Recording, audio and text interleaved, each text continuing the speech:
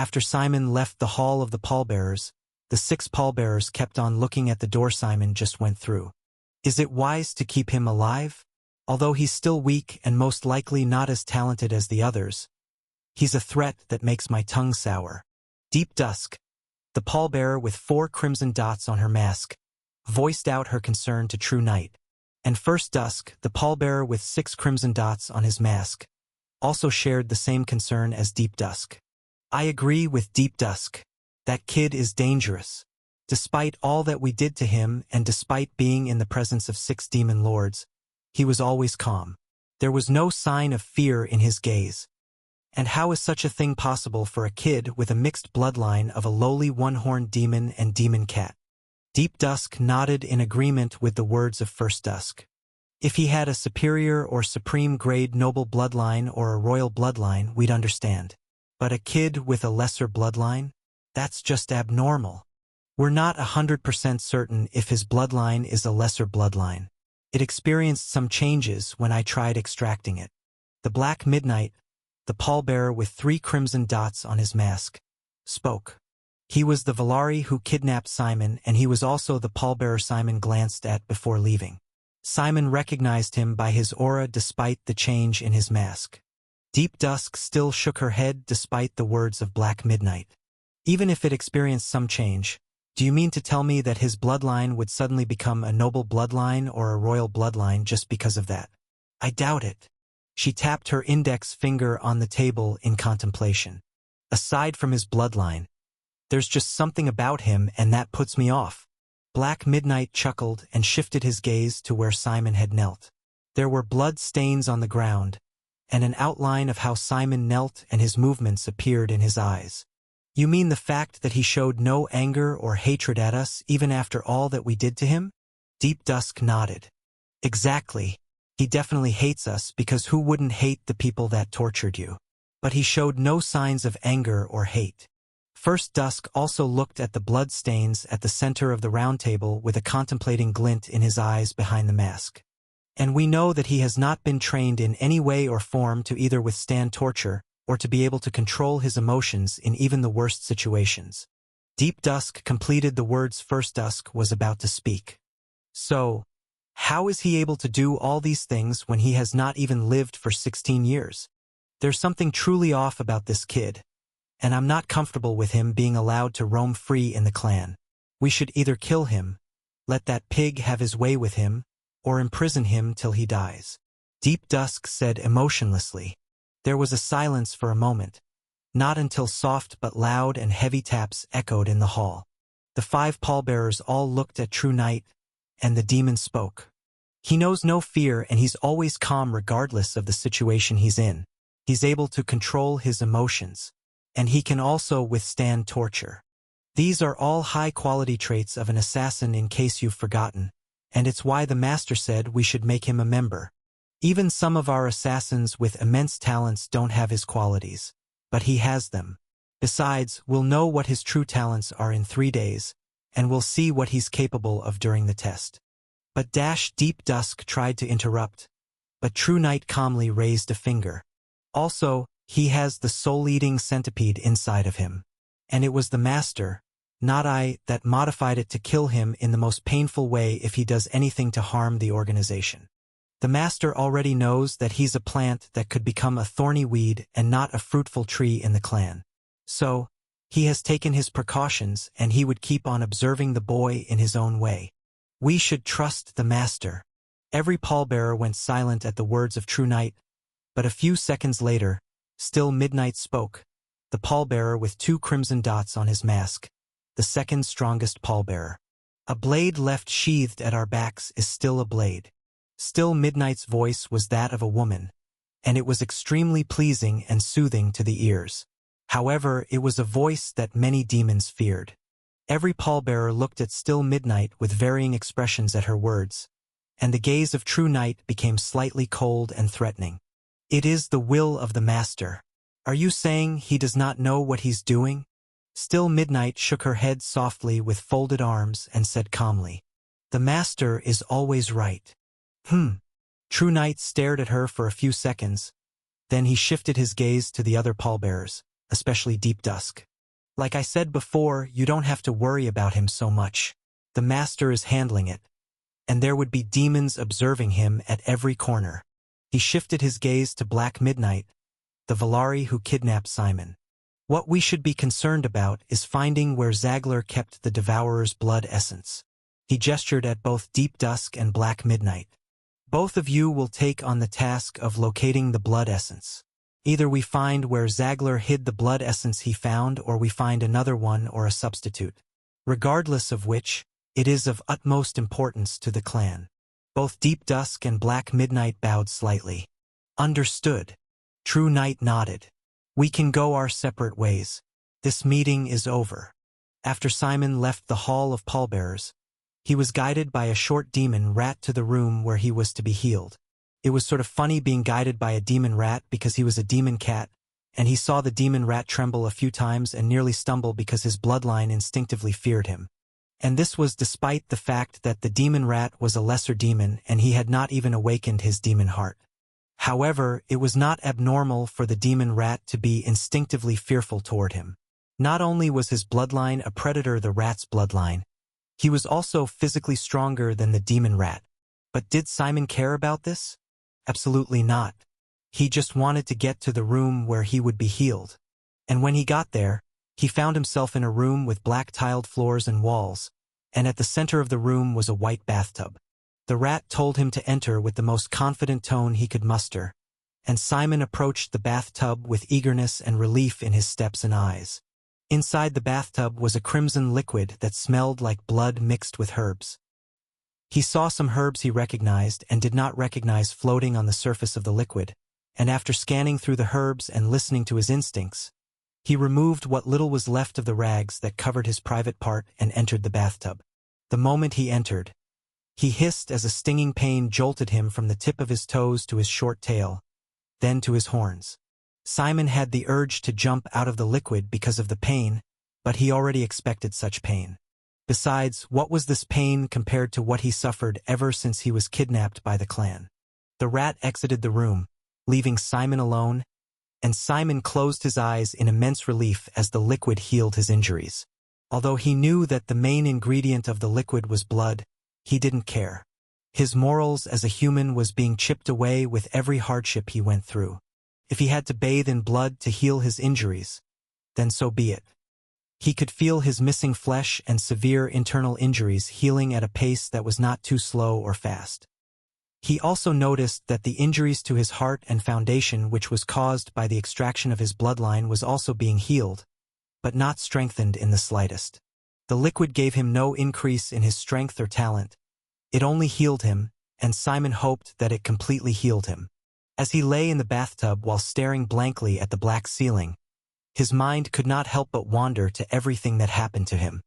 He had said it 1,000,000 times that he hated his second life because of everything he had gone through, but as he did a deep internal reflection on himself, he realized something. He realized that at the end of the day, he was the one at fault for his current situation. Would he have suffered so much if he had not stolen the Devourer's blood essence? Would his mother have betrayed him so early? Would he have had a soul-devouring centipede in his heart if he had not stolen? The obvious answer to these questions was no. No, he would not have gone through all of the hardships he went through. At the end of the day, it was all his fault. He could blame his mother, blame Zagler, blame the Shadowgrave clan, but it was his fault for being greedy. His greed had not only caused him so much physical, mental, and emotional pain, it had also led to the deaths of over 100 demons. Because of him, the Ashbourne tribe was no more, and though he didn't care about a single demon, he still had to take responsibility for his actions. I had enough money to go to a minor clan and start over from there. It would not have been easy, but at least it would have been safer. My greed caused me this. I saw an opportunity to get stronger and I took it, ignoring the dangers that were staring right at me in the face. I should not mainly blame my mother, Zagler, the Shadowgrave clan, or the demon realm. The main person I should blame is myself.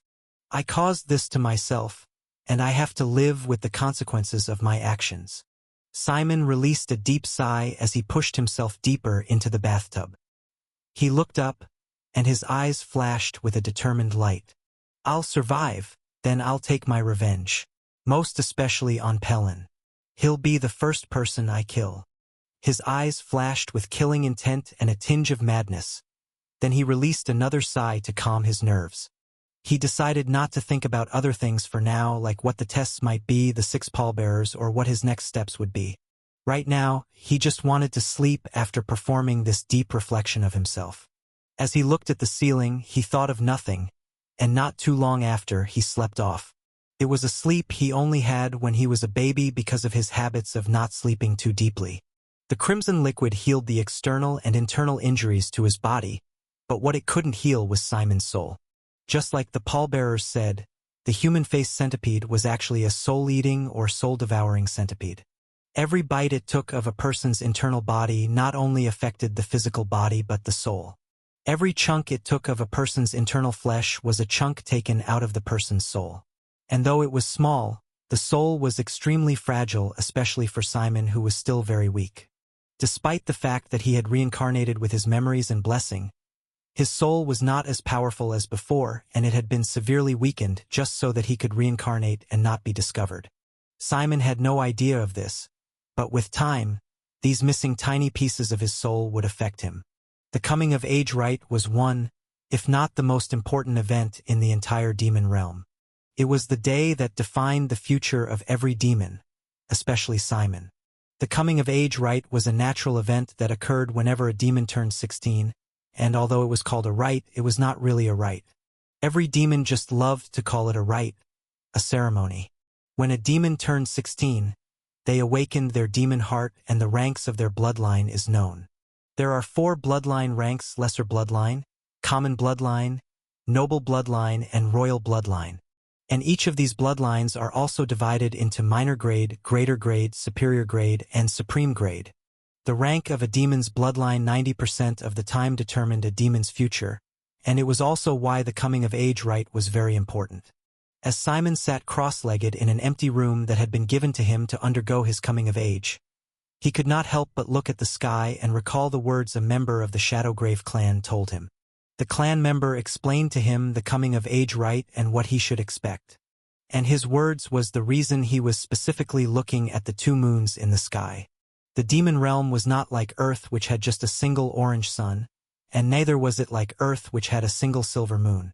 The demon realm had 2 moons, a crimson and black moon, and these 2 moons play a very crucial role in a demon's coming-of-age. In fact, without these 2 moons, demons would not be able to awaken their demon heart. When a demon turns 16, the crimson moon first shines its light on the demon, and then the process begins. The crimson moon pours out demonic energy into the demon in the form of a crimson ray of light. Then the demonic energy stirs the demon's heart awake. According to the demon, this process is usually not life-threatening, but it could end the lives of demons who were not prepared or who had exceptionally weak wills. As usual, the awakening of a demon's heart came with a lot of pain. But what was pain to Simon after all he went through? If countless demon kids were able to withstand the pain, then it was nothing to him. Simon waited with a calm expression. Then he felt it. His heartbeat was slower and much quieter than before. He felt nauseous for a moment, but he shook his head and shook off the nausea.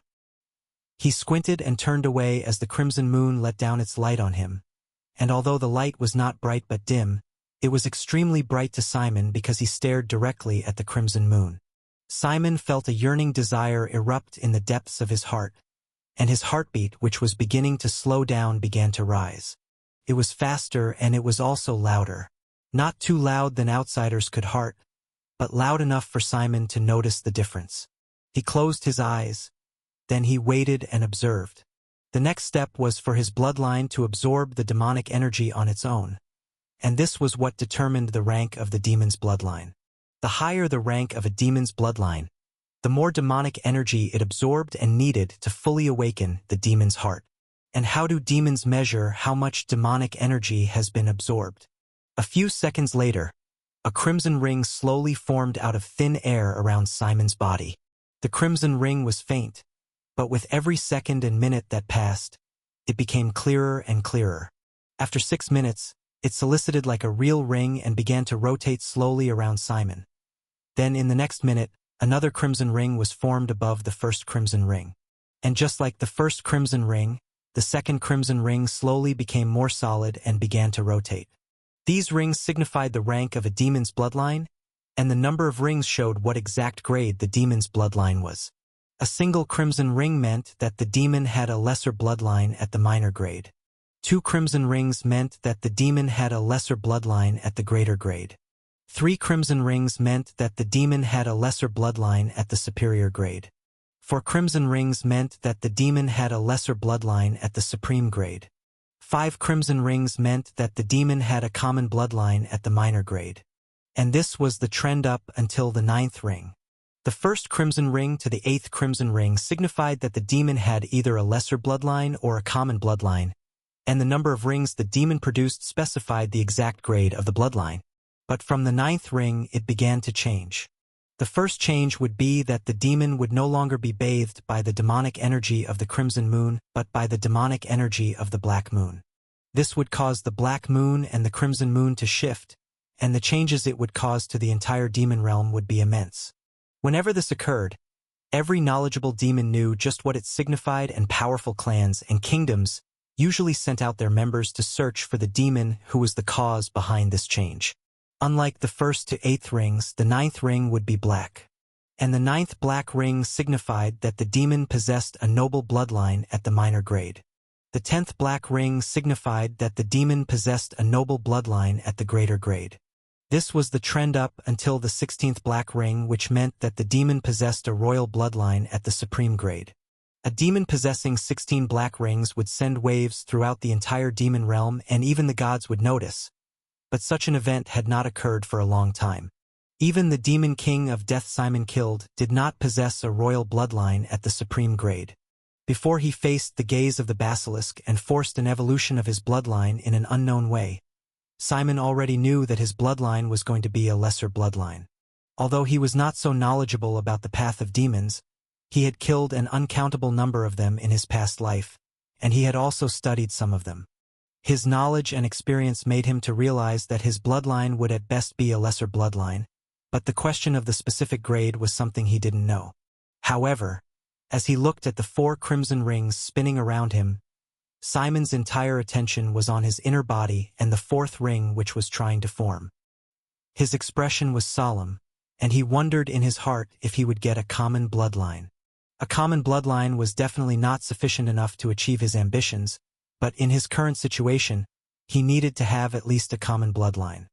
He was about to throw into a deadly test of the greatest assassin clan of the demon realm, and he was certain that some of his opponents would possess a noble or maybe even a royal bloodline.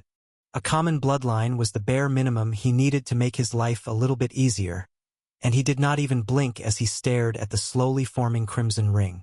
Come on, form it. Form the 5th ring, damn it. As Simon stared at the slowly forming crimson ring with an intensity that could even startle the gods, his heartbeat suddenly got louder and heavier.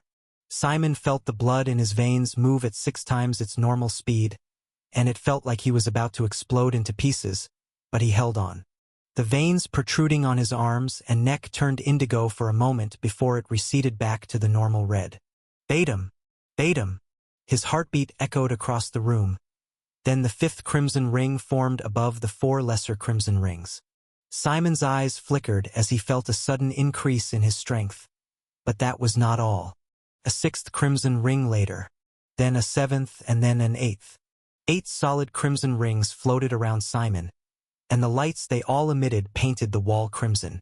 The lights wanted to pass through the walls, but chaos runes lit up on the walls, preventing it from getting through.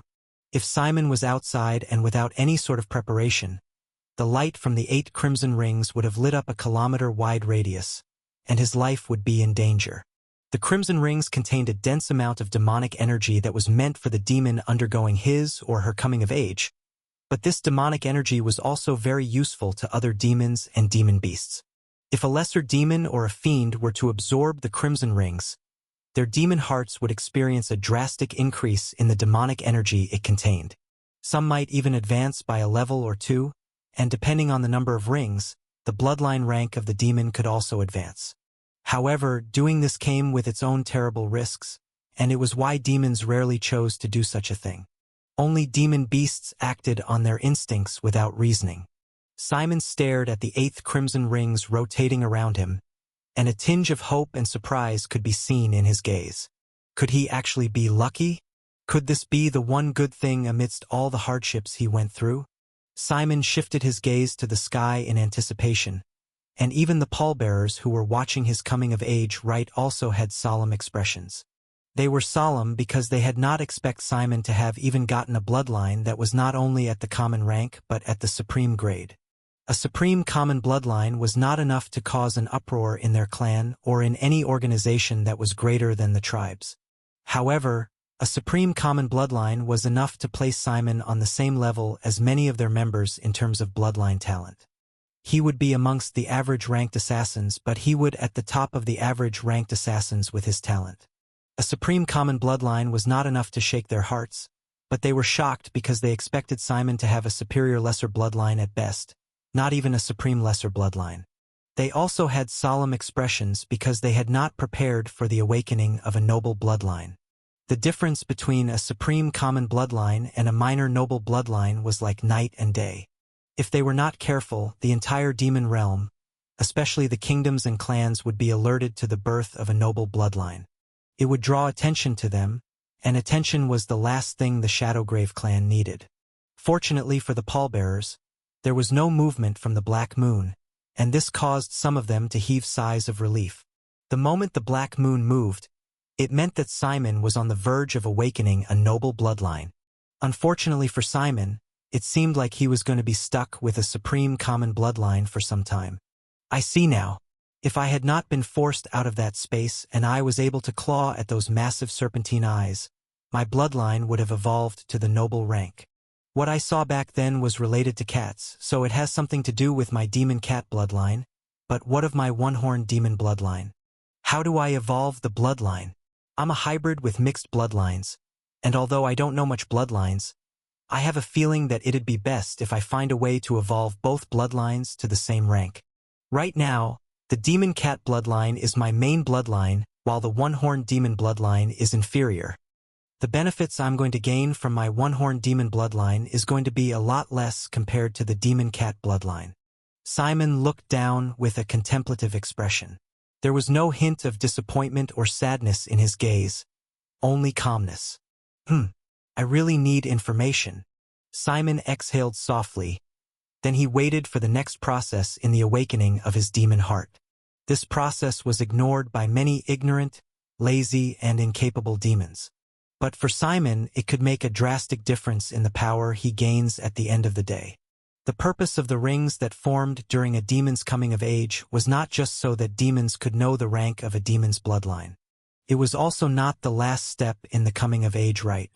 The rings had a more important purpose, and that was to completely awaken the demon's heart and to also make some important changes to the body of the demon. Simon did not know this in his last life, but he was given this information by the Shadowgrave clan. When the clan member gave him this information, the clan member mocked him that if he was talented, he could force some changes in his body and even obtain a certain benefit if his senses and intuition were sharp enough. As Simon looked at the rotating crimson rings, he waited in anticipation. Then the crimson rings slowly came together. The 8 crimson rings fused together and became a single crimson ring. The crimson color of the ring was deeper and darker than the 8 crimson rings. Its rotation was also faster, and a few seconds later, a dark crimson mist began to flow from the ring into Simon's heart. Simon closed his eyes when he saw this, and what he did was to tune out every thought and distraction so that he could focus. He went into a state where he perceived nothing. His senses were entirely on his body, or to be more specific, the dark crimson mist that was flowing in his body. The benefit the Shadowgrave clan member spoke of was the circulation of the crimson ring in his body. Demons could evolve their demon hearts in several ways, but there was one method that was not common to demons: demonic energy circulation. Because of his past life, Corey knows that one core difference between elite demons and normal demons was energy circulation. Demons who knew how to circulate their demonic energy were always stronger than demons who could not. But the knowledge on how to circulate demonic energy could only be found in elite demon academies, or it could be gotten during a demon's coming-of-age rite. When the rings of a demon's coming-of-age began to flow into the demon, the demonic energy in it circulates throughout the demon's body, and this circulation was an innate circulation method that was engraved in the demon's bloodline. If a demon was perceptive enough, the demon could memorize the pathways the demonic energy went through, and this would help the demon greatly in the future. Only a small percentage of demons throughout the entire demon realm could make use of this opportunity, and those demons could not be blamed. Not only was a demon just turning 16 during their coming of age, a high percentage of demons did not have the privilege of attending a prestigious academy, and neither did many demons have backgrounds that could obtain demonic energy circulation methods. As for Simon, how could sensing and memorizing his demonic energy circulation be a problem for him? He had decades of experience circulating ether, which was the energy the gods gave to humans. Ether circulation was as simple as breathing to him, so how could sensing and memorizing his innate demonic energy circulation be a problem for him? None in the Shadowgrave clan would have ever expected that he could perceive and memorize the innate circulation of his demonic energy, and it would be a shock to the pallbearers once they sensed it. However, before the demonic circulation took place, there was a change that needed to occur in his body. Or changes, to be more precise. Crack. The sound of bones cracking echoed in the room he was in, but Simon did not so much as flinch at the pain. He had gone through worse. A lot worse. He didn't even register the pain. What he was focused on were the changes occurring in his body. The demonic energy of the dark crimson ring was strengthening his body and reforming it. Demonic pathways that were needed to transfer demonic energy were formed inside of him. The demonic pathways attached to his loudly beating heart. His muscles strengthened and became more elastic. The horn on the right side of his head increased in size and length. His hair became longer and whiter. His cat-like eyes became sky blue with a tinge of indigo. And Simon tried to take note of the changes occurring in his body and outside his body. A few seconds later, he realized something surprising. Can I? Simon thought about it for a moment before he decided to do it. He inhaled and exhaled deeply. Then his tail began to slowly disintegrate. What Corey realized was that he could force a few changes he wanted to his body, but these changes could not be anything extreme. Because his knowledge on the anatomy of demons was little, he didn't force much changes to his body. The main change he made was to destroy his tail. It was an extremely painful process, but he wanted and needed to do it. To him, his tail was an inconvenience and he was not used to fighting with it. He didn't need it, and since he was making this change during his coming-of-age rite, whatever defects he should normally have would be fixed by the crimson rings. And it was. After some time, the changes to his body stopped and the demonic energy of the crimson ring began to circulate throughout his body. With every circulation, his breathing changed as he was mastering his energy circulation at an absurd speed due to his decades of experience. A few seconds later, the dark crimson ring was no more, and only a cloud of dark crimson mist hovered around Simon. And with every inhale and exhale, the mist reduced and the sound of Simon's beating heart got louder. After approximately 10 minutes, the mist was no more and Simon's eyes slowly and calmly opened. An indigo light flashed in his eyes, and in his awakened demon heart was a flickering flame. No longer was he an unawakened demon, he was now a lesser demon with a flickering heart. When a demon successfully completed their coming-of-age rite and awakened their demon heart, their chaos flame is born in their demon heart. The reason why an awakened demon heart is very crucial to every demon is because that is when their chaos flame is born in their heart, and it is this chaos flame that truly makes a demon unique, not the heart itself. The chaos flame is the source of a demon's power. It is their life force and their will made manifest. When a chaos flame is born, the demon's heart is called Flickering Heart, and as Simon observed his heart, he knew why.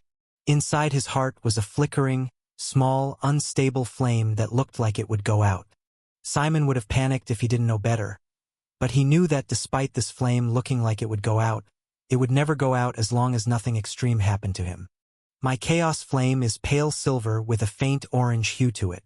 I have a wind affinity and a potential spatial affinity. That's very, very, very surprising. I know this affinity comes from my demonic cat bloodline, but the chances of a demon developing a spatial affinity is extremely rare, especially a demon with a common bloodline. As long as I master my demonic energy output and don't emit a silver-colored demonic energy, but an azure-colored demonic energy mixed with an orange hue, nobody should be able to know that I have spatial affinity. The gears in Simon's head spun rapidly as he thought of everything he should do before the pallbearers or any high-ranking member of the clan came to meet him. But what sort of evolution has my bloodline gone through for it to awaken a spatial affinity? Did it awaken a portion of its ancestral and true roots? Was the eyes I saw back then the eyes of my ancestor? What is this bloodline called? I know it should have a proper name, but I don't know it. Maybe if I'm able to improve it to the noble grade, the name would come to me. And my one-horned demon bloodline. The faint orange hue on my chaos flame means I have a fire affinity, but it's quite poor, though it's not surprising since it has not undergone an evolution like my demon cat bloodline.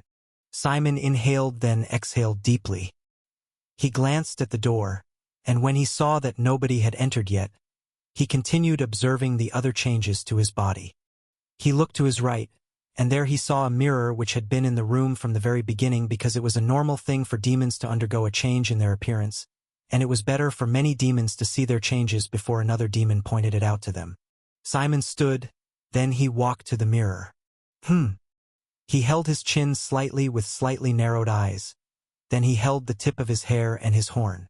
There were several changes to his physical body, and one of them was that he had grown a few inches.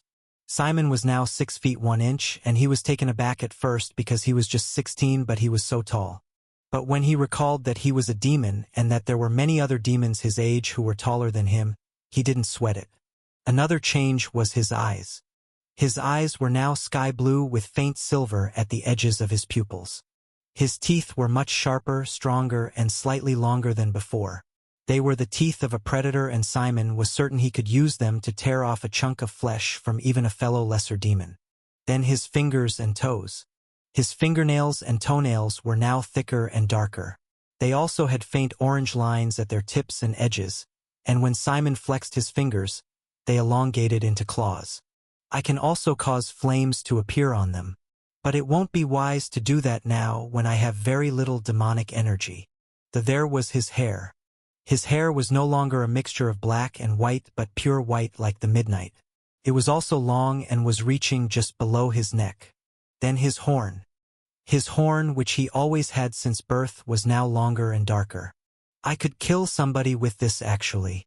Simon chuckled inwardly. Then he turned and looked at his back. When he saw that there was no tail, he nodded. Good. No more tail and no more fur on my body. Only a pale gray skin. And then his ears. His ears were just like that of a cat's ears, but it was more sensitive, just like his eyes. His eyes could see a lot clearer and in more details, while his ears could pick up sounds, and even the faint whispers of the wind and vibrations. I guess that's all. After checking out the changes to his physical appearance, he looked at the door once again. Still no one? Corey decided not to think much about it.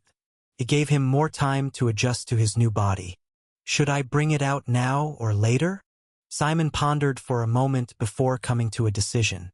Now is better. Simon exhaled deeply, then he placed his hand deeply inside his throat. He made gurgling sounds and he had the urge to remove his hand from his throat, but he didn't. Not until he vomited copious amount of disgusting stomach fluid, but the sound of an object hitting the floor echoed in the room.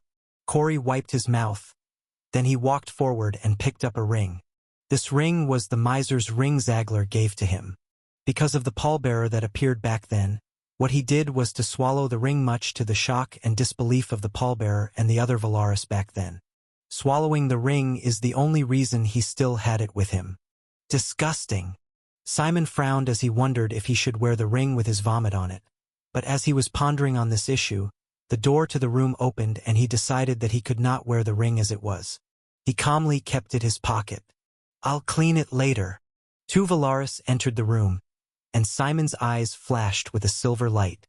He used his demonic energy on his eyes so that he could accurately gauge what level these 2 Valaris were. Archfiends. And they're both at the prime grade.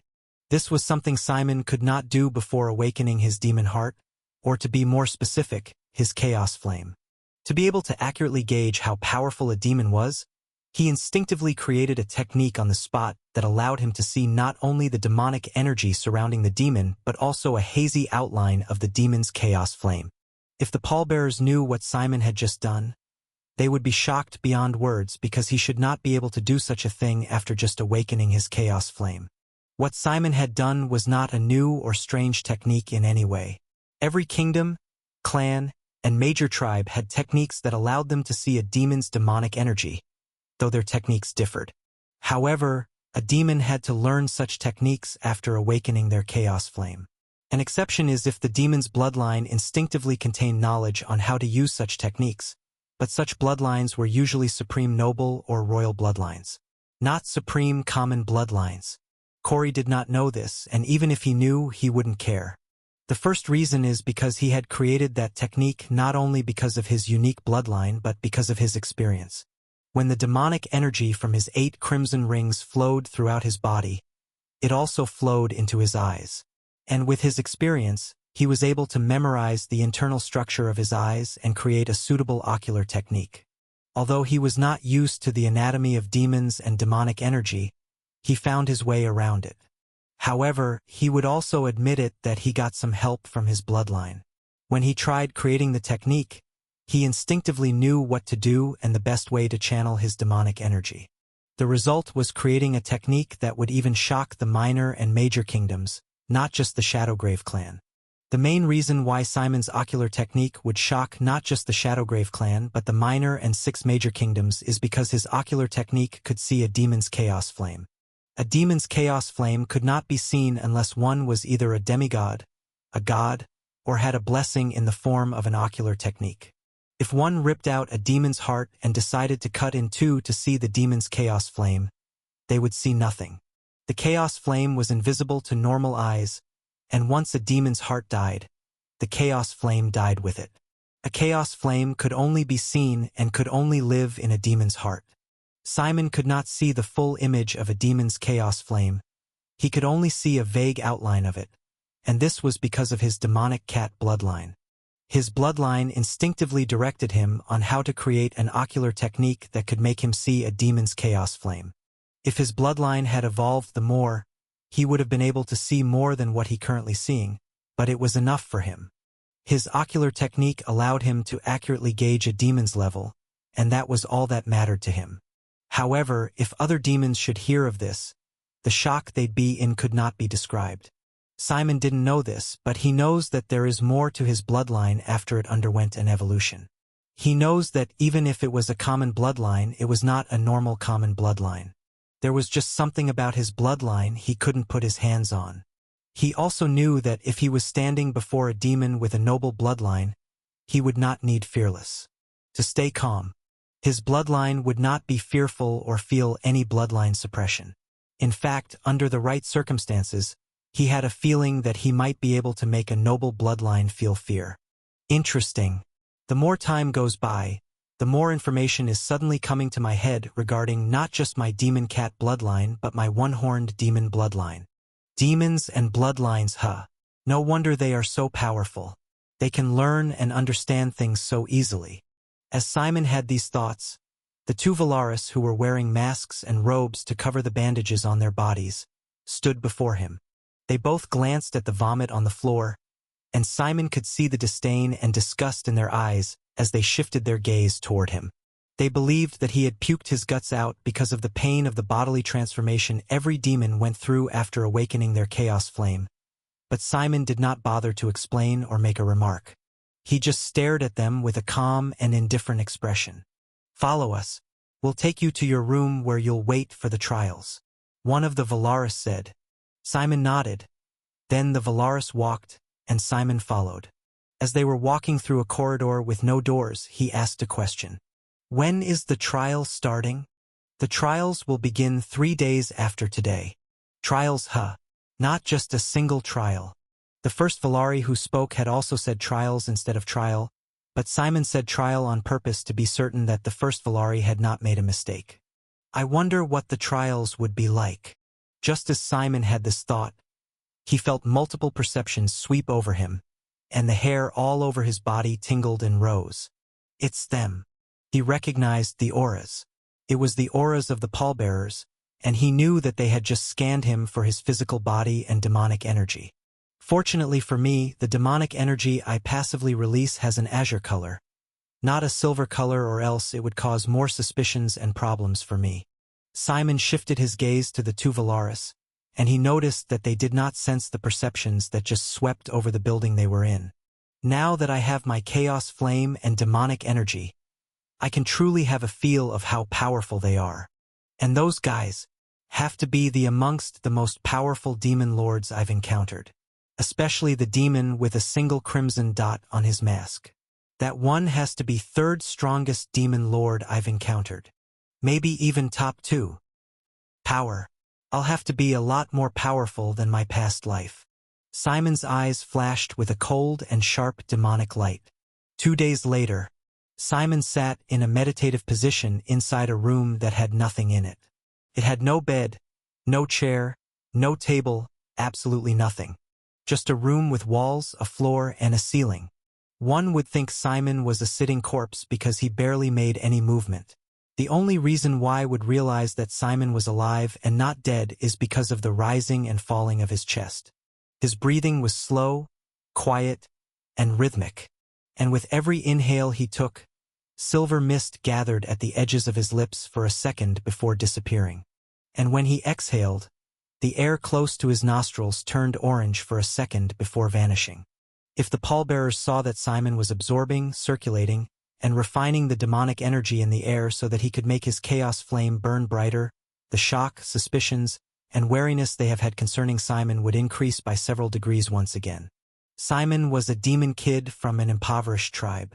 He should not have the knowledge on how to cultivate his chaos flame. Such knowledge was extremely precious to the Shadowgrave clan and even to the 6 major kingdoms. The commonly known methods to demons on how to advance their chaos flame to the next realm is either through battles, life-threatening situations, or by devouring the hearts of either humans or demons.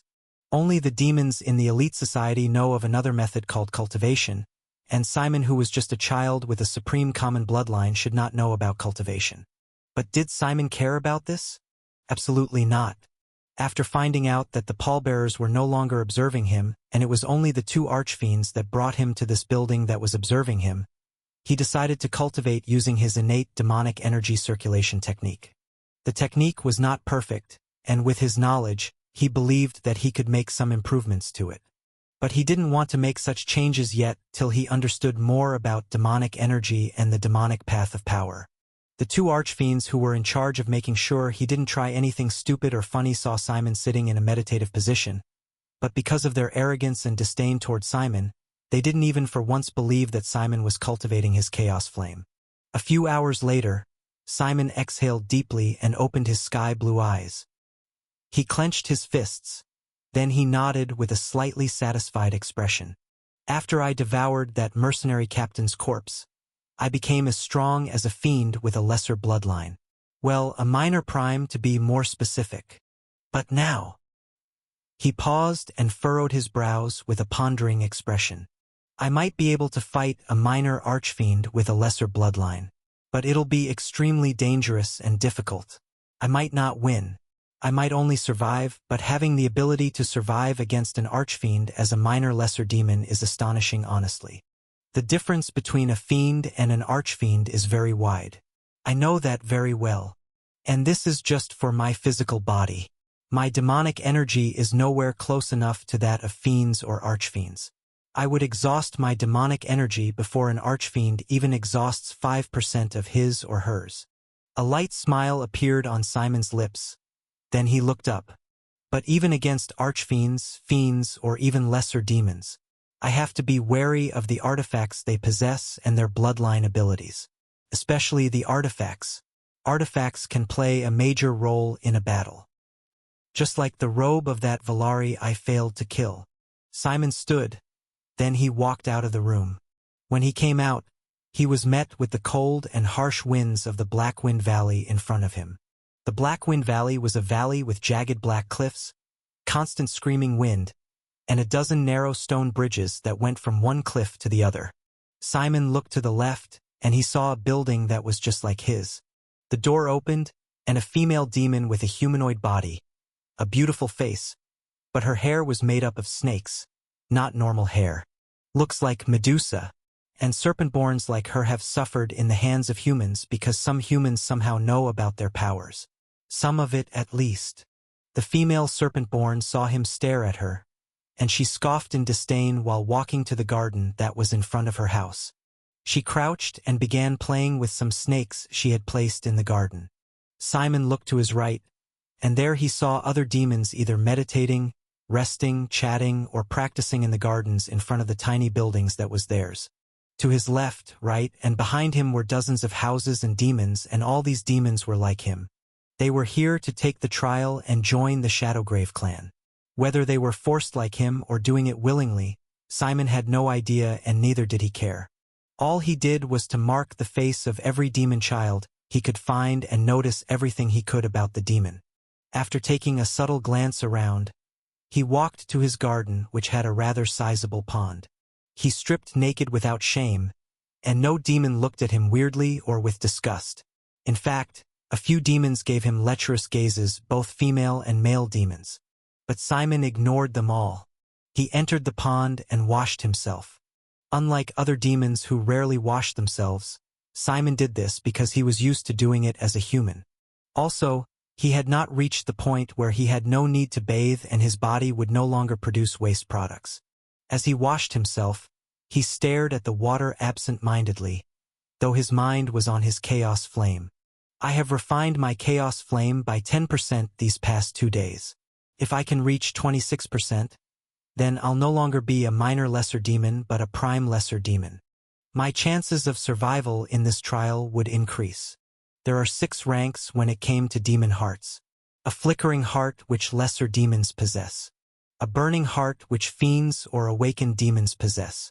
An infernal heart which archfiends possess. A forged heart which greater demons possess. An abyssal heart which demon lords possess. And a cataclysm heart which demon kings possess. Each demon heart rank also had 4 subgrades. Minor grade, prime grade, superior grade, supreme grade. For a demon with a flickering heart to advance from minor grade to prime grade, all they needed to do is to increase the size and intensity of their chaos flame by consuming other demon hearts, battle, and cultivation. For lesser demons with a flickering heart, knowing what subgrade they were in was easy. Once the size of a lesser demon's chaos flame is 25% larger than its birth size, the demon is still a minor lesser demon. But once the demon's chaos flame crosses the 25% mark and is 26% larger than its birth size, the demon becomes a prime lesser demon. Then, once the demon's chaos flame is 51% larger than its birth size, the demon becomes a superior lesser demon. And once the demon's chaos flame crosses the 75% mark and becomes 76% larger than its birth size, the demon becomes a supreme lesser demon. After that, once the demon has refined his or her chaos flame to a size that's 100% larger than its original size, the demon can then advance his or her heart to a burning heart. However, a demon could choose not to refine their chaos flame beyond 50% of its birth size if they so wished. If a lesser demon wants to become a fiend with a burning heart, the minimum requirement is for the lesser demon to be a prime lesser demon with a chaos flame of 50% its birth size. And this was where the division between talented and untalented, the strong and the weak began. A demon who advances as a prime lesser demon to a fiend is always going to be weaker than a demon who advances to a fiend as a supreme lesser demon. One might ask why a demon would choose to advance as a prime rather than as a supreme. And the answer to this question is very simple and straightforward. Bloodline and talent. The greater a demon's bloodline was, the easier it was for the demon to refine their chaos flame. A demon with a lesser or common bloodline would spend more time refining their chaos flame. Although there can be exceptions where the demon partakes in multiple life or death battles that forces his chaos life to grow. But using such a method meant that the demon was constantly tethering on the line between life or death. It was an extremely dangerous method no demon king would even recommend. Even Simon with his experience and talent would prefer not to do such a thing. In the demon realm, bloodlines was extremely crucial to demons because the lower a demon's bloodline, the lower their limit was. As for Simon, he knew that he was an oddity for several reasons. Leaving aside his decades of experience, he realized that his demon cat bloodline was truly abnormal. His innate demonic energy circulation method was not the best, it was extremely efficient and quick. His chaos flame was able to absorb and refine demonic energy at a very fast rate for a supreme common bloodline. Normally, Simon should not have been able to increase the size of his chaos flame by 10% in 2 days through cultivation. He only had a supreme common bloodline, and if his supreme common bloodline was normal, he should have only been able to increase his chaos flame by 3% or 4%. If he chose not to sleep at all in those 2 days, then his chaos flame should have only increased by 5% at best. But Simon's increased by 10%, and he wanted to see if he could increase its size by another 5% before the trial started. If any demon knew that Simon was not spending the entire day cultivating just to increase his chaos flame by 5%, the demon would be shocked. Simon knew how foolish it would be if he spent his entire time cultivating, especially for his level and present situation. He rested whenever he needed to, and he ate the food that was provided to when he was hungry. He needed to be in peak condition for the trials, and cultivating for 24 hours, especially for his current realm, was more detrimental to him than beneficial. With his strength, which could allow him to survive against archfiends, one would think that Simon should not be so worried about the trial. Even Simon believed so when he first got here. But he was proven wrong very quickly after using his ocular technique to scan the surroundings. He opened his eyes in the pond. Then he looked at the peak of the valley. He could not see anything clearly, but his ocular technique was picking up a dense amount of demonic energy. He then shifted his gaze to the left and stared at a particular building. The doors of the building were closed and the demon inside the building never came out. But Simon's eye could see a dense amount of demonic energy, which was even covering the entire house. A supreme lesser demon with most likely a supreme noble bloodline. He's dangerous. This demon was the most dangerous demon amongst the trial members he could currently sense, but there were other lesser demons who also had noble bloodlines. They were not little, but they were also not many. Simon took note of a few demons who might give him a bit of trouble or two in terms of the demonic energy they possessed, and every single one of them had a noble bloodline. Why are so many demons with a noble bloodline trying to join the Shadowgrave clan? Shouldn't they be part of a kingdom instead? Is the Shadowgrave clan one of the 6 major clans? And are the 6 major clans greater than the nobles of a kingdom? No, that should be wrong. Then what is it? Simon pondered in thought for some minutes while looking up at the dark sky. The Shadowgrave clan's location is in the region where the black moon shines. Simon released a soft sigh. Then he got out of the water and approached his clothes. As he did this, he utilized his one-horned demon bloodline to heat up his body so that the water could dry up. And after a few seconds, he was no longer wet. He walked past the 2 guards that were stationed in front of his house.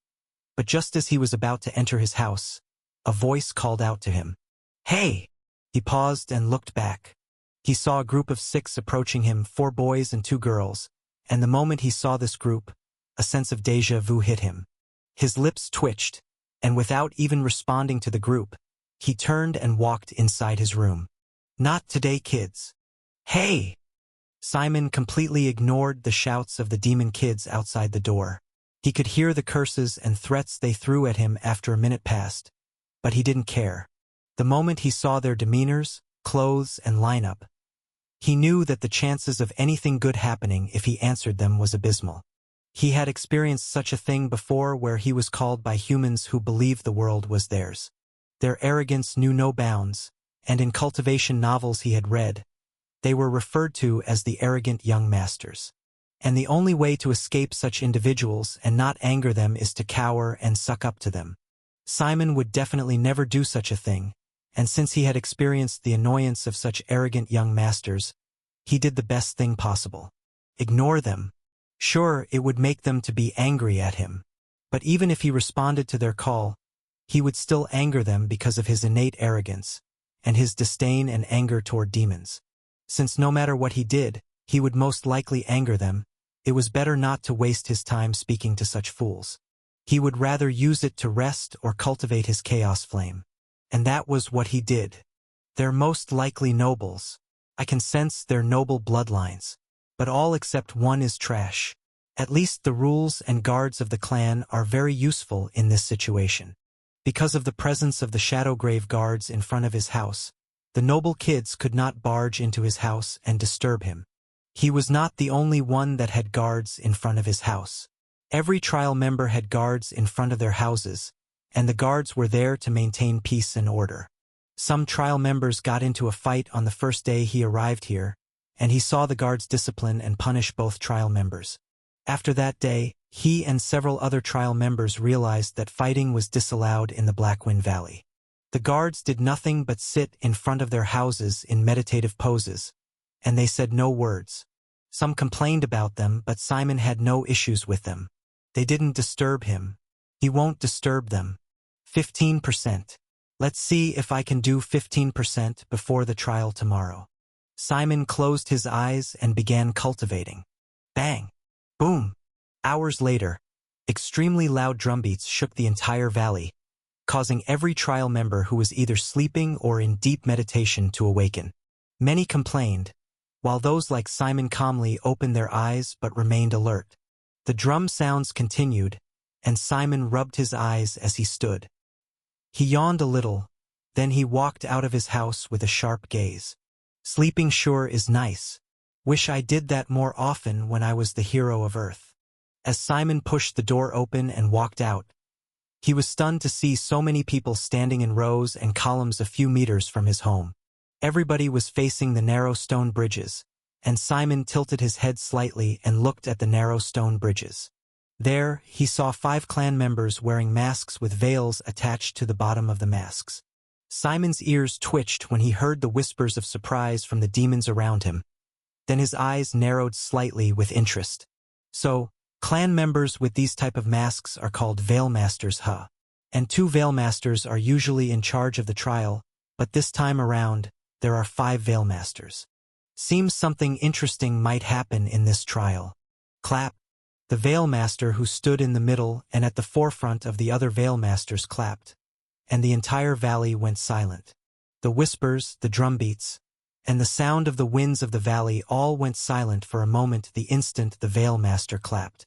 Such fine control over their demonic energy. Simon praised with a slight nod of his head. Then the Veilmaster spoke. To Simon's surprise, it was a woman. Welcome to Blackwind Valley, the land where many of you would die in the hopes of achieving something great. The kids murmured, and the Veilmaster clapped once again. Clap. You don't speak when I have not given you permission. If you do, you've failed this trial. Everybody instantly went silent, and the Veilmaster nodded. Good. She continued. Now, you guys are mere mongrels. We'll be referring to you guys as mongrels until you not only pass this trial but successfully become a true initiate of the clan. Simon raised a brow at the words of the Veilmaster, and just as he expected, some noble kids complained. What the fuck? Who do you think are? Bitch! You don't even know your place, mongrel. 10 of the trial members shouted and cursed the Veilmaster, and Simon and some of the trial members shook their heads. The Veilmaster calmly waited with her arms folded, and when everywhere was silent again, she pointed indifferently at the 10 trial members that spoke. You, and you failed. Get out. What? Are you insane? How dash? Say another word and you die. The Veilmaster cut them coldly, and the valley became utterly silent once again. The 10 noble kids trembled, and although they all had their grievances, they kept shut and walked out of the valley with heads hung low in shame and anger. After they left, the Veilmaster scoffed. Then she continued addressing Simon and the rest. And this is why I call you guys mongrels. She sighed. Then she continued. She snapped her fingers, and a dark marble appeared in her right hand. Simon's eyes narrowed. What's that? Shadows? He looked around, and he saw that the eyes of some demons shone brightly in anticipation and excitement.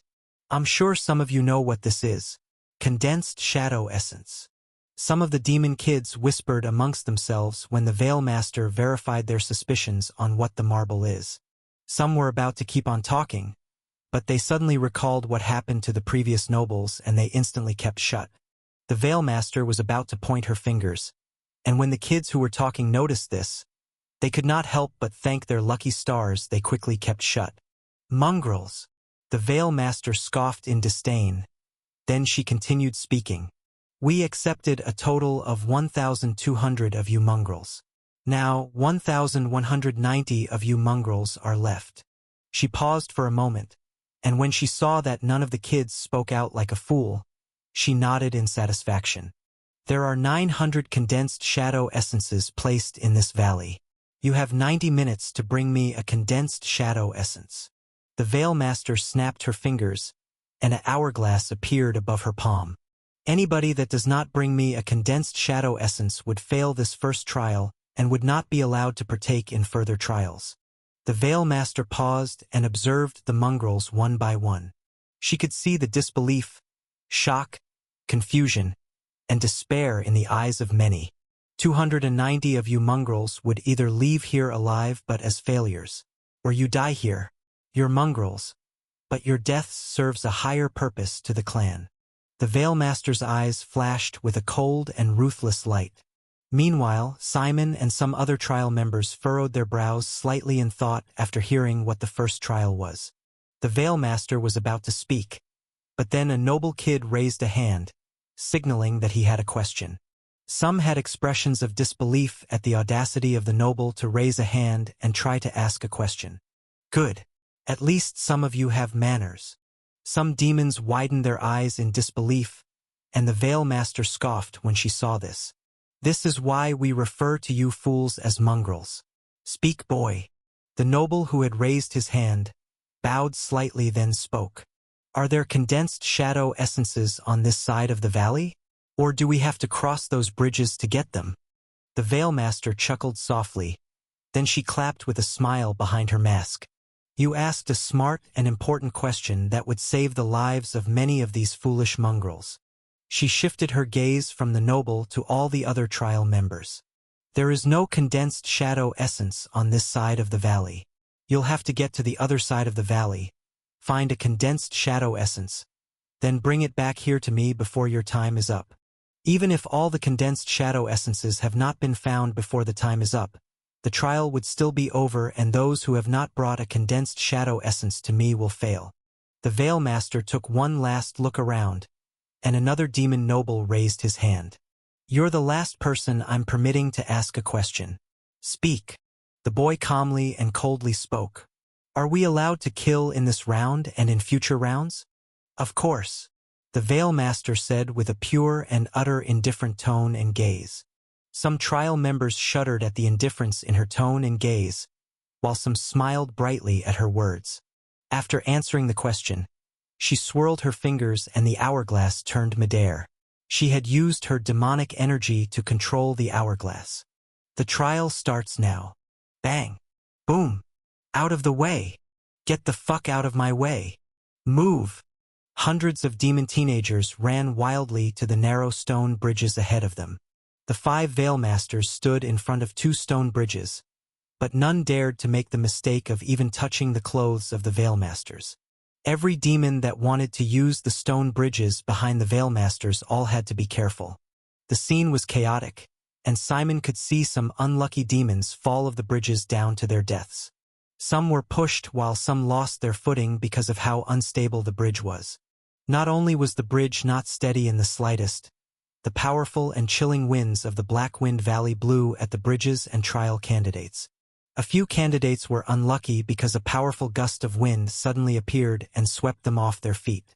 Simon stood in front of his house with his arms folded and his eyes indifferently scanning the scene ahead of him. He looked to the side from the corner of his eyes, and he saw that there were other demons who also stood on their spot and waited. All of them knew that it would be unwise to be in the chaos they were witnessing. Even if they were stronger and more talented than many of the candidates rushing ahead, a single mistake and they'd lose their lives. Simon observed every single thing. Then a few minutes later, Other demons who waited like him began to approach the stone bridges when they noticed that the chaos had reduced. Simon looked at them, but he didn't move. He leaned on the wall of his house with his arms folded and an indifferent expression in his eyes. Some demons looked at him, but he ignored. But a familiar group of 6 demons approached him, and Simon rolled his eyes while releasing a sigh of frustration. "Hey, you!" The demon who he guessed was the leader of the group called out to him, but Simon didn't respond. "Grab. What the fuck? Are you deaf?" The leader grabbed his clothes, and Simon looked at him with soul-chilling eyes. "Do you want to die?" The leader felt a chill erupt in his bloodline and mind, but a second later, he shook his head and glared at Simon with killing intent in his eyes. "You dare threaten, you fucking lowly mixed breed? Who the fuck do you think you are?" Simon said nothing and just kept on staring at the leader. His right hand slowly moved toward the demon's arm, but one of his companions suddenly held their leader's shoulder. "Hey Vikram, we need to leave now. If we don't, we might struggle to pass the first trial. We can deal with him later." The leader gritted his teeth. Then he let go of Simon and pushed him. But Simon did not take a step back in the slightest. "Fucking lowlife. This is not over." Simon said nothing and just stared at him indifferently. Then the group turned and left for the bridge. Even after they left, he didn't say or do anything, and his expression was one of pure indifference as he straightened out his clothes. Though he did notice one of the girls in the group stealing glances at him. So that might be why. How very much annoying. Simon shook his head slightly, then he also approached the stone bridges. He was the last person to approach the stone bridges, and the Veil Masters looked at him with indifferent expressions but different thoughts in their heads. But to their surprise, Simon did not walk on the bridge but sat with his legs crossed in front of a bridge that was not too far from the Veil Masters. What was he doing? The Veil Masters and those who had been observing Simon wondered in confusion. The Veil Masters, the group of 6 who had just confronted Simon, the clan members who acted as guards, and the trial candidates who approached the stone bridges late. Every single one of them looked at Simon and wondered what the hell he was doing. Couldn't he see that time was going? Lowly mixed breed. The group leader spat with a disgusted expression. Then he turned and gestured at his companions. "Let's go. We have a trial to pass." His companions took one last look at Simon before turning and running across the narrow and swaying stone bridge. The other trial candidates also decided to move into the cliffs of the valley after seeing that Simon was truly just waiting with his legs crossed and his eyes closed. Meanwhile, the Veil Masters and other clan members stared at Simon with different thoughts and expressions. As for Simon, he just sat in a meditative pose, but he didn't cultivate. Time went by, and after 10 minutes, there was movement on a stone bridge that was not too far away from Simon. Simon opened his eyes and looked to his right. He saw a trial candidate running toward the stone bridge with excitement and pride in his eyes. He waved his right hand, which held the condensed shadow essence. Then he shouted with an excited tone. "I did it! I did it! And I'm the first to arrive! Poochie!" Just as the candidate was about to step on the bridge, a dagger pierced through his neck, and the candidate's eyes were wide open in disbelief. Gurgle. Swish. The dagger was removed from the demon's neck, and another candidate walked past him and picked up the condensed shadow essence on the floor. "Thank you, fool." The foolish candidate died, and the new candidate with the condensed shadow essence looked around and quickly ran on the bridge with a bright smile. Trial? More like child's play. The candidate laughed, but a few seconds later, his smile was wiped off his face when he saw a handsome demon with white hair and a horn on the right side of his hair standing at the end of the bridge. His eyes flashed as he used an ocular technique, but when he saw the pitiful amount of demonic energy this demon possessed, he smirked. Another fool. Bang! He picked up the pace. Then in a few seconds he got at arm's length to Simon. Die, fool! The demon swung his dagger at Simon's neck, but Simon calmly followed the trajectory of the dagger and moved his head to the back a little, effectively dodging the blade of the dagger. Ha! The demon was stunned, but Simon did not give him time to react. He held the demon's arm and with his other hand, he slapped the demon's elbow from below. Snap! Crack. Simon snapped the demon's elbow, and the demon screamed in pain. "You're screaming from so little pain?" Simon commented indifferently as he let go of the demon's arm. Huff, huff, huff. The demon looked at Simon with trembling but cold eyes filled with anger as he held his broken arm. In his other hand was the condensed shadow essence. Despite breaking his arm, the demon had not let go of the condensed shadow essence. "Give it to me and you might live to get another one," Simon said indifferently while stretching out his hand. The demon gritted his teeth, and though he had the urge to kill Simon, his instincts were telling him otherwise. Because of the little demonic energy he sensed at first, he had ignored his instincts which had been warning him about Simon from the get-go. But after what Simon just did, he understood that Simon was out of his league. As he stared into Simon's indifferent sky-blue slit pupils, he knew that the demon standing before him was not prey but a predator. However, despite realizing all of these things, he still did not want to give up his condensed shadow essence. Even if he said he should do what he did and ambush another candidate, the chances of him failing the ambush was very high with his broken arm. "No, I can't give up. I won't." Determination flashed in the demon's eyes. Then, to the disbelief of Simon and those who were watching, he threw the condensed shadow essence inside his mouth. His eyes flashed with a malicious light as he looked at Simon, and his lips curled up into a grin. Simon sighed. Then his left hand shot forward at a speed the demon could not react to. The demon gasped for air as his throat was being held tightly by Simon. The condensed shadow essence was stuck in his throat, and Simon prevented him from swallowing it. "Don't make this difficult for me," Simon said indifferently. Then he raised his right hand and his nails turned to claws. The demon's eyes widened in fear as he shook and tried to remove Simon's hand from his throat, but he failed. He was just a minor fiend with a greater common bloodline. How could he defeat Simon, who could battle and survive against archfiends? "Rip. Poochie." Simon's claws dug deep into the demon's neck. Then he calmly and indifferently removed his claws and brought out a blood-soaked condensed shadow essence. He let go of the demon, who was now a corpse. Then he approached the Veilmasters with blood on his hands, clothes, and face. "Here is my condensed shadow essence." He stretched out his hand, showing the condensed shadow essence to the female Veilmaster. The female Veilmaster and all the other Veilmasters looked at him with a myriad of thoughts and emotions going through their mind. She shifted her gaze to the corpse on the floor before shifting her gaze back to Simon. "You pass," she said with a tinge of recognition and respect in her voice. And Simon's lips curled into a soft and small smile. "Thank you." The female Veilmaster kept on staring at Simon with his hand still stretched out, and after a while, Simon asked with a light smile, "What about this? Aren't you taking it?" The female Veilmaster seemed to be taken out of a trance. She looked at the blood-soaked condensed shadow essence. Then she shook her head. "No, you're meant to keep it with you. You'll still need it." Simon glanced at the tiny black marble in his hand with raised brows. Then he nodded and kept it in his robe.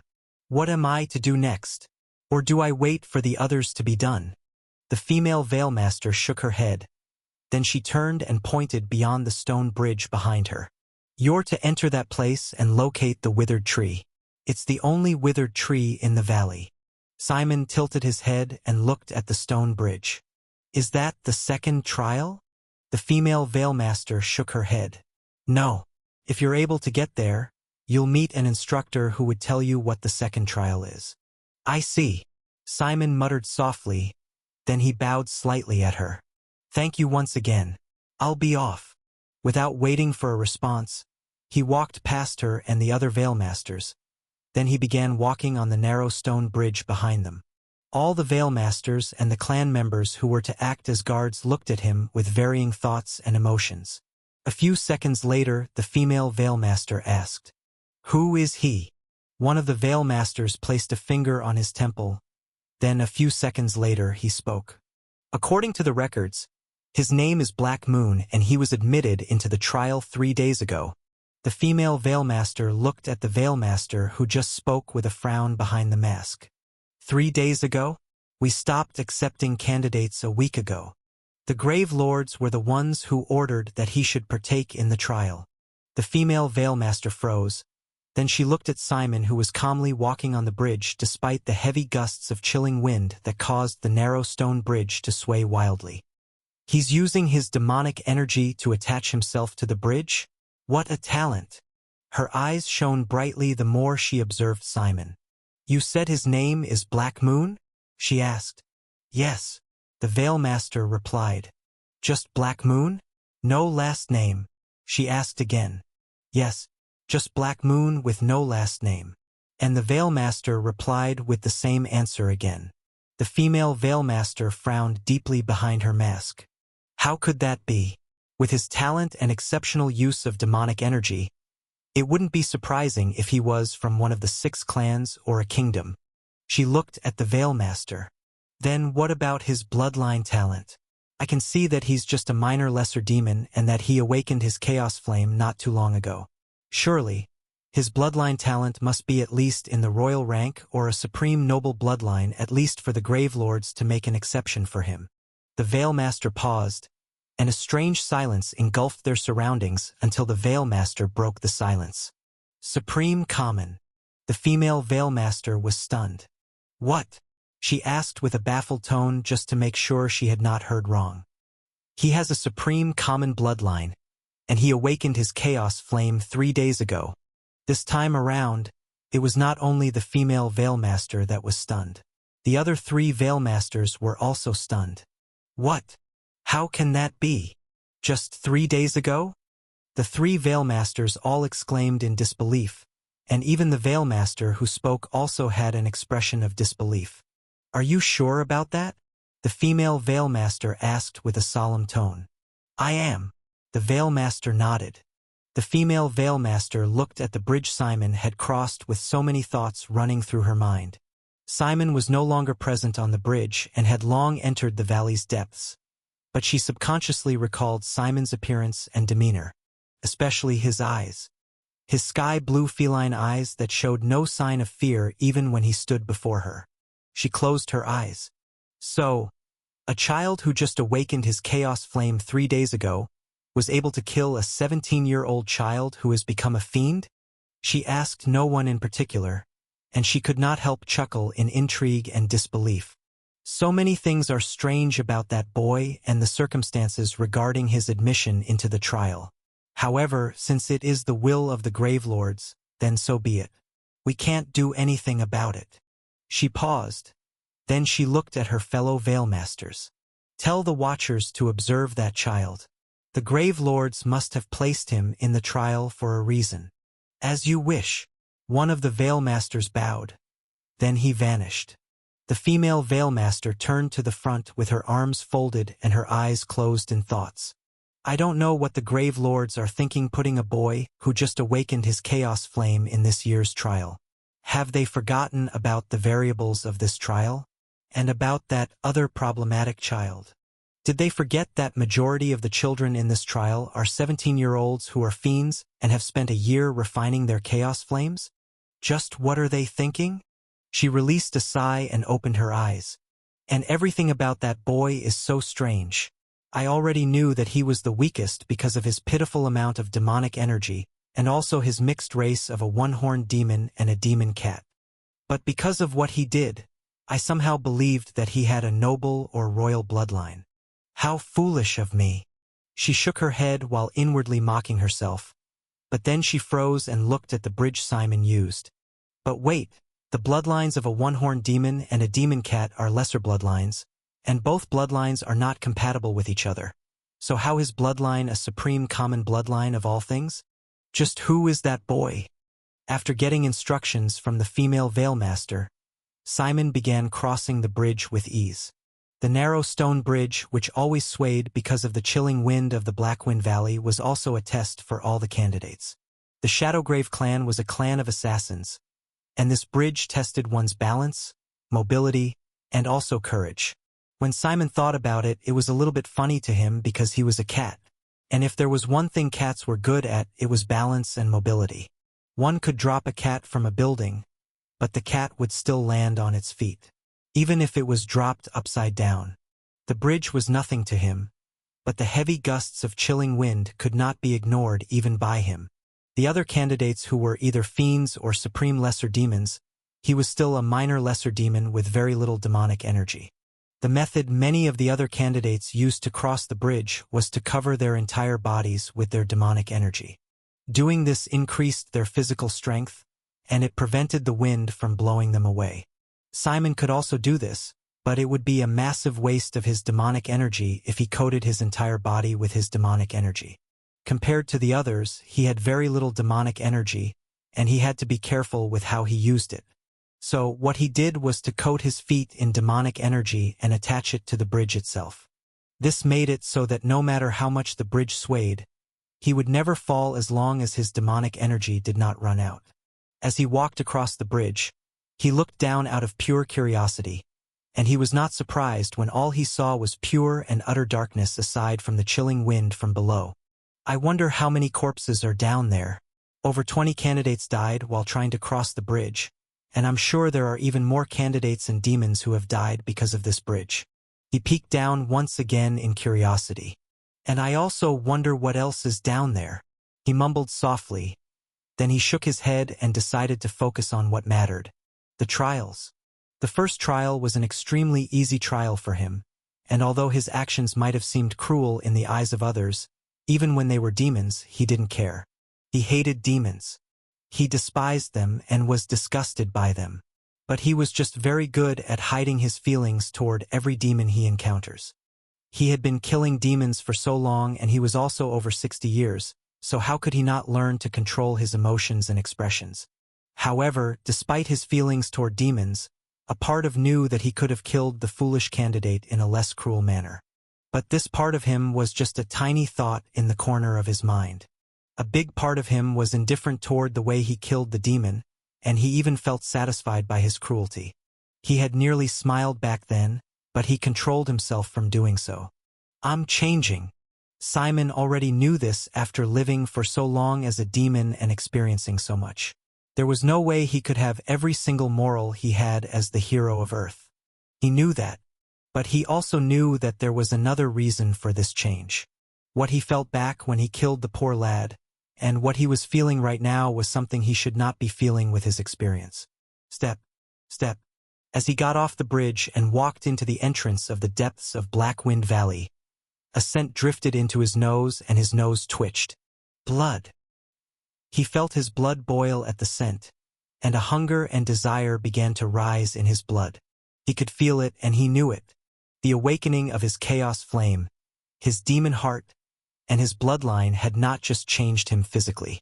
It had also changed him in ways he could not describe. When he killed the other candidate with his claws, he felt satisfaction. And now that he perceived the scent of blood and his eyes could see faint outlines of corpses on the ground in front of him, he could feel the desire to hunt, the desire to kill, the desire to battle. Both humans and demons say cats are domestic animals, but what if this cat became a tiger? What if this cat became a lion? What if this cat became something else entirely? Predator and no longer prey. A beast that even the kings of the skies of the demon realm and the heavenly realm had to be wary of. Simon did not know this.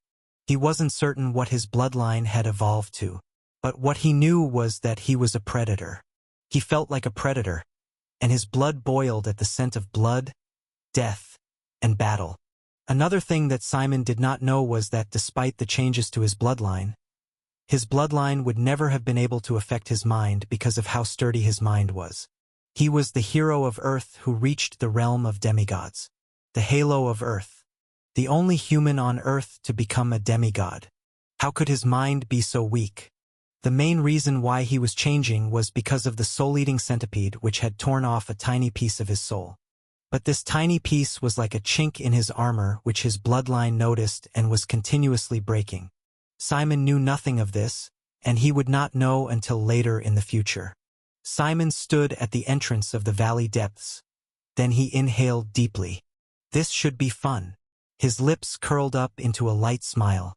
Now, how do I find the withered tree in this huge land? This was a problem Simon discovered after spending 3 minutes in the Black Wind Valley. He had not asked the female Veilmaster because he believed that if the clan wanted them to know the location of the withered tree, they would tell him. He also believed that he would be able to find it on his own, but it was turning out more difficult than he expected. Since none of them told me where the tree is, they must want me and the other candidates to locate it ourselves. Probably a part of the test where they want to test our ability to locate things. Simon released a soft sigh as he stood on the branch of a tree near the entrance of the depths of the valley. How do you expect to locate things when I've never been trained and neither was a hunter, scout, or anything of sorts?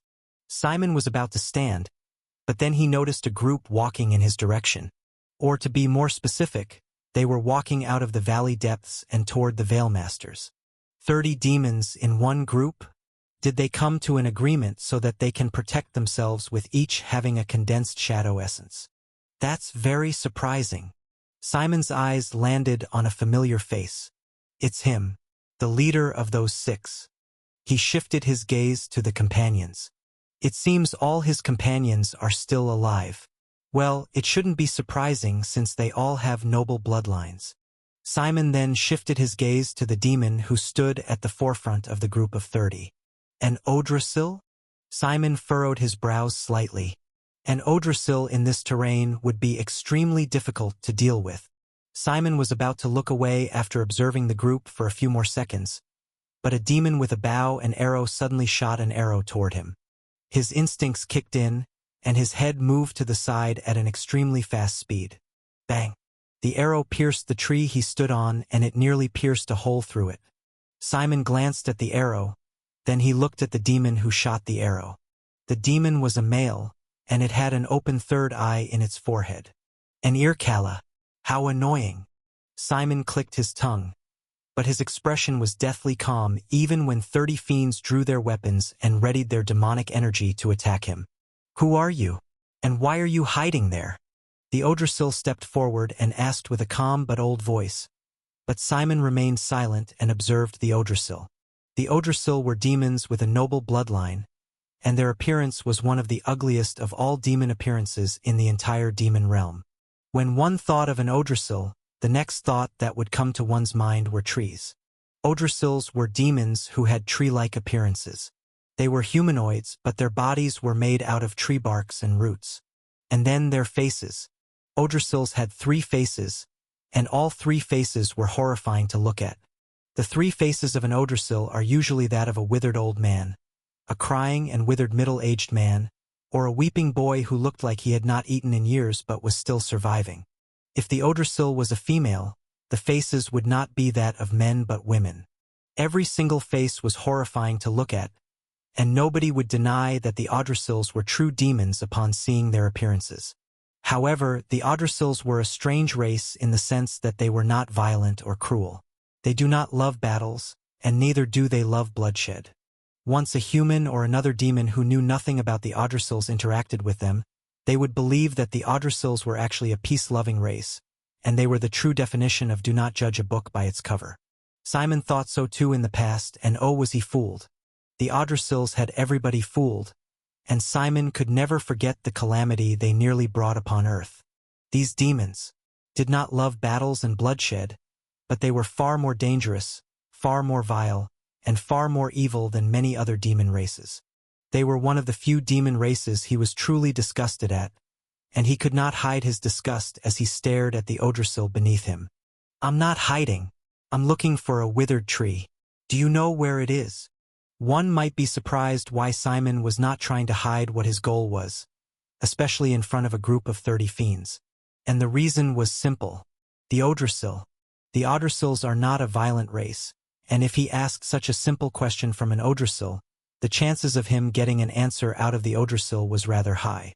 Also, if anybody was to know where the withered tree was, the Odrasil would. They could control the wood element. I know where it is, but can you tell me why you want to go there? I'm looking for somebody. Simon answered indifferently. Who? I believe that's none of your business. If you want to tell me where the tree is, then tell me. If you don't want to, then don't bother.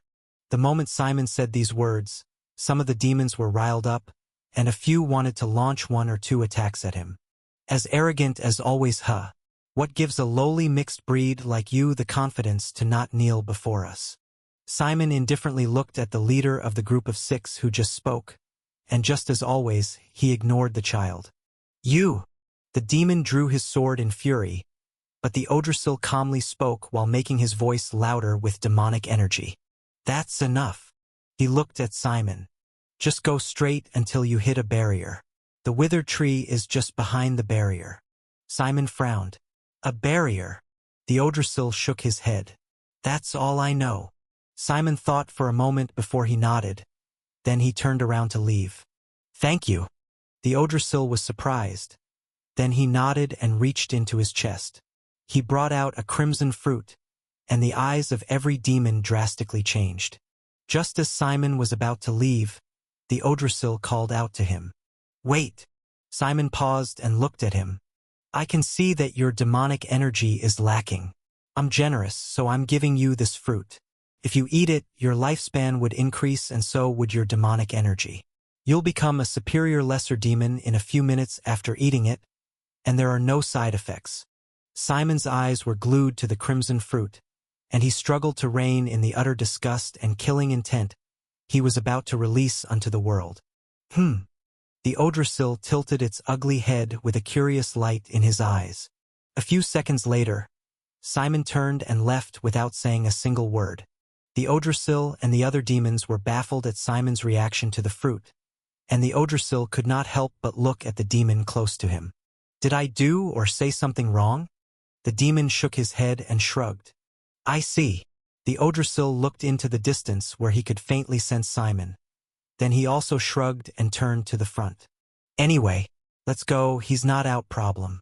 The trials are. As Simon jumped from tree to tree in order to quickly locate the withered tree, his mind could not help but recall the scene of the Odrasil offering him the crimson fruit. The leader of the group of 30 had not lied about many of the benefits of the crimson fruit. If he had taken the fruit and eaten it, his lifespan would increase by at least a decade and his demonic energy would also experience a drastic increase.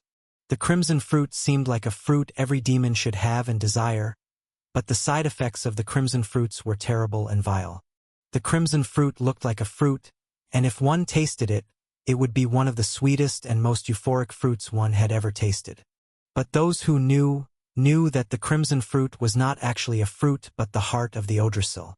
Unlike other demons, Odrasils could regenerate their hearts even if it was completely destroyed. They would not die even if one were to thoroughly disintegrate their demon hearts. Odrasils often ripped out a fully grown heart of theirs, stored it, and recreated a new heart. Whenever an Odrasil ripped out their heart, the heart becomes similar to a fruit, making many individuals not to realize that they were actually eating the heart of a demon. The Odrasils called their fruit-turned hearts the longevity fruit, but other demons and humans who knew just how dangerous a longevity fruit was called the fruit the vile fruit. Once an individual ate even a tiny piece of a vile fruit, they were already enslaved by the Odrasil who owned the fruit. At first, it won't be obvious, but the individual would slowly change. They would begin to crave for more longevity fruits, and when they find out that they could still gain benefits from it, they would keep on wanting more and more. Up until the human or demon became addicted to it, and they began to do anything to get another longevity fruit from the Odrasil. It was like cocaine, but just extremely more powerful. And once an individual went a certain period without taking a longevity fruit, they would begin to go crazy while feeling so much pain and extreme emotions. Crying for no reason, screaming for no reason, thrashing for no reason, and even killing for no reason. At some point, individuals would begin to hurt themselves by peeling off their skin and eating them because they'd realize that their blood had a semblance of the longevity fruit's taste. Simon gritted his teeth as he recalled scenes of how Earth nearly suffered a catastrophe they could nearly not recover from, all because of the Odrasils. Humans would chew on their fingers, on their arms, shoulders, on their legs, on their feet, on anything that tasted like the longevity fruit. It was an extremely terrible scene to behold, and that was not even the worst of it. The more longevity fruits a demon or human ate, the more their bodies began to change to that of an Odrasil. The Odrasil were nearly at the top of the list of demon races he hated and was disgusted by, and it was not only because of the side effects of the longevity fruits, but mainly because of what the Odrasil did to any unlucky soul that ate a longevity fruit. Any human or demon that ate an Odrasil's longevity fruit would become the Odrasil's slave, and the tastes and desires of an Odrasil were just purely disgusting. Some of those kids seemed to have eaten the fruit of that Odrasil. How unfortunate and fortunate for them. But if I'm able to kill it before they get too addicted to its fruit, then they might be saved. However, that's none of my business. Whether all the kids die or not is none of my business, and neither do I care in the slightest. However, I seriously hate Odrasils. It's a shame I couldn't wipe them out back then because of the Demon King of Death. Maybe I can do that in this life. Wipe them off the face of the demon realm. Simon came to a stop in front of a shimmering crimson barrier. Behind this barrier was a withered tree. There was nothing else around the withered tree, and he frowned slightly. I'll start wiping out the Odrasils with that boy. I'll kill him. Simon's eyes flashed. Then he cautiously touched the barrier. The barrier rippled for a moment. Then he felt movement inside his robe. What? He furrowed his brows slightly. Before he could figure out what was going on, a hole appeared in the barrier, and he nearly stumbled forward. He instantly took control of his balance. Then he curiously looked into the hole before reaching into his robe. He brought out the condensed shadow essence with furrowed brows. There was nothing wrong it, and neither was there any change to it, but Simon knew that it had done something to make a hole appear in the barrier. Aren't you the overly cautious one? A voice sounded out from inside the barrier, and Simon's eyes flashed with a sharp light. His head snapped to the withered tree, and he saw another Veilmaster sitting with his legs crossed in front of the withered tree. I didn't notice him. Living in a clan full of assassins who excel at hiding their presence might be truly troublesome. Simon frowned, and the Veilmaster scoffed and gestured at Simon to enter. Why are you still standing there? Aren't you here because you passed the first trial? Simon blinked. Then he nodded and entered the hole. The moment he did, the hole closed and Simon felt a strange chill sweep over him. The moment he felt this chill, it instantly reminded him of death. That aura of death the bastard Demon King used to carry around him. He looked at the withered tree and frowned. What is that tree? Simon stared at the withered tree for a few more seconds before deciding to shift his attention to the Veilmaster, who was staring at him with slightly narrowed eyes. Sorry about that. I was just very curious about this tree. Simon apologized for ignoring the Veilmaster for so long, and the Veilmaster nonchalantly waved his hand. Understandable, but this tree is none of your business at the moment. Survive and advance in the clan. Then who knows, you might know what this tree is. Simon nodded. Then he glanced at the tree one last time before looking back at the Veilmaster. I was told to come here for the second trial. Can you tell me what it is? The Veilmaster chuckled softly. You're not really the patient type, are you? Simon smiled slightly. I actually am. But I want to finish this trial as quickly as possible. I need to get stronger. The Veilmaster's eyes flashed with a delighted light, and he stroked his chin beneath his mask. I can see why you're the first candidate to pass the first trial. I like you, but let's see if you can pass the second trial. The Veilmaster paused. Then his gaze behind the mask became slightly strange as he looked at Simon. Simon noticed this, and he tilted his head slightly with a curious expression. Well, for individuals like you, the second trial might be a little bit difficult, and this where many kids like you fail. Individuals like me? Simon raised a brow. Yes, proud, confident kids like you who believe in their talents, who believe they can do anything on their own. Lone wolves. Simon frowned, and a terrible premonition dawned on him. He could already guess what the second trial was. The second trial has to be done in groups.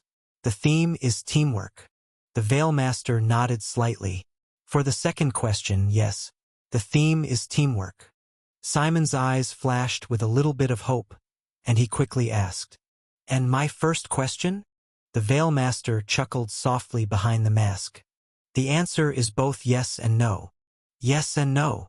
Simon frowned deeply. The Veil Master nodded. It is not compulsory that the second trial be done in groups. It is just highly advisable. Simon's frown deepened. Why? The Veil Master sighed softly, then he stretched out his hand. Give me the condensed shadow essence first.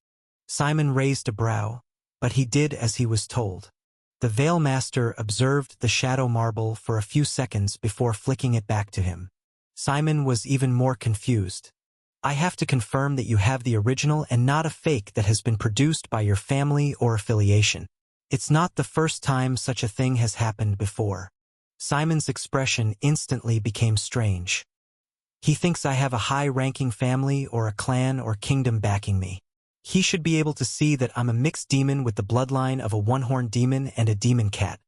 So why does he believe I have a high-ranking family backing me? The instant Simon had this thought, he knew the answer to his question.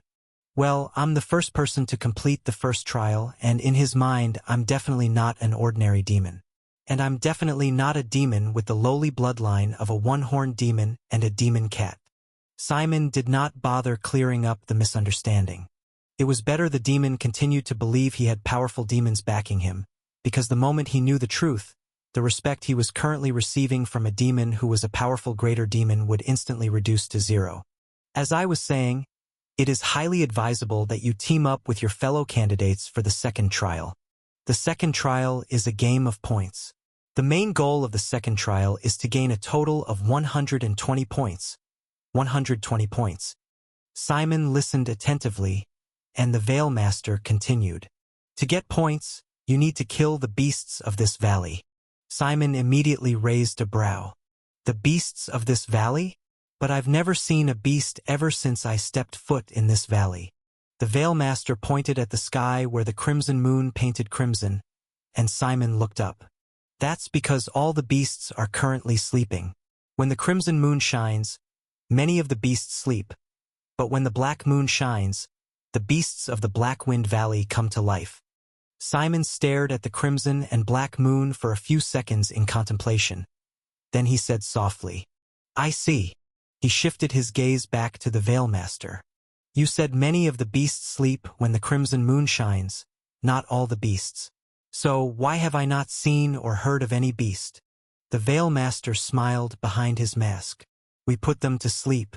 There's a poison in the air that affects only beasts and puts them to sleep. And since I've taken an interest in you, I can tell you that this tree behind me is the source of that poison. The Veil Master gently patted the withered tree, and Simon looked at it. The tree was like the size of a mango tree, but it was withered, gray, old, had no leaves, flowers, or fruits. It looked like a dead tree, but Simon could sense a dense amount of demonic energy in the withered tree. The demonic energy in a single branch of the tree could instantly advance his chaos flame to the supreme grade and make him to reach the next heart rank. A burning heart. What an intriguing tree. Despite the thoughts he had, he asked the Veil Master a question he needed the answer to after hearing his previous words. Would the poison also affect me since I'm a beastkin? You said it only affects beasts. You don't have to worry about that. It doesn't affect beastkins like you. Simon nodded. Then he asked another question. How does the point system for the second trial work? In the demon realm, there were other species aside from demons, and these species were called demon beasts or beasts by demons. Demon beasts were not so much different from demons in the sense that they both used demonic energy, and they both had a chaos and a demon heart. However, unlike demons who could reason after getting to a certain age, demon beasts were innately vicious and cruel. They were like the wild animals on Earth who killed and hunted to survive. Just like demons, demon beasts also had ranks based on their demon heart and chaos flame. The weakest demon beasts were called lesser beasts by the demons. And just like lesser demons, they possessed a flickering heart. The second weakest beasts were called dire beasts, and dire beasts were like fiends who possess a burning heart. The third weakest beasts were called dread beasts, and dread beasts were similar to archfiends. They possess an infernal heart. Then the next beast rank are the calamity beasts. They are similar to greater demons who possess a forged heart. After that, the next beasts are called abyssal beasts. They are similar to demon lords who possess an abyssal heart. And then, the last and most powerful demon beasts are called catastrophe beasts. They are similar to demon kings who possess a cataclysm heart. Just like humans, every demon beast was further categorized into minor grade, prime grade, superior grade, and supreme grade. These were the ranks of demon beasts, and demon beasts also possessed bloodline ranks, but such information was not needed for the second trial. After asking the Veilmaster for more details about the second trial, the Veilmaster explained it better, and he knew why the Veilmaster and the clan recommended that the second trial be done in groups. For a single candidate to try and pass the trial on their own, it was extremely difficult and nearly impossible. To pass the second trial, one needed at least 120 points, and killing beasts gave points. A minor lesser beast gave just 1 point. A prime lesser beast gave 2 points. A superior lesser beast gave 3 points. A supreme lesser beast gave 5 points. A minor dire beast gave 8 points. A prime dire beast gave 12 points. A superior dire beast gave 18 points. A supreme dire beast gave 25 points.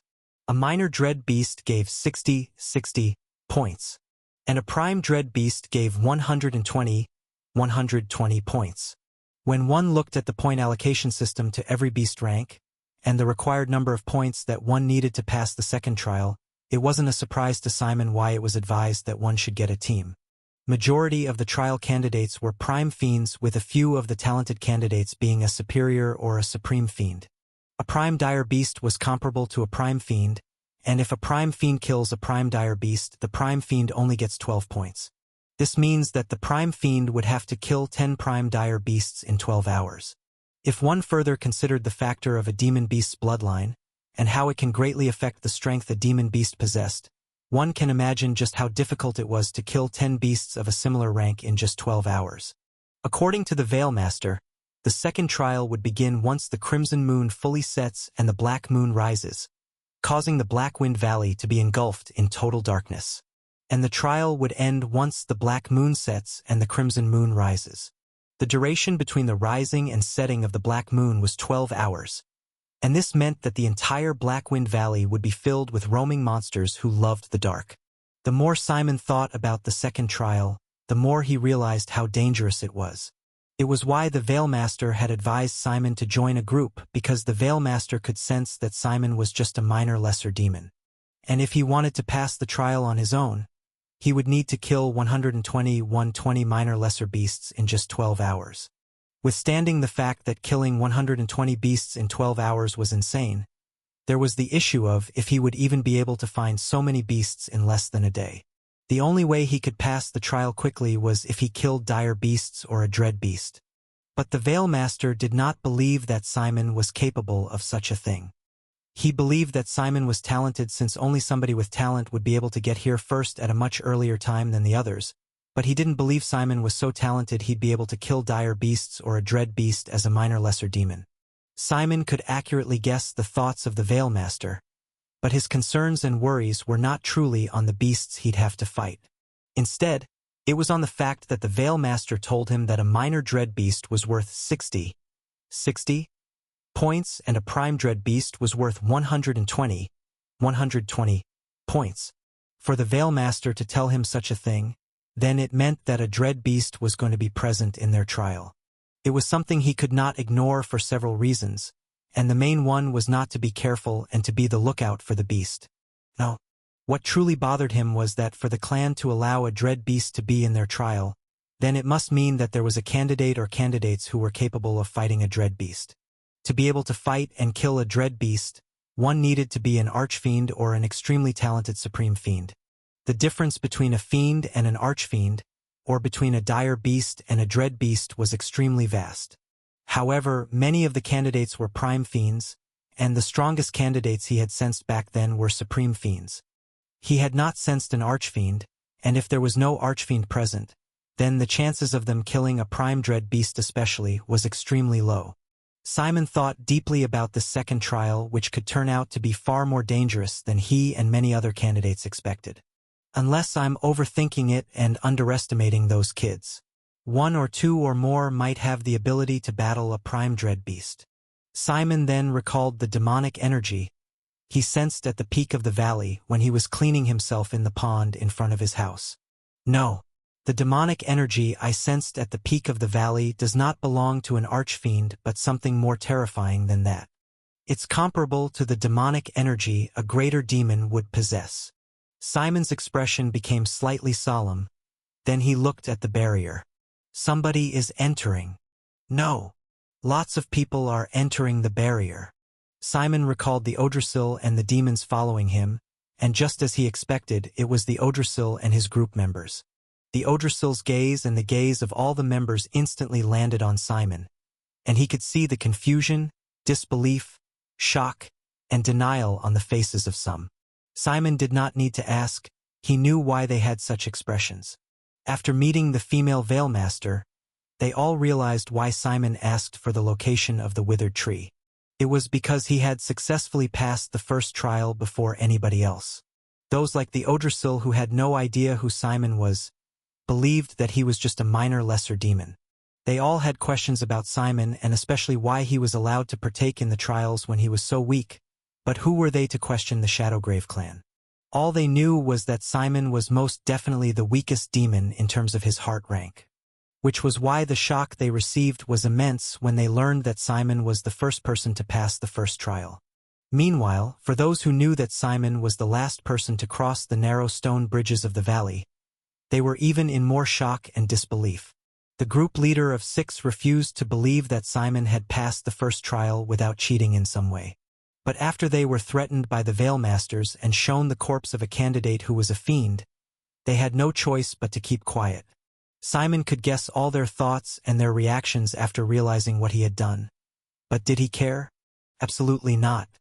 He shifted his gaze from the Odrasil to the remaining members of the group. He calmly observed them, but this time around, he did it with more scrutiny since he knew that he would most likely have to battle 1, 2, or the entire group for the second trial. Meanwhile, amongst the group of 30, the group leader of 6 gritted his teeth and took steps to approach Simon. However, the Odrasil stopped him. Why are you stopping me? I have to ask him how he cheated in the first trial. The leader gritted his teeth in disgust and anger, and the Odrasil shook his head. It'll be wise not to do that. The leader scoffed and yanked his arm out of the Odrasil's hand. Do not advise me, freak. The Odrasil gestured at some members of the group who were about to draw out their weapons and kill the arrogant demon. His gesture stopped them, but one could see the reverence and worship that was in their eyes. The leader looked at the enslaved demons with disdain in his eyes. Then he scoffed and was about to take a step forward in order to approach Simon. But the Veilmaster suddenly spoke. Listen to the Odrasil, would you? No fighting or confrontation is allowed in this piece. Do you understand me? The leader's expression changed multiple times. Then he closed his eyes and bowed at the Veilmaster. Yes, I do. The Veilmaster nodded. Good. He then gestured at the group of 30. Now come. Let me explain what the next trial would be like. The Veilmaster glanced at Simon, but he saw Simon closing his eyes while sitting in a meditative position. He's always calm and never shaken. He'd make a good assassin. Let's see if he survives and passes the trial. The Veilmaster looked away. Then he began to tell the group what he already told Simon. Meanwhile, Simon was circulating his demonic energy and refining his chaos flame at the same time. After realizing that a prime dread beast is going to be part of the trial, he decided to take every opportunity to refine his chaos force. And this time around, he did not restrict his body from passively absorbing the demonic energy in the air. Although he had not gotten the bloodline of the Devourers, his body had changed after getting the skill through his 7 stars blessing.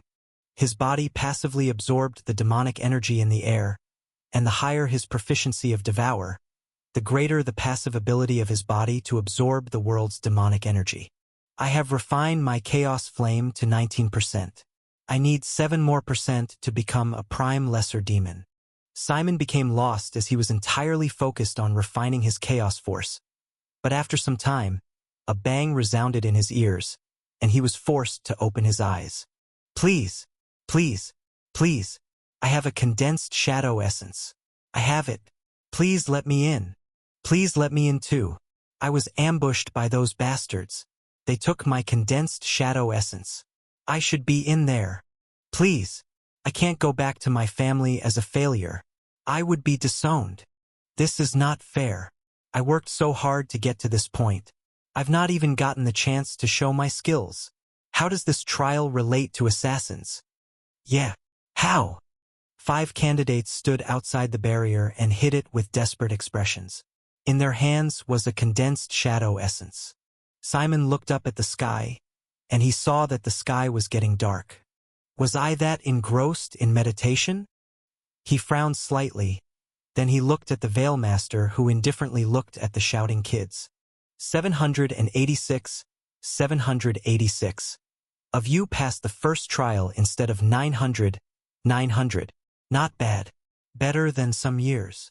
The Veilmaster said for every candidate in the barrier to hear, and Simon looked around. If I were you, I'd leave this place as quickly as possible and go back home before it gets dark.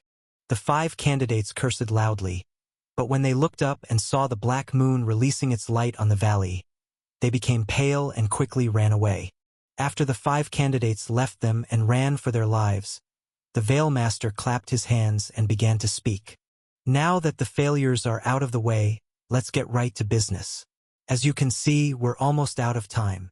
The Veilmaster gestured at the sky, then he smiled behind the mask. I've given all of you information on how points are assigned, along with some other important information like the duration of the trial. But there are some things I left out. Snap!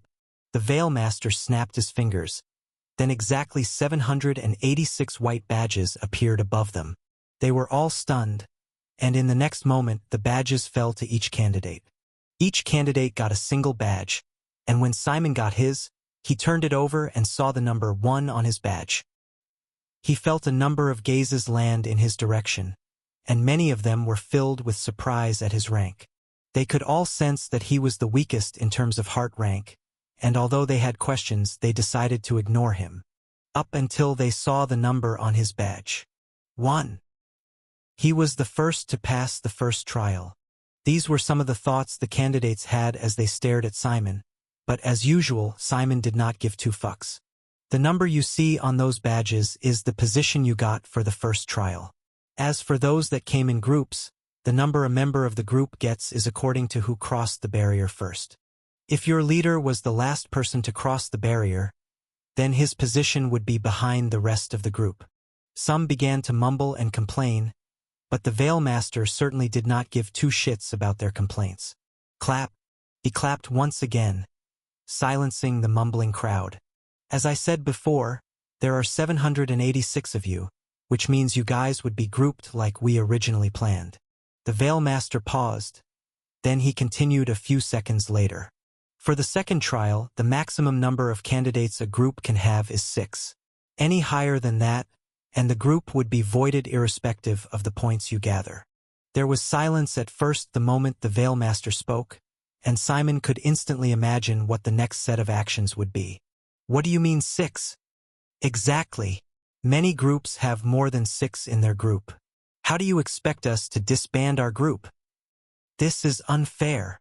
Just as he predicted, over 100 demons complained about the new rule of the second trial. Simon looked at the Odrasil and his group members. He could see them having solemn expressions, with some whispering amongst themselves. The Odrasil had a calm expression, but Simon was certain it was frustrated and pissed on the inside.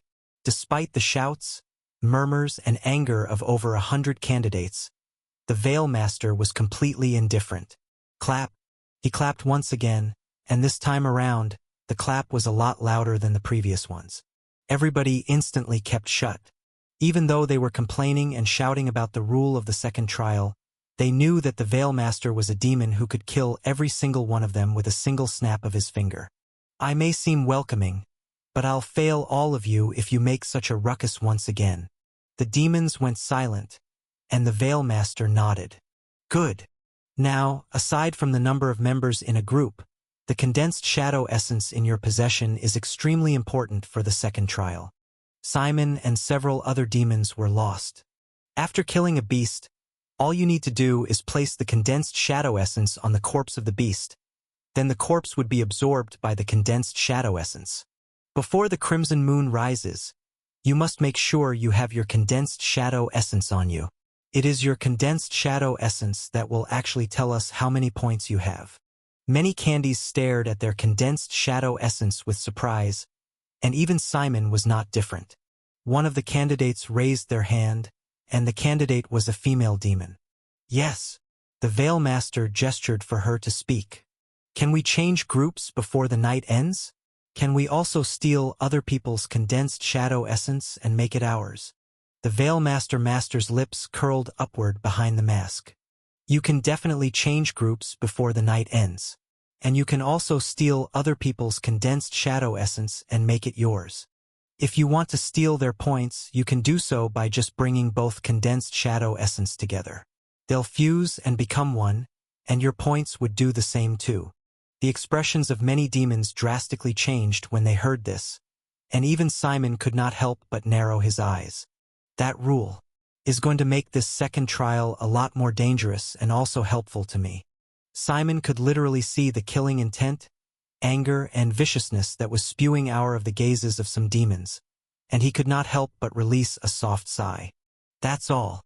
Oh, and before I forget, a piece of advice for you kids. Try not to light a fire or any source of light out in the open. You can take my advice or ignore it. Simon and some candidates frowned. Then the Veil Master gestured at the darkening sky. Form your teams quickly, because in the next 15 minutes, all of you are leaving this place.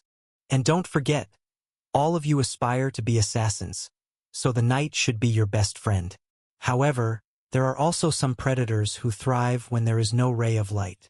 I'm just telling you guys to not be arrogant or foolish. All the 786 candidates nodded their heads and appreciated the Veil Master with their own words. Then, the candidates began to form teams. Assuming every candidate chose to form teams of 6, there would be a total of 131 teams.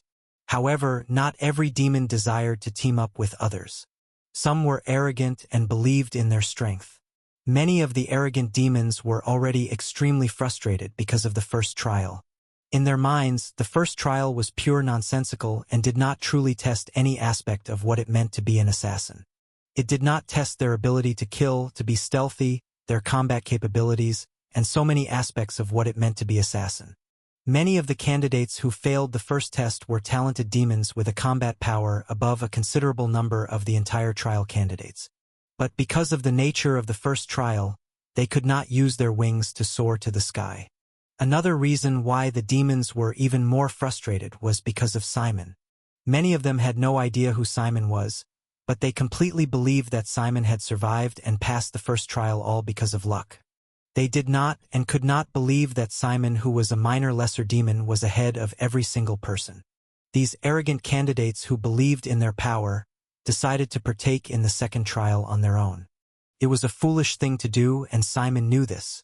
But what could he say when he also planned on doing the exact same thing? After the Veil Master told them all the rules of the second trial and also a few other things, some candidates who had no desire in teaming up left the barrier so that they could scout for better locations to hunt the beasts of the night. Meanwhile, others began to meet up with one another in order to form groups. Large groups like the Odrasil's group had no choice but to break their group into smaller groups. Simon could see the frustration on the faces of such group leaders, and he could also see some getting into arguments because of this. Simon calmly observed everything from where he sat, and a few threw curious and suspicious gazes at him. None had attempted to recruit him to their group mainly because of his heart rank. Despite the fact that he was playing with his badge which had 1 on it, none of them believed that he would actually be able to contribute anything to the group. With how weak his demon heart was, they believed that Simon would not last the night in the Black Wind Valley. They believed that luck would not help him out this time around, and that he would be more of a baggage to any group than of help. Simon heard the whispers and could also guess their thoughts about him, but he was not looking for a group, so such thoughts and whispers didn't bother him in the slightest. The main reason he kept on sitting was because he wanted to observe every candidate. He wanted to know if there was secretly a candidate who was an archfiend or a candidate with the power to battle dread beasts. His cat eyes were constantly scanning each candidate, and he also used his new ocular technique to see their ranks and chaos flame. But even after 5 minutes passed, he still did not find anybody that could have the ability to fight a dread beast. Don't tell me they actually expect a group to be able to kill a dread beast? If a dread beast is on a rampage, a lot would die and I could also die. What are they thinking? As Simon had this thought, a voice suddenly drifted into his ears from the right. Hello! Simon's pupils constricted, and he instantly jumped back at an extremely fast speed. Who? Simon's eyes became extreme sharp and cold, but when he saw the source of the voice, a flicker of confusion flashed in his eyes. In front of him were two people, a boy and a girl. The boy was short, barely above Simon's waist. He had silver hair, and his eyes and forehead were covered with a black cloth. He also wore the same black robes that were given to every single candidate. Although the boy's eyes were covered, Simon had the feeling that the boy could see him perfectly well. In fact, it felt like the boy could see more about him than what the normal eyes could see. A demon race that has unique ocular abilities? What demon race is he?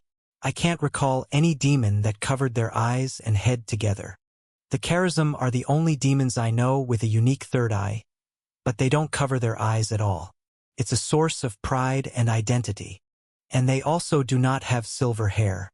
Is it a new demon race? The gears in Simon's head spun rapidly as he observed this boy. Then he shifted his gaze to the girl. The girl was taller than the boy.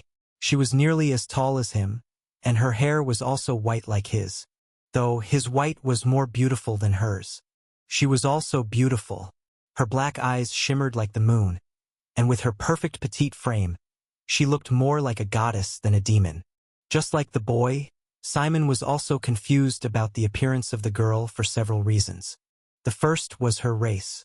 The girl looked like a human from head to toe, and the only thing that would make humans not to believe she was a human was her extremely beautiful appearance and her white hair.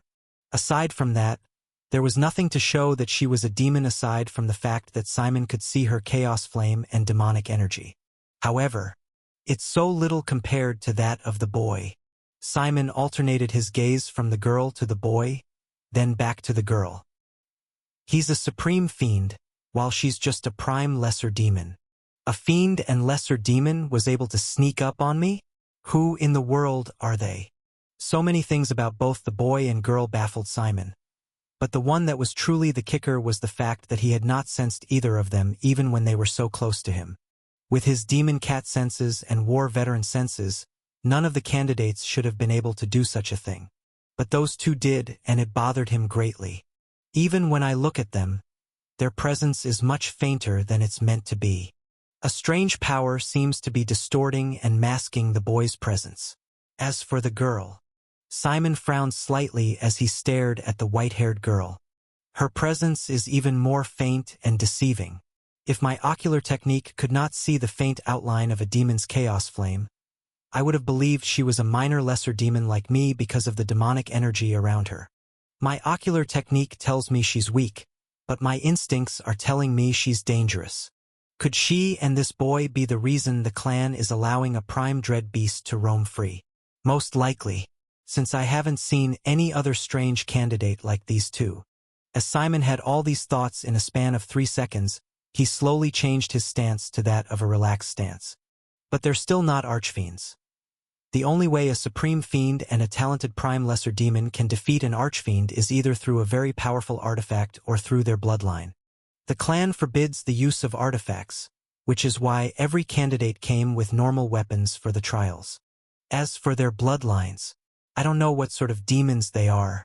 I've never seen a demon with silver hair and also covers their forehead and eyes at the same time. I've also never seen a prime lesser demon with white hair and no other addition to their physical body. The only explanation is if she's actually a high-ranking demon like a demon lord or a demon king, and that would definitely be absurd. Simon could not help but hold the space between his brows. Then he released a soft sigh. Thinking about these two is so stressful and annoying. A soft chuckle drifted into his ears, and he looked at the girl with slightly narrowed eyes. "Can I help you?" The girl smiled. "You're so cute and funny. You should relax." We're not here to hurt you. Simon raised a brow. Then why are you here? The girl smiled. Let's know each other's names first. I believe it'll bring us closer. Simon raised a brow, but he didn't refuse or say anything. The girl nodded. Let's start with me then. I'm Marith, and this is Jorah. She gestured at the boy beside, and Simon looked at him with raised brows. He doesn't talk? Marith laughed with a forced smile. Well, he doesn't speak to lowly peasants and beasts. Jorah completed Marith's words without any fanfare or without hiding the disdain and disgust he had for Simon. Simon merely raised a brow, then he looked at Marith. Bring us closer, huh? Marith's lips twitched, but she couldn't say anything or defend herself. Sorry about that. He just lacks a little bit of home training. Jorah looked at Marith and was about to speak, but she glared at him, and Jorah could not help but look the other way with folded arms and an expression filled with an anger and irritation. By the way, you haven't told us your name, Marith asked with a smile. Black Moon. Marith's expression became strange, and Jorah erupted into a full-blow laughter. Ha! What the fuck is Black Moon? Who names their child Black Moon? Hey, stop it. Marith tried to stop Jorah, but his laughter was infectious and she tried so hard to stop herself from laughing. Simon said nothing and just stared at them indifferently. He could not fault them for laughing because his name was truly funny. What sort of a mother decided to make their child Black Moon? Well, I guess a mother that can sell you out for money. Simon decided to leave and not wait for the duo to get themselves. The reason why he had even spoken to them was because he was curious about them. He could guess why they approached him, but he was bound to disappoint them. Wait, we're sorry. Don't go. Marith called out while stretching out her hand, but Simon did not stop. In case you've forgotten, we have a trial and a time limit. Marith cursed herself and Jorah underneath her breath. I know. That's why we approached you. We want you to join us for the trial. The trial should be accomplishable with the three of us. Simon waved his hand nonchalantly without looking at Marith. Not interested. Find another teammate.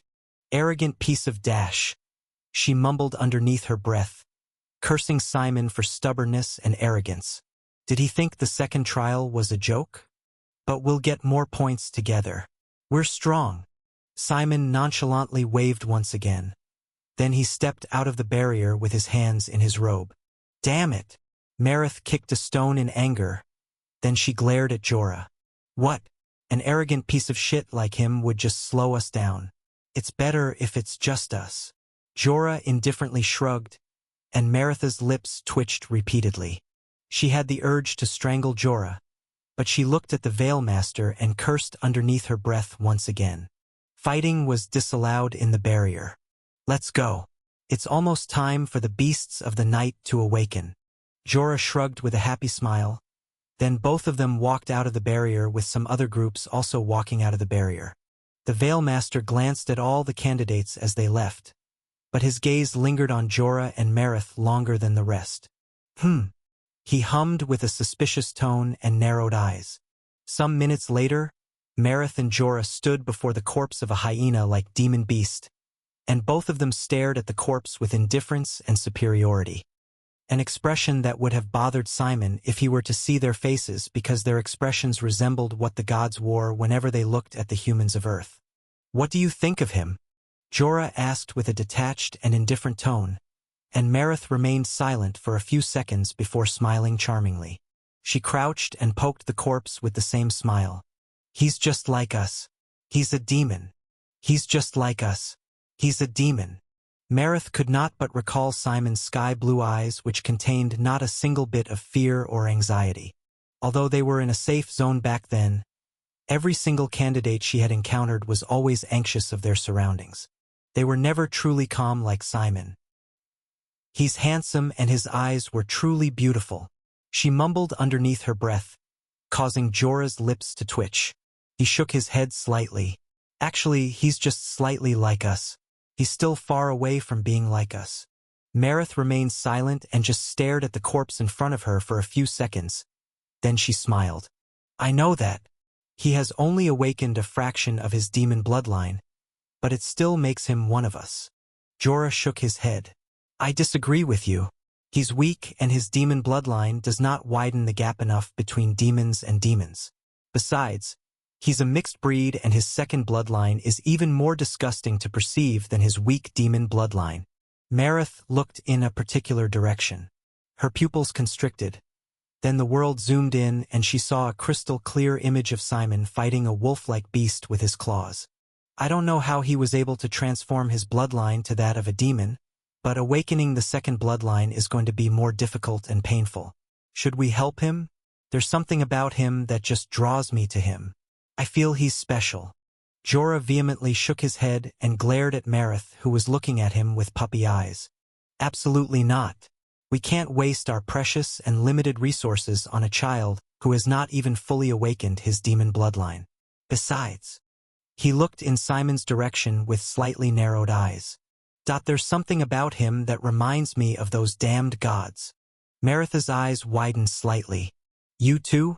I thought my senses were wrong and inaccurate because of my current realm. Jorah shook his head. You're not wrong, but it's just a feeling and nothing concrete, so we can't come to any conclusion.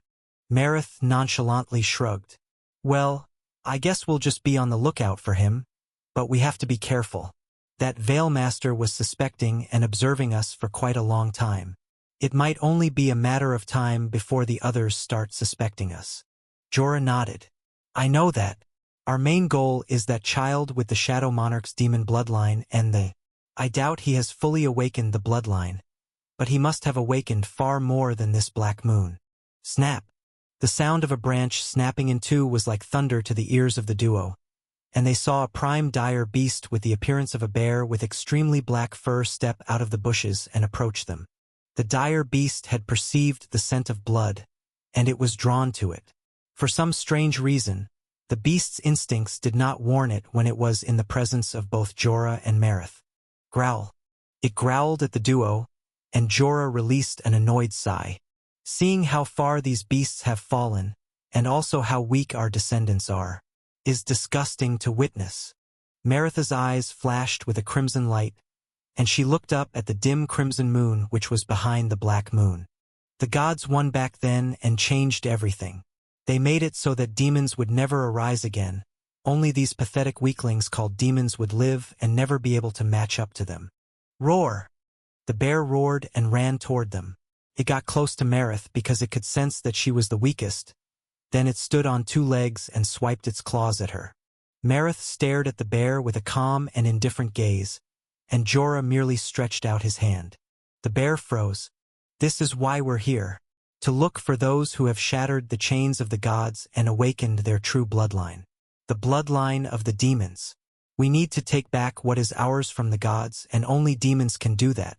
Not these inferior versions called demons. You're right. Mareth pointed her finger and touched the bear's forehead. Her nails became longer and turned blood red, and her eyes turned crimson. The demons would return and the gods would tremble once again. The bear whimpered and fear could be seen in its eyes as the alarm bells of its instincts exploded in full force. How did he not know that he had been going in the direction of these monsters? If the bear could make proper thoughts, this would have been the last thought it had before its eyes, brain, and every single organ in its body imploded. The bear instantly died, and its corpse fell to the ground. If one were to look at the bear, they'd be confused because the bear's corpse was still intact. The only odd part would be the bear's torso, which appeared slightly shrunken, and the bear's eyes, which appeared hollow. Mareth stared at the corpse with an indifferent gaze. Then she lowered her hand and looked to the crimson moon once again. Her eyes flashed with a multitude of emotions. Then a few seconds later, she looked at Jorah. Let's go. We have a lot to do for the abyss. Jorah nodded. For the abyss. Both of them vanished a second later, with the corpses vanishing along with them.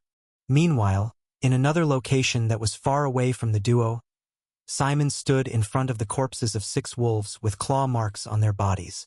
These 6 wolves were prime lesser beasts, and Simon stared at them for a few seconds before crouching before the 3 corpses. He brought out his condensed shadow essence, and when he touched each of the corpse with the condensed shadow essence, the corpses were pulled into the tiny marble. Quiet, convenient. I wonder what it is, though. There was nothing like this in the past. Rustle. The sound of leaves rustling drifted into his ears, and Simon released a relieved sigh. Finally! Simon calmly stood and turned around with his hands in his robe. A few seconds later, a group of 6 appeared before him with an annoyingly familiar face standing right in front of the group. We meet again, lowly mixed breed. For the first time since he encountered the arrogant leader of the group of 6, Simon chose to truly look at him. Despite their several encounters, Simon had not truly registered his face or even looked at him because he was a nobody in his eyes. But this time around, he chose to truly look at the kid who had been jumping around him like a monkey. The first thing he noticed about the group leader was the silver-gray fur that were on his arms and neck. Then he noticed the child's pale gold eyes, and his sharp teeth that were like those of a wolf. The leader was taller and more broad-shouldered than him, and his posture was like that of a predator looking at prey as he stared at him. The bloodline of a silver wolf. The bloodline is normally a superior noble bloodline, but since his fur is not pure silver but silver-gray with more patches of gray than silver, his bloodline is probably a minor noble bloodline. Simon's gaze then shifted to the next demon, and this demon was actually the demon he was interested in amongst the group. This most noticeable thing about this demon were his 2 curved black horns. Compared to him who only had a single horn on the right side of his head, the demon who had 2 horns seemed more complete than him. Not only were the demon's horns more than his, they were longer than his. The demon had a black skin with chaos runes tattooed all over his body. When the demon saw that Simon was looking at him and observing his horns and chaos runes, he scoffed in disdain and mockery. Clearly, he was looking down on Simon because he was an incomplete one-horned demon. However, the horns of the demon was not the true reason he was interested in this demon. The true reason was because of the sword hanging by the waist of the demon. The 2-horned demon was the only demon with a sword, and Simon had his eyes on the sword ever since he noticed it in the barrier. The sword was also the reason why he allowed the group to easily locate him. There were many demons who had a weapon, but Simon had none. The only thing he had were his claws, but he knows that he could not keep on using his claws for the second trial and whatever trial is left. Besides, he was not completely comfortable using his claws. The only reason why he was okay using them was because of his bloodline, which made his mind and body to acknowledge that his claws were one of his main weapons in his arsenal. He could have chosen to go after another candidate with a sword, but when he sensed that this group was chasing him, he decided that the 2-horned demon would be his unlucky target. The horns of a 2-horned demons are able to increase the rate at which the demon absorbs demonic energy, and this makes them to possess more demonic energy than some other demons with a similar superior noble bloodline. 2-horned demons are usually like mages. They love to use the element they're connected with to fight, but this one uses a sword. I've seen some 2-horned demons using a sword before, but it's rare. But maybe it's because his affinity is with the shadow or darkness element. I guess I'll find out soon enough. Simon then looked at the other demons in the group. A humanoid female with pale skin, her slender limbs folded tightly behind her back, and fine red veins glowing faintly across her arms like threads. A blood spider demon. A humanoid female with dark feathered wings folded tightly behind her. Her eyes are black slits, and her fingers and toes end in thin, obsidian talons. A raven demon. Another humanoid female with thin black fur all over her body and glowing violet eyes. When the group was moving, I didn't hear a single sound. She's probably a shadow panther demon or a shadow leopard demon, and she's also the reason why that wolf approached me with malicious intent back then. When the girl saw that Simon was looking at her, she smiled cutely at him with a tinge of lust and desire in her eyes. Simon shook his head slightly and sighed. Then he looked at the silver wolf who had been talking and threatening him while he was observing his companions. He's interested in her, but now she's interested in me, and his ego was bruised. He wants to assert his dominance over me and kill me. Simon could see it at a glance, and it was not the first time such a thing was happening to him. He shook his head slightly and decided to focus on the last person who was the most troublesome demon for him amongst the six. The demon was a slender demon with pale green skin and dark markings that resemble flower petals blooming across his neck and chest. On top of his head was a purple orchid. A poison orchid demon. Simon's expression became slightly solemn when he looked at the demon whose smile never left his face. He would definitely be a problem. The gears in Simon's turned as he thought of how to kill every single one of them effectively. The wolf was still speaking arrogantly, believing that Simon was listening to him, not knowing that his death was mere minutes away. Let's see. Simon's attention was drawn back to the world, and the wolf's voice drifted into his ears. I've decided to have some fun with you and teach you your place. Let's play a game while we're at it, shall we? Simon froze. A game? The wolf's eyes shined brightly when he saw Simon's frozen expression. He laughed. Yes, a game. Let's see how many punches you can take from me before your ugly little face becomes even more ugly. Then we'll. The voice of the wolf became more and more distant in Simon's ears, but he heard a new voice. No, two voices. The first was the voice of Pelin, the demon pig that tortured him. The second was the sound of the soul-eating centipede crawling through his mind, soul, and body. Let's play a game. Critter. Let's play a game. Critter. Let's play a game. Critter. Let's play a game. Critter. Let's play a game. Critter. Let's play a game. Blackman. Critter. Something in Simon snapped, and what happened next was an event that would forever change Simon. Simon did not know this, but the pallbearers and several other members of the clan who knew that he was tortured by Pelin were actually surprised that he still had his sanity. To them, Simon was a 15-year-old kid who was tortured by a sick and mental demon. What he went through was something that would break and had broken the minds of most men and warriors, and as a young boy, they believed Simon's mind should have been broken. Especially after the soul-eating centipede was placed inside his ear. Every pain he received was a pain that would traumatize even the best of some warriors, but after he was released and brought to the hall of the pallbearers, he acted like he was okay. He did not tremble in fear or pain. He did not beg for anybody to kill him. He did not rage or shed a single tear. To them, it was like Simon had not just gone through an experience that would scar and traumatize even some elite warriors of the demon realm. They were baffled, but they didn't say anything and decided to focus on other matters. If Simon was okay mentally after everything he went through, then that meant his mind was a lot stronger than they could even imagine. And they were both right and wrong. The main reason why Simon had been acting like he had not just been tortured and treated worse than a living being is because of Fearless. His true mental age also helped him a lot, but it was not enough. On Earth, he had never been tortured in such a manner. In fact, none had ever tortured him. The worst he had received was to receive a beating after being tied up. He was not used to torture, and he could not withstand the pain of it. But Fearless allowed him to feel no fear, and what was trauma if not fear? Fearless was the main reason why he could continue living his day like everything was all right, and why he was not reliving such an awful experience in his mind every single time. However, the damage the soul-eating centipede did to his mind was now a weakness of Simon's mind. He had no idea of this, but the moment he heard the words, "Let's play a game," memories of him in the cell and Pelin humming his annoying tune continuously echoed in his mind. He tried to control himself, but he could not. The pain, the feeling of helplessness, the despair, all those things and more he felt back then rushed into his mind with full force, and something snapped inside of him. His emotions were unstable. He was unstable. His mind was unstable. Everything around him was unstable. And to stabilize it all, his blood whispered to him, "Kill. Hunt." As the wolf laughed at Simon with his companions, the Shadow Panther girl noticed how Simon was just staring down with his white hair covering his eyes. The wind around him became blue and slowly increased in intensity, blowing his hair behind him.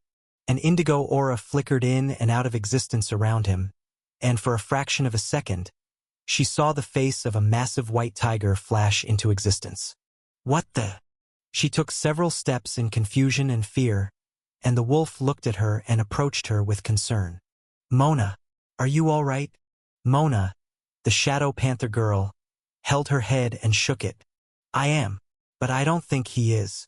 There's something wrong about him, and it terrifies me." The wolf and the others frowned. They couldn't believe Mona would go as far as say such words about Simon. They know that she desires to bed Simon, but for her to stoop so low and make it seem like they should be wary of Simon? How disgraceful. The wolf's eyes flashed with a mixture of annoyance and irritation. "About who? The lowly mixed breed? Are you saying we should fear him?" Mona immediately understood the thoughts of her companions, and she was tongue-tied. How could she explain what she had just seen? "No, it's not that, Jath. It's just Dash." She looked at where Simon was supposed to be, but the space was empty. "Huh? Where is Dash?" "Poochie. Poochie." Splat. Blood fell on top of Mona's face, and she was stunned. She looked to the side, and she saw the face of Trog, the two-horned demon. His eyes were missing, his face had claw marks on it, and a hole could be seen where his heart used to be. He was dead, and what she was looking at was a corpse. Her mind did not register what was happening at first, not until she heard the scream of Jath and her other companions. "Mona, get up!" Jatha's roar shook her, and she instantly regained focus. She turned. Then she saw a scene that would be engraved into her soul even after death. Jath the silver wolf demon, Oriana the blood spider demon, Bria the raven demon, and Sog the purple orchid demon. Each and every one of them who were fiends were battling a minor lesser demon, and they were losing. An arm fell in front of her and rolled to her legs, and her pupils constricted into pinholes when she saw that it was Oriana's right arm. "I have to help or else we'll all die." She tried to get up, but to her horror, she realized that she could not. Her bloodline was trembling in fear, and her body was refusing to get up. Her entire being was truly afraid, and she knew why. That white tiger. What was it? What was that being? I have never heard of a white tiger before. She knew that it was because of the massive white tiger she saw that was making her to be afraid, but she didn't know why. Simon should not have such a powerful bloodline that it could overpower hers. She was of the feline lineage, and only those from the tiger and lion branch could suppress her bloodline this way. But she had never heard of a white tiger before. What was going on? Was that why I wanted to bed him from the beginning? My bloodline knew the benefits I'd gain if I did that. She had so many questions but nobody to answer them. All she could do was watch as her friends were treated like toys by the hands of a maniacally smiling demon.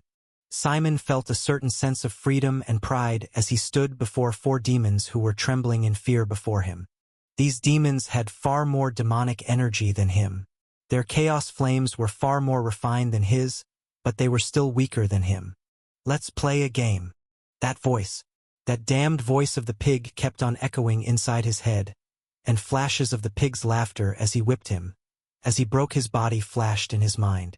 He could remember all the emotions he had back then, but right now his blood boiled for a completely different emotion.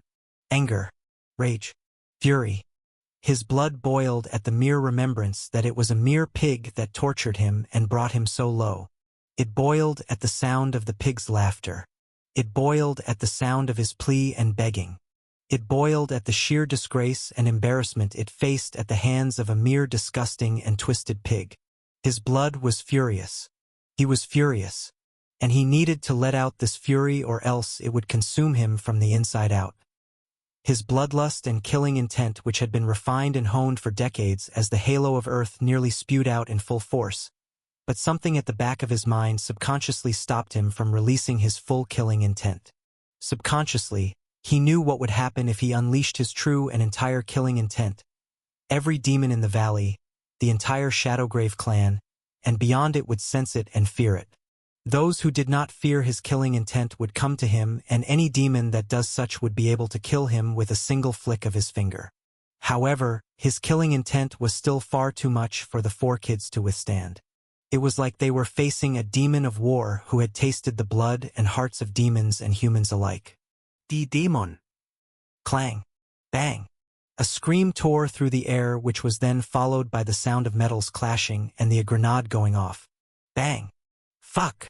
Jath cursed as he was kicked to a tree by Simon. The tree cracked, and he tried to get up, but a sharp pain erupted from his waist, and he grunted. Fuck! Fuck! Fuck! Fuck! Jath cursed vehemently as his mind was torn by the countless thoughts and fear in his head. Jath! Where are you? Arg! A familiar scream echoed in his ears, and his head snapped to the source of the scream. He saw Simon stand behind Bria and slice her right wing off her body. It was a clean cut, but it hurt the raven demon that she fell on her knees right in front of Simon. Thin crimson spider webs that could not be seen with the naked eyes suddenly appeared around Simon's neck. But the moment the webs were about to touch his neck, he instantly crouched, effectively dodging the spider webs. What the fuck? How? Oriana shouted with a fearful expression, and Simon looked at her for a second before his legs emitted a silver light and then, bang! The ground cracked beneath his feet, and the wind shot him forward. In the blink of an eye, he appeared before Oriana with a smile of cruelty and madness. He was about to swing his sword up, which would cut the only arm she had left, but Simon's expression changed and he quickly jumped away. Roots suddenly shot out of ground where he stood, and the roots turned and followed Simon even as he ran in circles. Bang! Bang! Bang! The speed of the roots were extremely fast, but Simon always dodged at the last moment whenever a root was about to pierce him from behind. Simon calmly looked back, and he saw a dark green liquid coating the surface of the roots. Fucking poison! Although he was not in the right state of mind, he had been wary of the purple orchid demon all because of its poison, which could melt flesh, bones, and even metals upon contact. It was a truly dangerous poison. Bang! He dodged another poisoned root, but his ears twitched and he looked forward.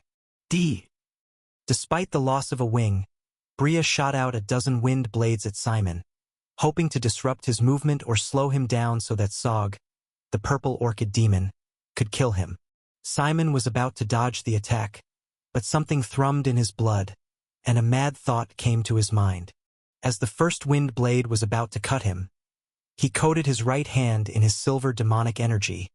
Then he caught the wind blade and held it.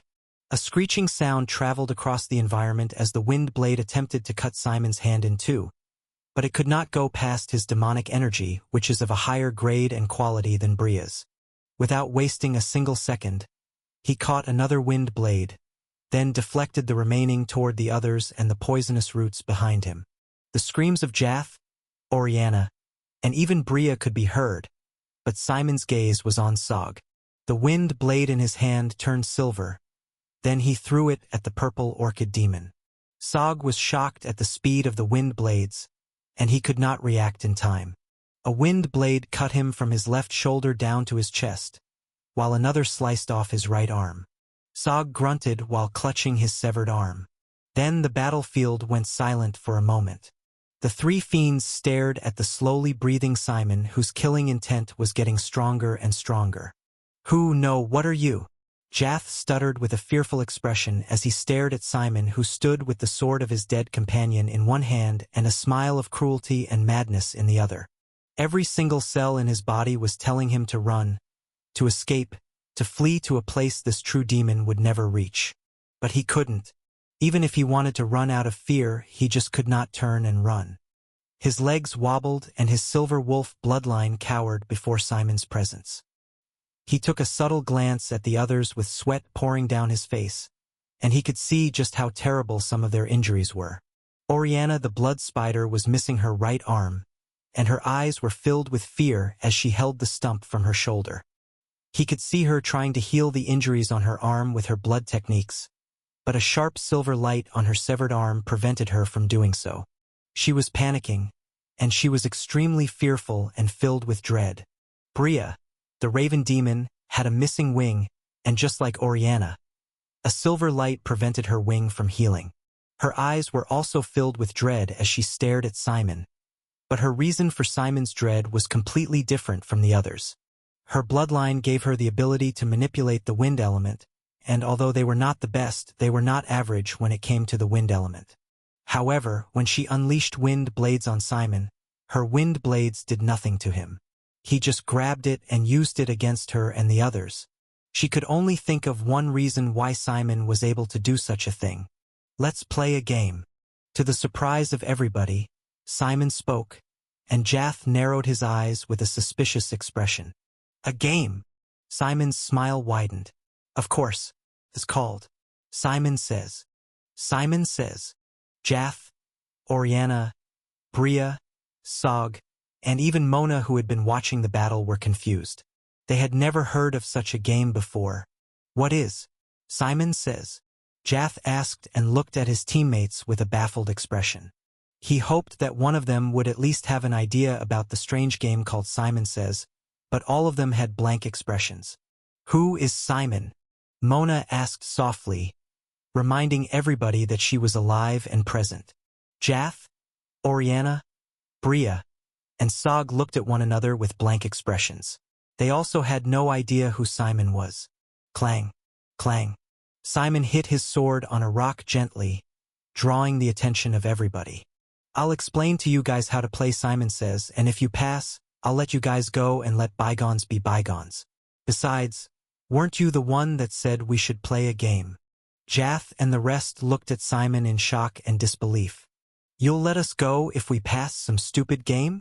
Jath stared at Simon with a skeptical and suspicious look, and the others also had the same expression. Simon smiled, and this time around, it was not a cruel smile or a smile of madness. It was a smile of innocence and sincerity. However, what these children did not know was that though this smile was not the smile of a demon, it was a smile of the devil. I swear, I'll let you guys go if you're able to pass the game. Simon with an innocent smile. Jath looked at his companions. Then his gaze landed on Trig, who was living and breathing some minutes ago, but was now a corpse. I don't want to die. He closed his eyes. Then he released a deep breath. How do you play? Simon Says. Jath asked, and Oriana, Bria, Sog, and Mona listened with attentive and anticipated Simon's words with visible anxiety on their faces. Simon's innocent smile widened slightly. Perfect. So, the way you play Simon Says is like this. I am Simon, so naturally, whenever I say Simon says to do something, you do it. If you hesitate or fail to do it quickly, you fail. And obviously, if you start following orders from anyone who isn't Simon, you've already lost. Ready? Wait. Bria called out, and Simon looked at her. Yes. He tilted his head slightly with the same smile. What kind of a game is this? Doesn't it mean you can tell us to do anything no matter how crazy and insane it is? And if we don't do it, we fail the game. Simon smiled. Don't worry. I won't ask you to do anything extreme. Everything would be simple things to do. Bria still had an expression that said she did not believe his words, and Simon could not help but chuckle at her expression. If I tell you to do something that's absurd and insane, then you don't have to play. You can leave. I'm not forcing any of you to play. He nonchalantly shrugged. Bria gritted her teeth. Then she glanced at her companions. If I don't play the game, you'll most likely kill me. Fucking bastard. She had the urge to strangle Simon, but unfortunately for her, she wasn't strong enough to do so. Are you the only one that gets to be Simon? Can't we also be Simon? Jath knew that they had no choice but to play this game if they wished to have a chance of survival. Instead of complaining about the game, then get to understand the rules better. Jath began to show why he was the leader of the group, and Simon's eyes flashed with a hidden and unknown light when he noticed this. He shook his head with the same innocent smile at Jath's question. No, only I can be Simon. Jath frowned. Then how do we pass the game? Do 7 things only Simon says. Jath frowned. 7 things Simon says? That's all. Simon nodded. Yes. Jath frowned in contemplation for a few seconds. Then he asked once again just to confirm if he was right. As long as we do 7 things Simon says we should do, we've passed the game and you'll allow us to leave. You'll also let bygones be bygones. Simon nodded with the same smile. Yeah. And you won't tell us to do difficult things? Like maybe telling us to kill one another? Or harm one another or ourselves? Or stripped naked? Simon chuckled. Then he shook his head. I promise you, I won't do that. Jath looked at Simon with narrowed eyes. Then he looked at Oriana, Bria, and Sog.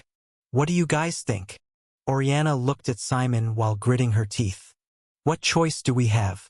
If this bastard tells us to do something embarrassing, then it's better we fight to the death than embarrass ourselves. Jath and the others nodded, and Simon just kept on smiling at the group. You ready?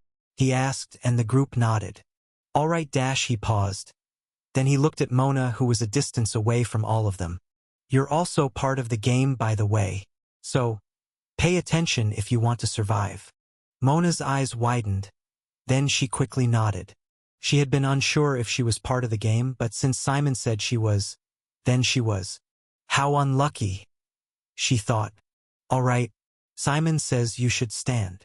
Jath, Oriana, Bria, Sog, and Mona were baffled, and they looked at one another with a baffled expression. Stand? That was it?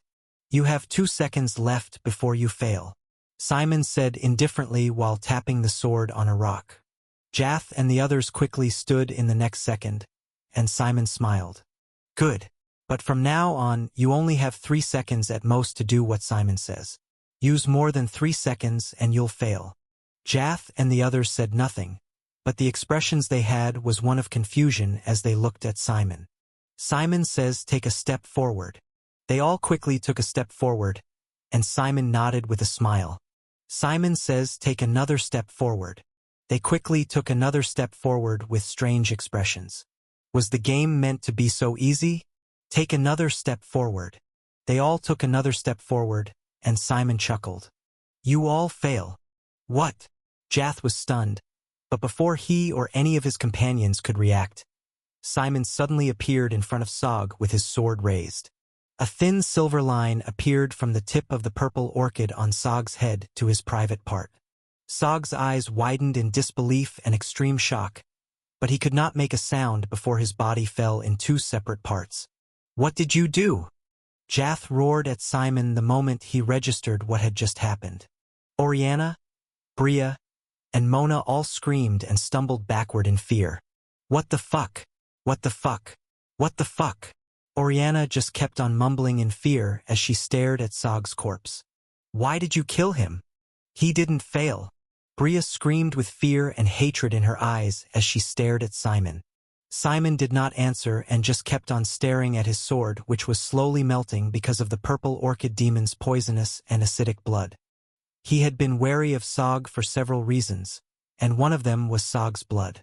If he had used his hands and claws to kill Sog, he would have been poisoned and his hands or claws would have melted.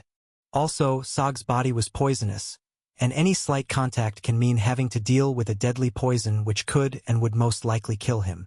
Simon could have used his sword to kill Sog a long time ago, but doing that would melt his sword because of Sog's blood. He wanted to avoid that since it meant he'd have to look for another sword. But after thinking about it and seeing how troublesome the purple orchid was, he decided to kill him even if it meant destroying his sword. He was just an annoying fellow to kill. He looked at Jath, Bria, Oriana, and Mona, who were staring at him with anger, fear, and hatred. His lips curled into an innocent and charming smile. I didn't lie to you. He failed. Actually, all of you failed, but I decided to kill one of you instead of all of you since I have a caring heart. Jatha's eyes spewed out flames of fury and hatred. Caring heart, my shit. How did all of us fail? You told us to take a step forward and we did. Simon smiled at the silver wolf, whose golden eyes were turning crimson and whose bloodlust was visible to all to see. He was furious, but his instincts were seriously warning him to not attack Simon. That if he did, he'd die. Despite Jatha's bloodlust and killing intent, Simon's smile remained on his face. I told you guys that you must only do what Simon says, and when I told you guys to take a step forward, I never said Simon says you should take a step forward. But you're Simon, Oriana shouted, and Simon nodded with the same smile. Correct, but like I said, you guys didn't do what Simon says. Simon did not tell you to move, so why did you move? Jath, Oriana, Bria, and Mona instantly understood what Simon meant, and they could not help but gnash their teeth in anger. So, basically, if you don't start a sentence with Simon says, then we're not to do whatever you say? Mona asked with a trembling voice, and Simon snapped his fingers at her. Correct. Then, why didn't you tell us this before? And why didn't you tell us that if we fail once, we die? Jath asked with visible anger in his tone and eyes. Simon shrugged and smiled. Where is the fun in that? He chuckled. Jath's eyes widened, and every single thought in his mind was roaring to kill Simon. But his instincts were telling him otherwise. Simon would kill him, and he knew it. To kill an orchid demon, one has to cut off the orchid on their head, but doing so would spew out a poisonous mist. Not many people would know how to kill an orchid demon without losing their lives, but he did. The moment he cut Sog in two, he distanced himself from Sog while coating his body in that strange silver demonic energy of his. He's very experienced. It's like I'm standing before one of my father's elite guards. Who the fuck is he? This was another reason why Jath did not attack Simon. He was not only wary of Simon's strength, he was also wary of Simon's knowledge and experience. I'll calm down for now. The game is simple. It's just this bastard that's toying with us. Jath closed his eyes and forced himself to calm down. He exhaled and inhaled deeply. Then he looked at Simon with a cold expression. You said once we do 7 things Simon says, you'll let us go. We've already done 3, so it's only 4 left.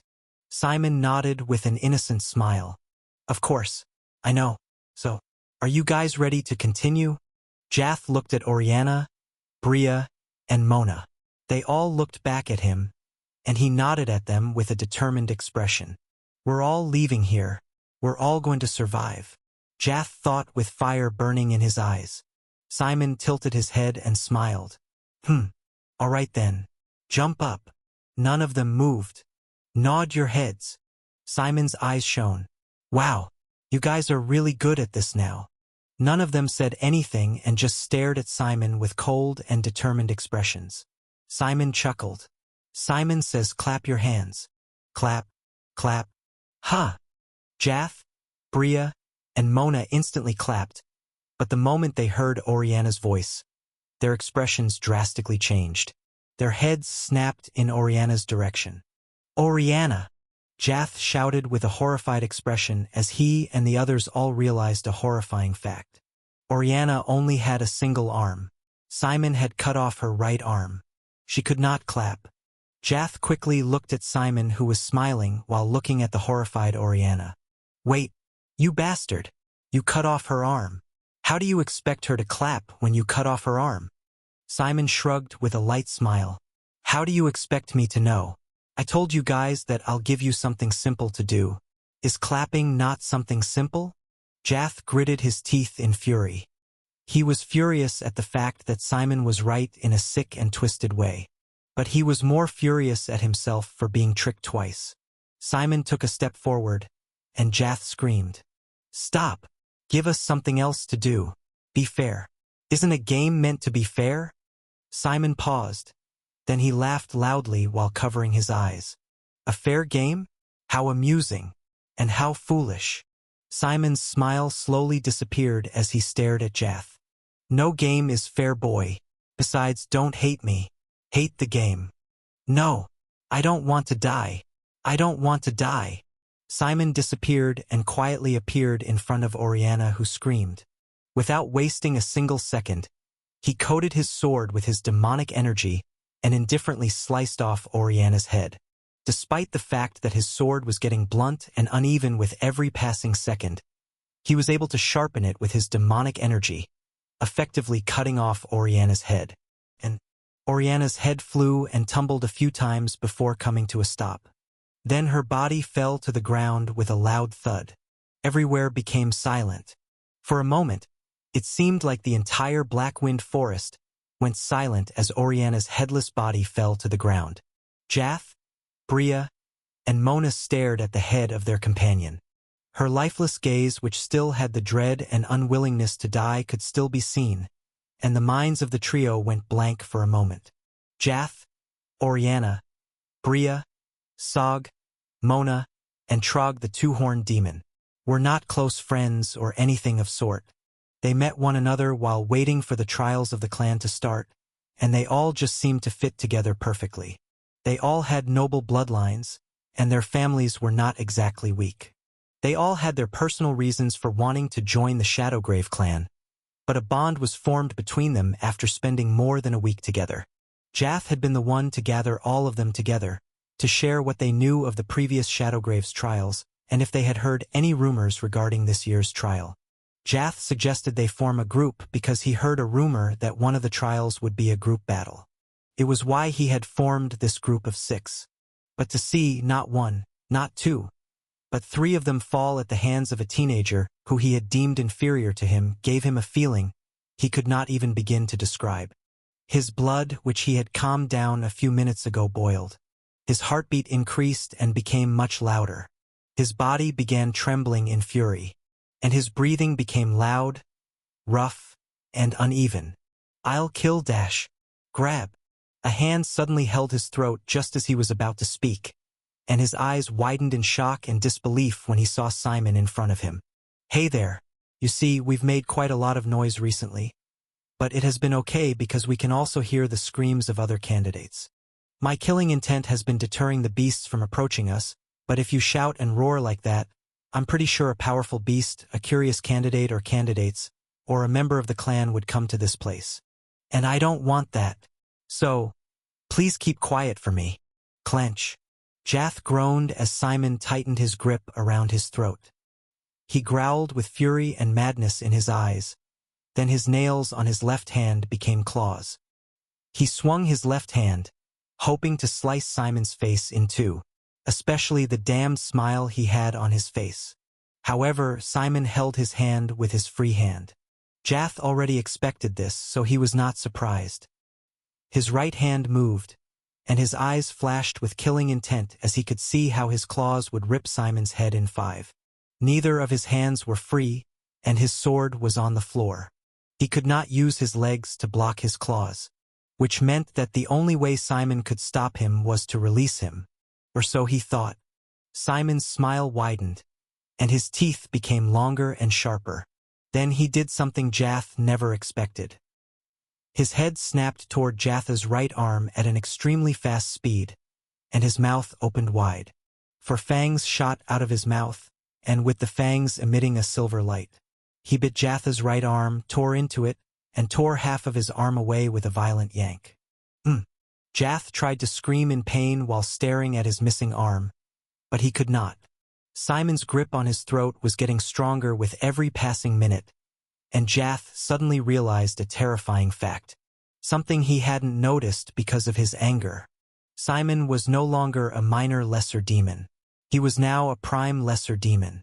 Due to the battle, his intense emotions and unstable state of mind, and his body which could passively absorb the demonic energy in the air, Simon's chaos flame had been growing at a fast rate, and he was now a prime lesser demon.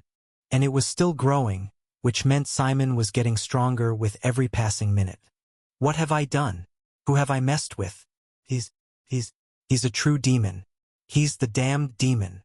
Tears poured out of Jatha's eyes as he stared at Simon, whose sky-blue eyes glowed with a silver light. Simon tilted his head and smiled at him. Simon says, "Say a word." Jatha's eyes widened, and he shook his head and tried to say anything for fear of his life. But he couldn't. Simon held his neck tightly, preventing him from saying anything. If not for his silver wolf bloodline, which gave home regenerative abilities, he would have died a long time ago due to lack of oxygen. Simon chuckled softly but with madness in his eyes. "You fail." To Jatha's horror, Simon sank his forefangs inside his neck and tore out his neck. Copious quantity of blood poured out of Jatha's neck, and the silver wolf shook like a fish that was placed on land. Simon dropped him while savoring the taste of the silver wolf's blood. He looked at the black sky with a satisfied smile. Then he shifted his gaze to Jath, who was now a corpse. Snap! The sound of a twig snapping in two drifted into Simon's ears, and he quickly looked to the source. When he saw Bria trying to run, his lips curled into a light smile. He picked up his sword, coated it with his silver demonic energy. Then he threw it with all his strength. A scream of death tore through the forest, and Bria fell to the ground and breathed her last as a sword impaled her heart from behind. I didn't miss. Simon smiled. Then he looked at Mona, who was trembling on her knees and with wide, tearful eyes. One left, he said, and approached her with an innocent smile. Why did I ever encounter this demon? Why did Jath decide to approach him? Why did Jath decide to provoke him countless times? Just why? I don't want to die. I don't deserve to die. I did nothing wrong. I did not provoke him. I did not attack him with the others. I did nothing wrong. I don't want to die. It's all Jath's fault. If he had not provoked this demon, I would not be in this position. The others would not be dead. I would not be facing this demon's madness and fury. Please, spare me.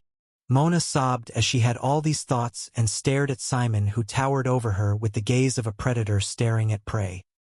He remained silent, and the thoughts and anxiety in Mona's mind drastically increased. A few seconds later, he crouched before her and used his index claw to raise her chin.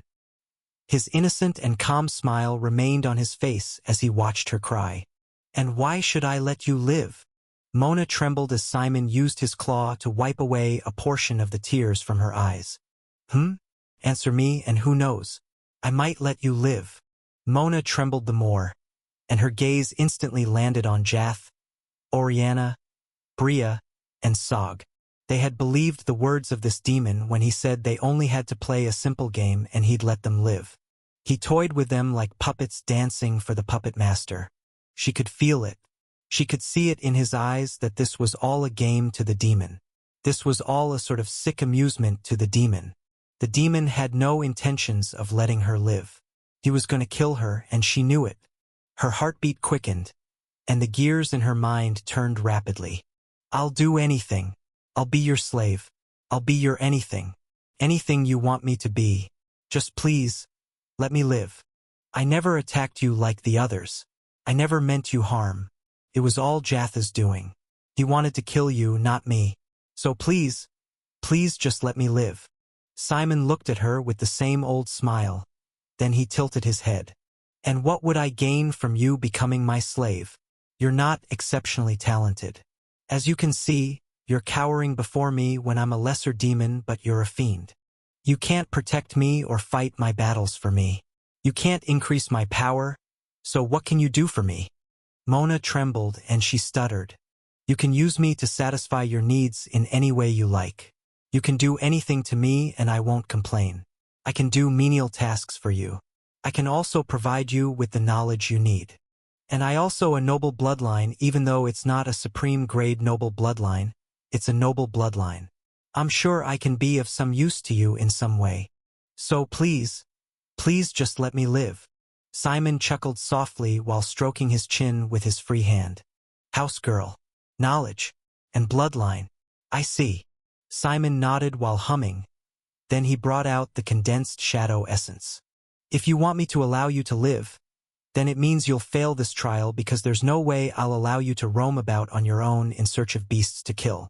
And there's also no way I'll allow you to make any beast we kill your point. Every beast would be mine. And if that should happen, it means that you won't be allowed in the clan. Which means we won't be in contact and you can't be my slave. Which means I can still be your slave. Mona quickly interrupted Simon the moment she understood where he was going to. The fear she felt was unlike anything she had ever felt in her life. Simon tilted his head slightly. How? The Shadowgrave clan allows its members to have slaves of their own. But there's a limit to every rank of the clan. For candidates like us who desire to become initiates, we can have one slave. Simon narrowed his eyes. I see. He scratched his hair and sighed. Then he looked to the side for a moment before looking back at Mona with the same smile.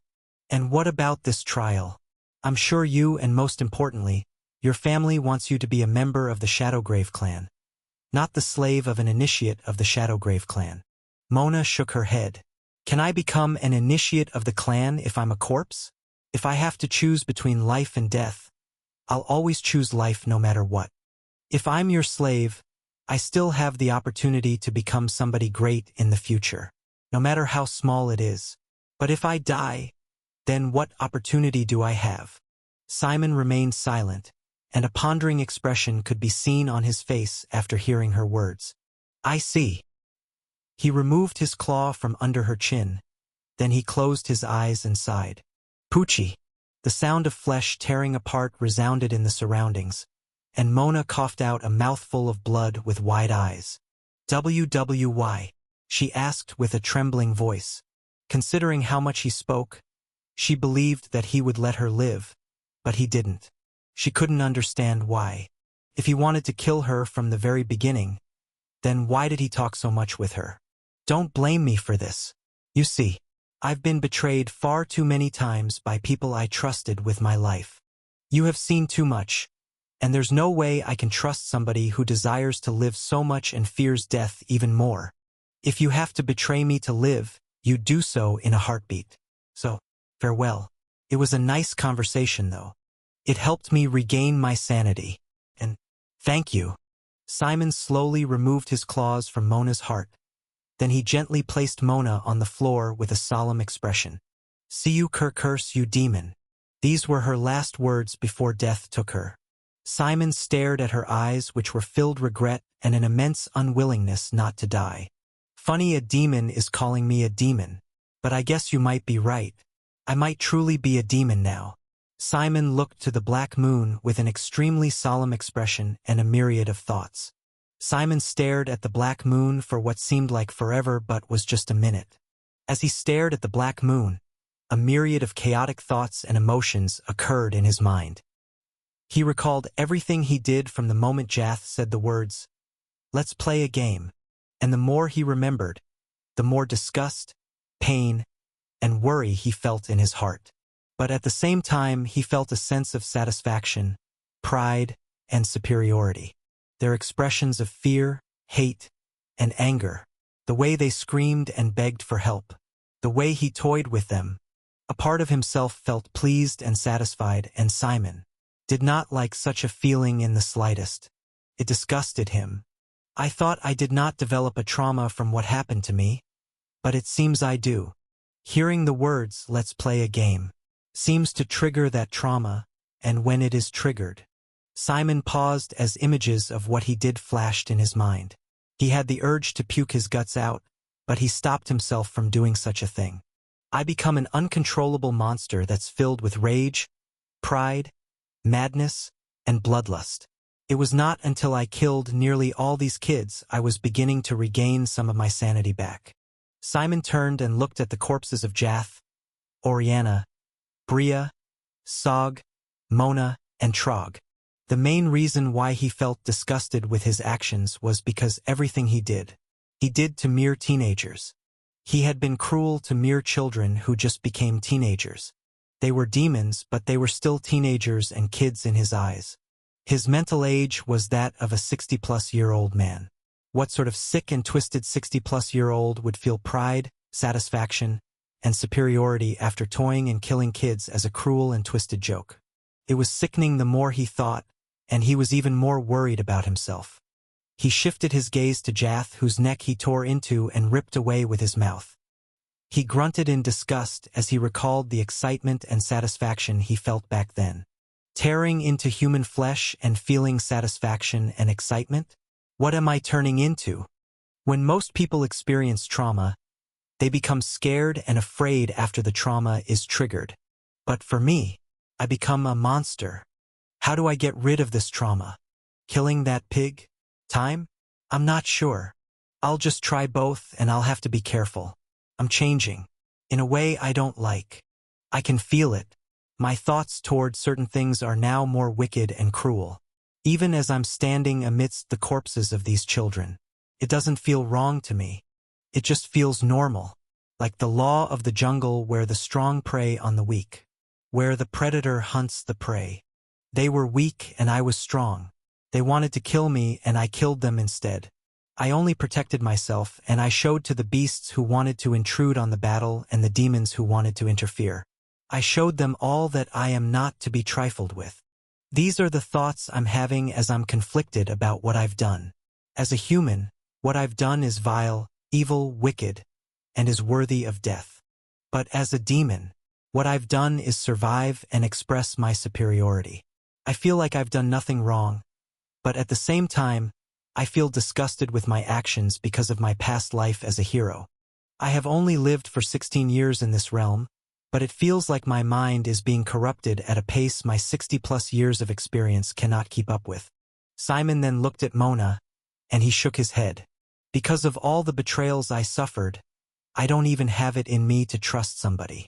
I could have made use of her in some ways, but the risk would be too great. And her betraying me is extremely possible with her character and personality. Simon exhaled softly. Well, I know that I need people. I can't reach the top alone. I'll just need to be very careful about the people around me and what they know. If my friends didn't know everything about me back then they would never have killed me. Simon kicked a pebble. Then he approached Mona's corpse. He searched her clothes and brought out her condensed shadow essence. He frowned slightly. Then he brought out his own condensed shadow essence and let both shadow essence touch. The moment they touched, they turned into a mercury-like liquid and fused together. The fused condensed shadow essence was as big as a fist for a second, but then its size reduced and it became as small as a marble. That Veilmaster told me that the condensed shadow essence has its own space inside, but only those with a shadow affinity can see what is inside. Even my ocular technique cannot see through the condensed shadow essence. I can only see a swirling black liquid when I look at it with my ocular technique. I should really give it a name though. Simon then walked to Jath, Oriana, Sog, Trog, and Bria. He took all their condensed shadow essence and fused it with his. I wonder how many points I have now. Simon looked around, and he scratched the back of his head. He could sense the auras of some beasts who were at the periphery of his killing intent. His killing intent was the main reason no beast or candidate had approached him, but he knows that with time, either a beast or a candidate would choose to be brave and foolish. He looked at Jath and the rest whom he had placed together in a pile. Maybe I can use them to attract some beasts, but my clothes. He looked down at his bloodied clothes. Then he looked at the clothes of Jath and his companions. The blood can attract beasts and some other candidates. What do I do? The second trial was a trial that took place in darkness. There was no ray of light, only the black moon which released a dark light unto the demon realm. There are beasts and demons who thrive better under the black moon, and there are also beasts and demons who thrive better under the crimson moon. Demons usually called the beasts that thrived under the black moon, the beasts of the night or the night beasts. And the Blackwind Valley was a place where 99% of the beasts were night beasts. Night beasts were very similar to assassins in the sense that they used the darkness to stalk and kill their prey. The second trial was meant to test the capability of the trial candidates in an environment that was suitable for assassins, and in an environment where their enemies were also similar to assassins. It was meant to see how well some of the candidates could thrive in such an environment, and if they were capable of surviving assassins that were not truly assassins. And the first issue all of the candidates had to deal with was visibility in the night. Some of the candidates were like Simon, who had the innate ability to see in the night, while some needed to use techniques to see. This single factor led to some of the candidates dying to beasts and even to some other candidates. Some of the arrogant candidates who believed that they could handle the beasts of the night died by sudden attacks from beasts in hidden and even open locations. There were some candidates who stood directly in front of the beasts that killed them, but they were not even aware of the beast's presence. Numerous killings happened left and right in the Blackwind Valley, and one could hear the last screams of the candidates and the death throes of the night beasts. The Blackwind Valley was rife with numerous activities, but one of the biggest was where the screams of numerous candidates could be heard in nearly every part of the valley. The screams was one of horror and immense fear, and some of the candidates wondered in fear just what sort of beast could cause a group of candidates to scream in such horror. Every single candidate had been trained to some degree by their families, so for a group to express such fear meant that the beast must be extremely terrifying. However, some candidates thought deeply about it. They only heard the screams of the candidates, but they never heard the roars of the beast or beasts. It was extremely strange to them, and the brave and curious ones decided to approach the screams. However, a killing intent that was so thick and dense to the point that those with exceptional senses saw a region of the valley being covered in a swirling red hue. Many lesser beasts and even some dire beasts ran for their lives the moment they perceived this killing intent, and this led to some candidates who were close to the region being forced to deal with more beasts. More candidates died, and many ran for their lives in the dark. It was certain that many tripped on roots, stones, and even on their feet in the chaos. But a few who were lucky and didn't have to face this beast horde decided to approach the region that was covered in the most powerful killing intent many of them had ever perceived. Some beasts also decided to approach the region because of the blood they could smell. The quality of the blood was appealing to many beasts, and they desired to consume such blood to increase their power. Both candidates and beasts decided to approach the location, though with caution. However, and to their surprise, the killing intent suddenly vanished. Beasts met trial candidates and trial candidates met beasts, and what happened next was easy for anybody to imagine. A battle between nearly 30 candidates and over 30 beasts occurred around a pile of 6 corpses. The cries, roars, and screams tore through the forest, and many of the candidates who chose not to approach the region were baffled. What in the world was going on? Those who could not contain their curiosity decided to cautiously approach the region so that they could understand what was going on, while the more cautious and fearful ones decided to distance themselves from the region of death. The region of death was the name some candidates chose to give the region, and its name was rightfully deserved. The region was soaked in blood and filled with dozens of corpses of beasts and several demon races. And watching the scene of chaos and death on a tree branch was Simon in brand new dark robes. Simon crouched on his 2 legs with his arms dangling in between his legs, but his eyes were like that of a predator as he watched everything unfold beneath him. He was the reason behind the creation of the region of death, and if he was being sincere with himself, he did not expect his plan to be so successful. When he was thinking of how he could hunt efficiently, he sensed the presence of demon beasts and some of the trial candidates approaching his location. At first, he was startled by how many presences he could sense, but when he saw the pile of corpses, he knew why. That was when he thought of a plan. Since the pile of corpses, which all had noble bloods in them, was attractive to the demon beasts, and there were also curious trial candidates, why not allow both of them to encounter one another? And that was what he did. For superior dire beasts were the first to reach the site of his battle with Jath and his companions. The beasts feasted on the corpses when they didn't sense anything dangerous, and while they were feasting, 6 candidates who appeared but they hid when they saw 4 superior dire beasts. They only had 2 superior fiends amongst them while the others were prime fiends. To Simon's surprise back then, the group wanted to back off out of caution. So he gave a little push. A flick of a stone on the eyes of one of the superior dire beast from the direction of the group was enough to draw the attention of all the beasts. And unfortunately for the 6 candidates, Simon successfully drew the attention of the 4 superior dire beasts toward them. This first battle was led to the creation of the region of death in the second trial of the Shadowgrave clan. While the group of beasts and trial candidates were battling, more beasts appeared and the situation became more dire. But at the same time, more trial candidates also appeared at the same time, and the trial candidates wished to watch the slaughter of the first group of candidates at the hands of the beasts. But how could Simon allow such a thing? What he did was simple. He repeated what he did with the first group. He flicked a rock at the beasts while staying near the positions of each group. This drew the attention of the beasts to the groups, and the chaos that occurred became even more chaotic. Some candidates were suspicious of how the beasts were suddenly able to notice their presence, but they never found Simon despite their attempts and suspicions. In such a dark environment, and in an environment where the wind was heavy and loud, they could not find him with their little experience and skills. The main reason why he excelled so much at ambushing the trial candidates was not because of his past life as the hero of Earth. No, it was because of his bloodline. The turbulent wind of the Blackwind Valley made Simon to feel like he was home, like he was in his territory. He felt a deep connection with the wind, and the wind also loved him. At his level, he could not control the wind, but he had a natural understanding of it.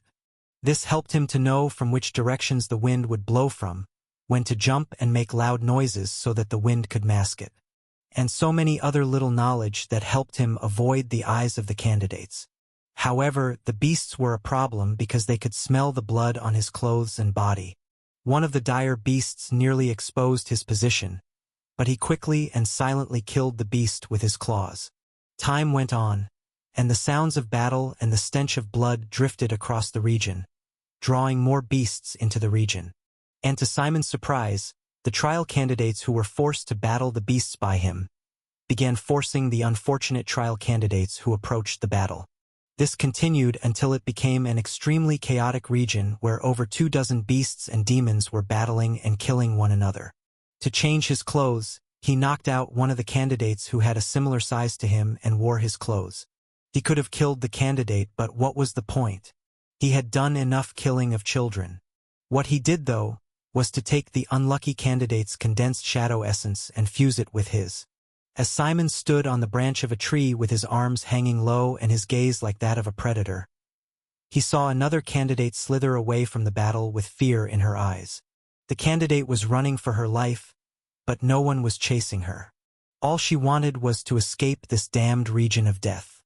Her curiosity got the best of her, and now it was about to kill her. She regretted ever coming to the region of death despite all the warning signs it had. If I survive, I'm never coming here again, and I'll never allow my curiosity to lead me. Unfortunately for her, Simon did not know and would not even care about her thoughts in the slightest. As she was running through the woods, she passed by a tree, and a hand shot out of the tree and chopped her neck with lightning-fast speed and an immense precision. She fell unconscious immediately. Then she fell to the ground with a thud. Simon crouched and did as he had done many times. He searched her body for her condensed shadow essence, and when he found it, he left her. As for her fate, he didn't care one bit. This was not the first, second, third, fourth, or even 10th person he was doing this to. Whenever he found trial candidates who found a way to escape, he'd ambush them and take their condensed shadow essence from them. He never killed any one of them. He only made them unconscious and left their lives to fate and luck. If it was not their fate to die today, then they'd live. If they were lucky enough to survive without getting killed by another candidate or beast, then so be it. His condensed shadow essence had fused with over 24 condensed shadow essences, and the shadow marble he held in his hand was much darker than that of others. I wonder how many points I have. It's unfortunate I can't calculate it, since I've just been stealing other people's points. Simon looked at where the core of the battle was taking place, and he wondered if he should continue what he had been doing. He was certain that he already had more than enough points to pass the second trial, and if he did not have, he was very close to it. I'll just kill any beast I see on my way. He decided that it was enough. He had been picking off beasts and other trial candidates after creating a region of death, but it was getting boring to him. Besides, he had a feeling that instead of just killing beasts and stealing condensed shadow essence, he could choose to explore the Blackwind Valley instead. He turned away from the direction of the battle and closed his eyes. He perceived the wind, he listened to it, and he tried to look for something peculiar, something unusual. It would be nice if I could find hidden treasure or something. Or should I look out for a dread beast? No. That would be too dangerous for me. I might have close to the physical strength of an archfiend now, but the difference between an archfiend and a dread beast and a dire beast is extremely vast. Just as Simon had this thought, he suddenly noticed something odd in the wind. It was something nobody would notice or something only those with an extremely high wind affinity would notice. The wind coming from the east is warm, not cold. The winds of the Blackwind Valley were not only loud and heavy, they were also very cold. Because the beasts of the Blackwind Valley were night beasts who hated fire and light, there should not be any warm air in the valley at all. But Simon could feel a particular breeze coming from the east that was warm. It was not so obvious, but for Simon, who was concentrating on the winds and whose affinity for the wind element was extremely high, he could notice such an oddity. He frowned and focused on this particular wind. When he confirmed that he was not perceiving it wrongly, he opened his eyes and looked to the east. Should I check it out or I should not check it out? He mumbled to himself with a contemplating expression. Then he began to weigh the pros and cons. The main reason why he wanted to check out the location of the warm wind is because he believed he might find something interesting or useful. He had no proof, and for all he knew, he could even be walking into a death trap or an extremely dangerous location like how some of these unfortunate trial candidates did. The warm air could even be from an extremely powerful beast of the valley, and him approaching such a beast could spell his doom. However, there was also the possibility of him finding a treasure the clan had not found. The possibility was very low, but his instinct told him to check it out. This particular instinct was not from his bloodline but from his experience as a hero. He could not count the number of times where he trusted his gut and decided to check a particular place for a treasure, and he found one over 80% of the time. Well, time to trust my hero instincts. My luck has been shitty ever since I reincarnated in the demon world, but I have to take risks at times. Simon twisted his neck a few times, then he looked back at the battle that was taking place. If he decided to play it safe, then he would have to wait for hours before the crimson moon rose. Since he most likely had enough points, he'd prefer to spend his time on something more worthwhile. And like he said, he planned on killing any beast that came his way or taking the condensed shadow essence of any unlucky trial candidate. An exploration it is then. Simon turned and began walking to the east, leaving behind the chaos he created. As he followed the warm wind of the east, he walked and ran for minutes. He encountered some beasts on the way, and he stopped to kill them. Then he made his condensed shadow essence to absorb the beast's corpse. It would be really embarrassing if at the end of the day, he did not possess enough points to pass the second trial after everything he did. There were some candidates who recognized him and tried to stop him, but he either knocked them unconscious or beat them black and blue. However, he noticed something odd and disgustingly familiar about some of the candidates. The arms, neck, or even face of some of the candidates were transforming into wood. Their pupils were always dilated, and the way they spoke was like that of a man on drugs. Some scratched their bodies without stopping despite nearly peeling away all the flesh off their bodies. It was a sight that was all too familiar to Simon, and he knew why these candidates were acting this way. The Odrasil. Simon could see that the Odrasil was spreading its seed and using those who had been infected to gather points for him. He felt no pity for the demons who had been infected with the Odrasil's seed, but he also wanted to stop the damned, disgusting demon. However, after I get to that location, I'll come and kill the Odrasil if possible. I'll kill myself if I failed to get a treasure because of a damned Odrasil kid. Simon had these thoughts as he stared at an infected candidate. The candidate was unconscious and sleeping on the floor in a completely awkward position. Simon shook his head. Then he continued running to where the warm wind took him. After running for nearly an hour, he finally appeared in a circular clearing. There was nothing odd or strange apart from the fact that the trees were placed in a circle. There was no cave, no mountain, no cliff. There was nothing, and Simon was baffled. What's here? Simon closed his eyes. Then a second later he looked down. Below. Simon frowned deeply as he stared at where he felt the warm wind. Do I have to dig? This was what bothered Simon, and he clicked his tongue.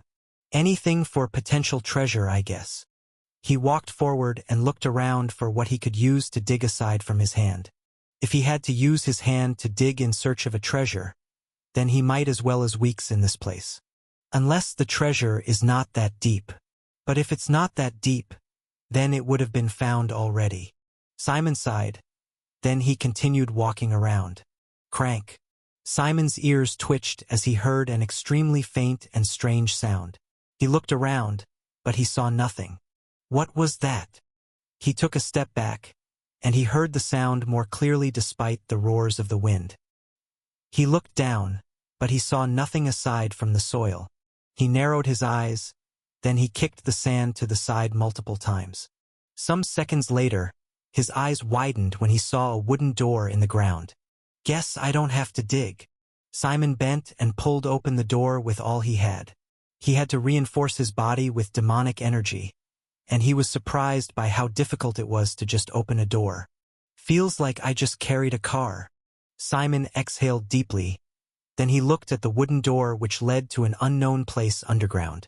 After the wooden door was an underground staircase which Simon used. Should I close the door? Simon stared at the wooden door for a moment, then he grabbed it and gently closed it. Because of its weight, it was not an easy thing to do, but he did it. Closing the door had its cons, but for Simon, leaving the door open had even more cons. A beast, a candidate, or even anything or anybody might stumble upon this place and enter it. Whoever or whatever that entered might be weak, and it could be the reverse, that whatever entered might be extremely powerful for him to battle. There were so many instances that could happen if he left the door open, and for him, the risks were too many and too dangerous. If he left the door closed, the main problem could be that he was trapping himself inside underground. But he'd rather trap himself underground, rather than him having to think of whether a beast or a demon found and entered this hidden space underground with him. Simon kept walking down the stairs for nearly 10 minutes before he found something different.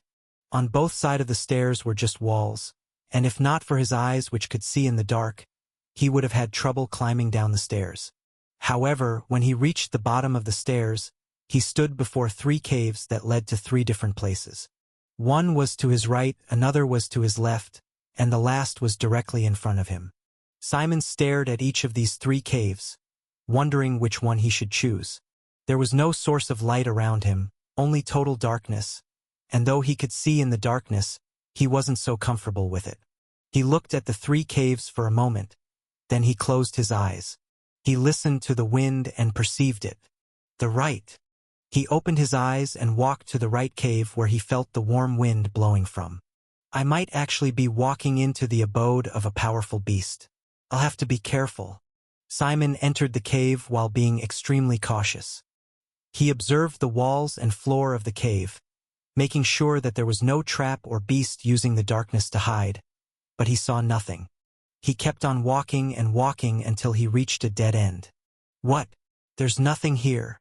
He looked around, but he saw nothing. There were no plants, no beast, no demon, just a dead end. This can't be true. I didn't perceive it wrongly. He closed his eyes and perceived the wind again. Then he looked to his left. Inside the wall? Simon approached the wall and touched it a few times, but he still saw nothing odd about it.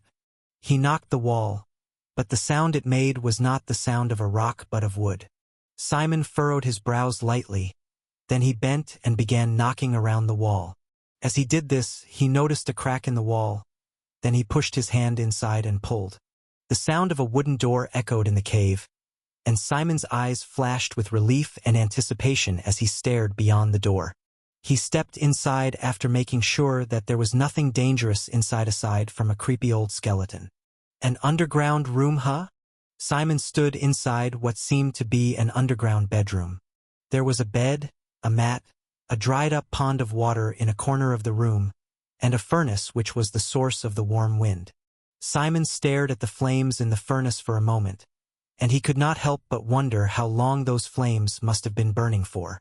However, his attention was mainly on the skeleton that was sitting in a cross-legged position and with a rusted sword on top of his lap. Simon's eyes shone for a moment when he saw the sword, and he had the urge to approach the skeleton, but he knew better than to be rash. He observed the skeleton for a moment, and he hoped the skeleton was actually dead or would not come to life once he touched it or approached it. He picked up a stone from the floor and threw it at the skeleton. The stone hit the skeleton, and to Simon's surprise, the skeleton broke and fell into pieces. He froze and blinked in disbelief. I guess it's actually dead then. His lips twitched slightly. Then he approached the skeleton. The first thing he took was the rusted sword, and he observed it. But after a few seconds, disappointment flashed in his eyes. No good, he sighed as he looked at the sword. Unlike what he expected, the rusted sword was not a hidden treasure or a sword that would come to life if it drank the blood of an enemy. The sword was extremely old and dead. It could no longer be used, and to be certain, Simon held the blade and tightened his grip around it. Crack! The sword cracked and broke into pieces, and Simon's disappointment rose. And here I thought I had gotten my hands on a powerful sword that just needed to be reforged or reused. Simon shook his head. Then he looked at the pile of bones on the ground. Is there anything useful here? Or is my luck so terrible that I won't even get a single treasure in a hidden place like this? Simon then looked at the bones, and a thought came into his head. Maybe I can use his or her bones as material to craft a sword. His chaos flame is gone, and it seems he or she has been dead for a very long time ago, so there's no demonic energy in the bones. But maybe the bones can still be used? But just as Simon had this thought, he suddenly thought of another problem. How would he take all these bones with him? It's not like he could put everything in his robe. Sigh. He released a sigh of frustration and was about to check the room to see if he would be lucky to find a treasure or something useful at least. However, he suddenly noticed something amidst the pile of bones. A ring. Simon was surprised when he saw the ring, and when he picked it up from the pile of bones, his eyes widened in disbelief. A spatial ring? Simon was more surprised because he had been thinking of how he could take the bones with him, and he suddenly saw a spatial ring. Am I actually lucky for once? Simon observed the spatial ring with disbelief. Then he sent his demonic energy into the ring. His eyes went wide when he immediately perceived how large the spatial ring was. This is as large as 3 large continents combined together. Who the fuck was this guy? Simon stared at the pile of bones with wide eyes and disbelief. On Earth, humans had no need for spatial rings because their systems had an inbuilt storage space for them to keep things. Though some like him also had spatial rings which he took from demons. The largest spatial ring which he took from the demon king of death only had a space that was as large as an average-sized continent. But this pile of bones on the floor had a spatial ring with even more space? How could Simon not be shocked? How could he not be excited? Could he have been a demon from ancient times? Or a demon who had reached a realm above the demon king? If that's true, then, with excitement visible in his eyes, he quickly looked into the spatial ring in search of treasures. His lips twitched slightly, then he brought out 2 books, a mask, a sword, and long black and thin wraps. Just 5 things? No blood essence. Simon released a soft sigh. Well, asking for a blood essence would have been too much actually. Simon observed the scrolls, mask, the sword, and the black wraps. The first thing he took was the sword. Unlike the sword outside, this sword was still in perfect condition. It was a long black blade that seemed to swallow the light of the cave. It had a thin crimson edge that glowed like smoldering embers. Veins of faint dark heat ran through the blade as if a dark fire lived inside of it. The handle was matte black, wrapped in scorched leather, and the guard resembled broken angel wings that were frozen mid-burn. Simon held the sword and swung it a few times. As he swung it, the air became which was sliced by the crimson edge caught on fire for a fraction of a second. What a good sword. I finally have a good sword after 16 years in this realm. Simon inspected every part of the sword deeply, and when he saw that there was nothing wrong with the sword, he was relieved and glad. It might just be as good as my sword which was created by the blacksmiths of Divine Realm. I'll have to take it to a blacksmith or an appraiser to know its grade and all its abilities. But it'll have to be an appraiser or blacksmith I trust to a satisfactory degree. Simon then looked at the miser's ring on his right hand. The miser's ring was one of the reasons why he had been able to completely overpower Jath and his companions. The miser's ring passively reduced how much demonic energy he used by half, and it was an extremely powerful artifact. Zagler only told me this ability of the ring. There might be more he didn't tell me about or more he didn't know. Simon suddenly realized something and he frowned. Where is the sheath? He looked around the cave, but he saw no sheath. He then looked inside the ring once again, but he still found nothing. A sword without a sheath? He stared at the sword with a deep frown as he wondered how he was meant to use a sword without a sheath. Well, this sucks. A thought then appeared in his mind, and he recalled a particular swordsman of Earth who carried a peculiar sword and sword sheath with him. He looked at the black wraps. Don't tell me. He held the black wraps, but something he didn't expect happened. The black wraps suddenly came to life and coiled around his arms like a serpent. Simon's pupils constricted into pinholes, and his reflexes instantly kicked in. He jumped back, but it was too late. The black wraps were attached to him, and when he tried to let go of it, it refused to leave him. He tried to rip it off his arms, but he instantly stopped the moment he felt his flesh and muscles getting pulled along with the black wraps. Shit! He cursed. He couldn't remove the black wraps from his arms unless he wanted to be completely crippled for life and not use both of his arms. The hell! Just as Simon cursed, the last of the black wraps curled up to his forearm. Black flames suddenly erupted from the wraps, and Simon suddenly screamed. The black flames burned his arms and melted his skin with the wraps, and the pain he felt was even worse than all the tortures he had gone through. I knew it! I fucking knew it! How could my shitty luck give me a good sword without taking something in return from me? Fuck my luck! Simon gnashed his teeth and forced himself to resist the pain. He was tired of screaming due to pain. He was so sick and tired of it.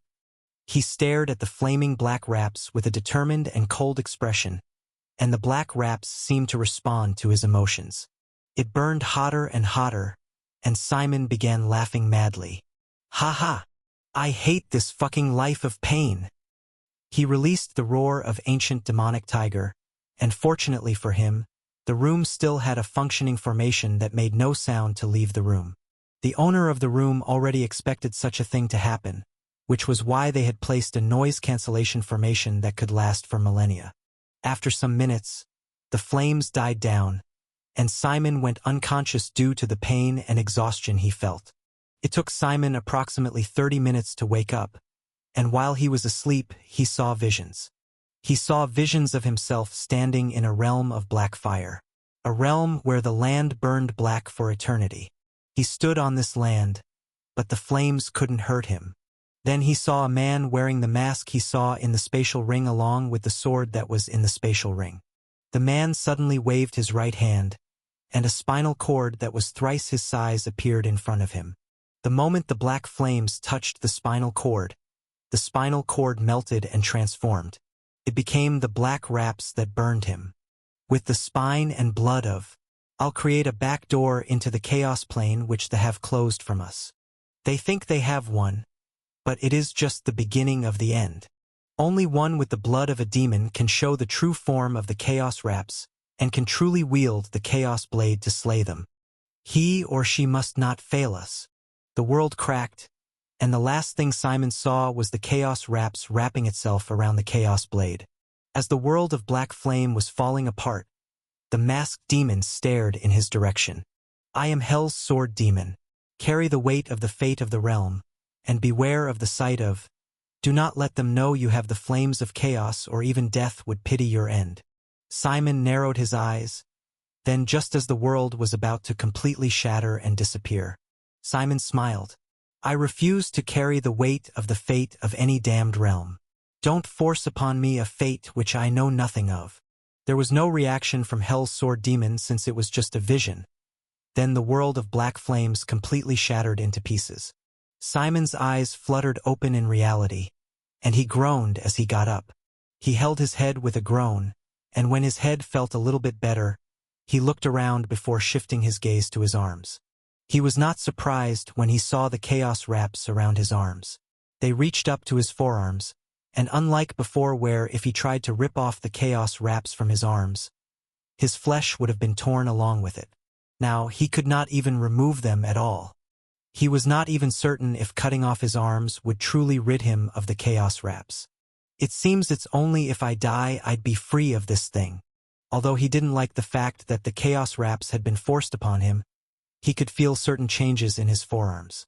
My physical strength has not increased, but it feels more like the constitution of my arms has changed in a way I can't easily grasp. I guess I'll find out more with time. He then looked at his heart with a slight frown. And then there's my demon heart. No, my chaos flame. Before the second trial, I was just a minor lesser demon, but in less than 24 hours, I'm now a superior lesser demon with a 70% refined chaos flame. A little bit more and I'll become a supreme lesser demon, then a fiend. But then there's my chaos flame. It has changed. He frowned slightly as he tried to understand what he was seeing. My chaos flame is no longer pale silver with a faint orange hue. It is now dark silver. My space affinity is still there, and it seems to have increased a little. My fire affinity seems to have increased too, but just by a little, which is surprising since this black flame is definitely unique and I expected it to improve fire affinity by a lot. And I believe there's an even more important change to my chaos flame. But I'll need time to inspect it better. With a thought, Simon caused the chaos wraps to ignite. Black flames roared to life around his arm, and unlike before where the flames hurt him, he felt nothing as the flames appeared around his arm. I wonder how powerful these flames are.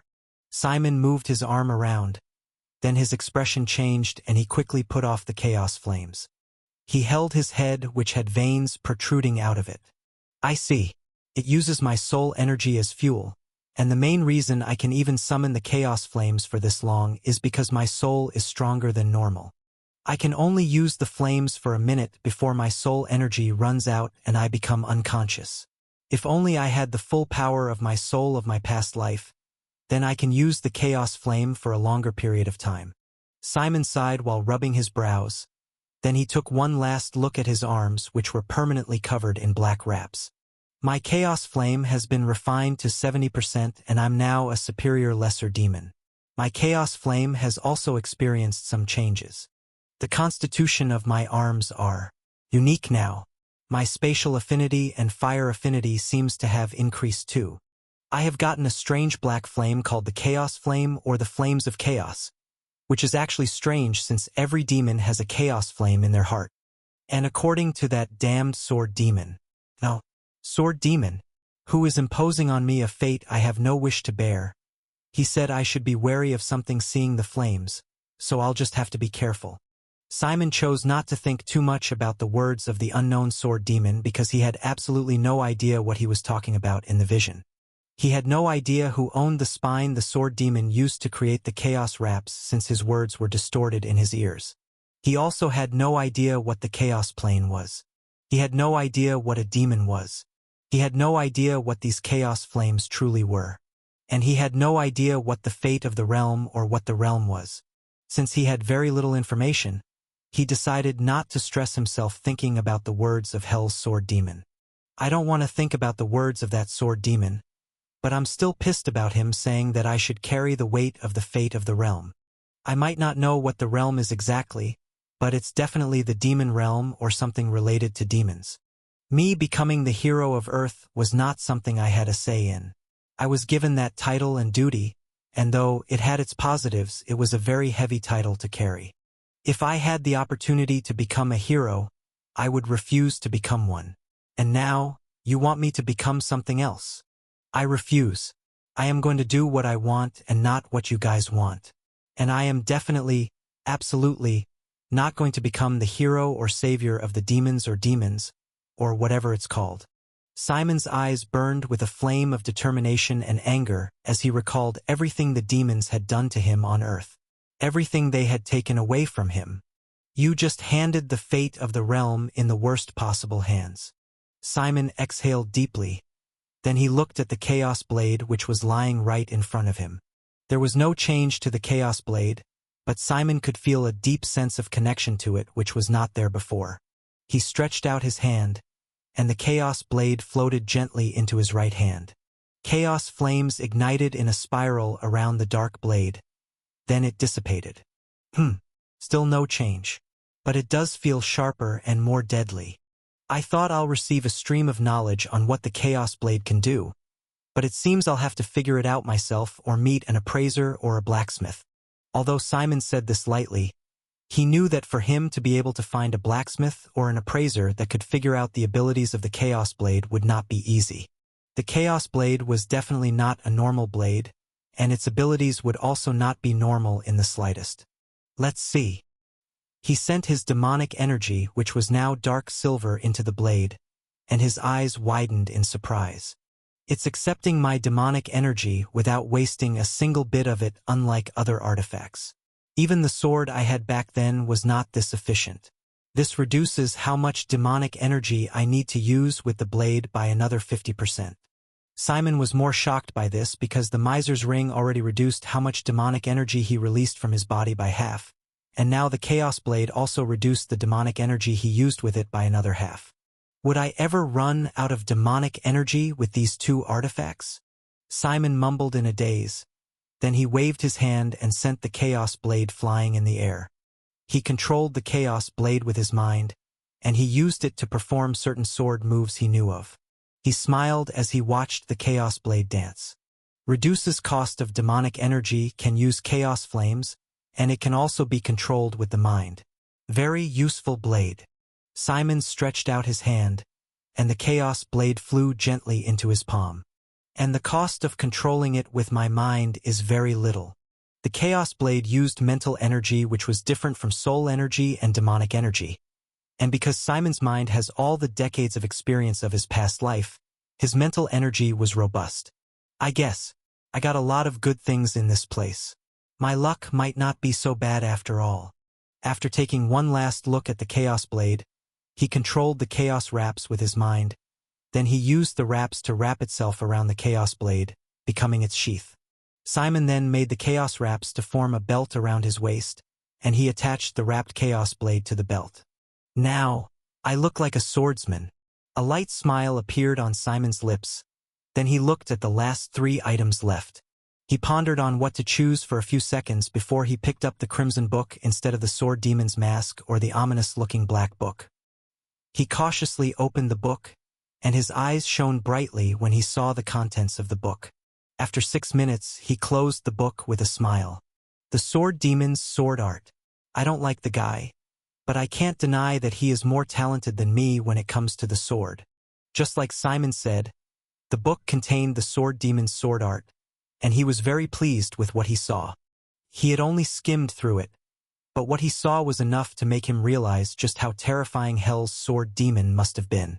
If there was somebody like him back in my time, Earth would have been conquered in the blink of an eye, and I would have died to him so quickly. Could he be from the era of the Devourers? Simon only had this question in his mind for a few seconds before he pushed it to the back of his mind. He would get his answers with time. I was previously worried about a demon or a human who is familiar with my sword techniques recognizing my sword techniques whenever I use them, but I can use this instead. Though, those words I couldn't hear from the sword demon, which definitely refers to some powerful beings, might recognize it, and if they do, then it might spell out a whole lot of problems for me. Simon frowned slightly as he had this thought. Then he shrugged. Then I'll just find a way to change it. Maybe combine my sword techniques with his sword art, and transform it into something new. I might be able to hide his sword art with that for some time. Simon returned the book on the Sword Demon's sword art back to the spatial ring. Then he looked at the ominous Black Book and the Sword Demon's Mask. By all means, the Black Book, which emitted an ominous aura, was meant to make Simon to feel more wary about it compared to the Sword Demon's Mask. However, he was actually more worried about the mask of the Sword Demon than the Black Book. The reason why the Black Book was ominous was because it radiated the aura of the Chaos Plane and something else mixed into it. However, the Sword Demon's Mask was an artifact of the Sword Demon, and he would not be surprised if a fragment was still alive in the mask. It wouldn't be the first he had encountered artifacts of supposed dead gods which still contained a fragment of their soul. Simon was worried about the possibility of the Sword Demon trying to take over his mind if a portion of him was still in his mask. Well, I'll find out soon enough. Simon grabbed the book and opened it to the first page. He then continued opening the pages, and after a minute, he stopped and closed the book with a myriad of thoughts and emotions in his eyes. Was I truly a frog at the bottom of the well in my past life? I was a demigod, but what realm was the Sword Demon? And how powerful were the demons? Simon had not read everything in the book, but what he saw was enough to leave him stunned. The book contained knowledge on the Chaos Plane, what it was, the history of the Chaos Plane, how important the Chaos Plane is to demons and even to the current demons, and how to use the Chaos Wraps to enter the Chaos Plane. He looked at the book with the gears in his mind spinning at a rapid pace. But this knowledge is for when I'm about to become an archfiend. And if what I read is true, Then the archfiends of the current demons are severely weakened. A chill suddenly traveled up his spine as he had a thought. If I had not come here, I would have used the normal methods demons used in advancing to higher realms, but I would most likely find it extremely difficult, or I would not be able to advance beyond the Demon King realm, and Demon Kings are only comparable to demigods. Simon's expression became more grave. I have wondered in the past why there were no demons comparable to the gods, and when I asked a certain annoying god, she told me that the demons comparable to them are no more. But for some reason which she could not tell me, they couldn't wipe away all the demons with their power. She said they had to give humans the power to fight demons themselves, but what if all of that was just a lie? What if the reason why there have no demons comparable to the gods is because the gods made it so? The gap between demigods and gods is extremely vast. A demon king of the current demons cannot beat the gods or beings that might be higher than the gods. And this is all because their path has been severely weakened. They most likely don't have this knowledge about the chaos plane. Or maybe they do, and it's more complicated than that. Simon sighed and ruffled his hair with an exhausted expression. Oh well, this knowledge of the chaos plane is in my hands. And unfortunately for the demons, I don't plan on spreading this information just so that I can make the demon realm better and expose the truth. Simon returned the black book back to the spatial ring. He'd take his time reading it in the future. He looked at the mask of Hell's sword demon. He exhaled deeply, then he grabbed the mask while getting ready for any sudden movement or attack. To his relief, and fortunately for him, there was none. He then observed the mask closely. The mask was matte black, and it had a jagged crimson marks running down from the eyes to the chin. A simple mask, not too flashy. I like it. I wonder if it has any abilities. Simon thought about it for a moment, then he placed it on his face with a wary expression. He was ready to react if anything happened, but to his slight surprise and immense relief, nothing happened. But 3 seconds later, knowledge began to pour into his head from the mask, and Simon flinched, thinking it was an attack. But it was not. I see. What an extremely useful mask. The sword demons had just 3 abilities. The first was that it could prevent people from seeing his true face. If anybody tried to use a unique ocular technique or any other method to see his true face, all they see would be a blurry face or nothing at all. Simon had no idea what the limit of this ability was, but he was certain that it had to be very high since he believed that the sword demon was an extremely powerful demon in the past. The second ability is that the mask could change his face into any other face he sees. It could not transform his body, only his face, but it also prevented people from being able to know what he actually looked like. And the last ability is that he could make his enemies to feel fear and experience hallucinations once he emits killing intent, and the stronger his killing intent, the more fear and hallucinations he causes to his enemies. This last ability was extremely suitable to Simon considering how powerful his killing intent was compared to other demons his age and in his rank. He removed the mask from his face, and he was satisfied. This is a very useful mask. Simon sent the mask back to the spatial ring. Then he looked around with a satisfied feeling. Trusting my guts when it comes to finding treasures is the right thing to do. Simon did not expect to have gotten so many useful and powerful items when he chose to follow the odd warm wind. Although each of the items he got came with its own disadvantages in the sense that he was forced to be involved in an unseen war he had no knowledge of. Regardless of its attached problems, each of the items were extremely useful items for him. I just hope it's not that I've used up all my luck finding these things. I've been unlucky ever since I reincarnated into the demon realm.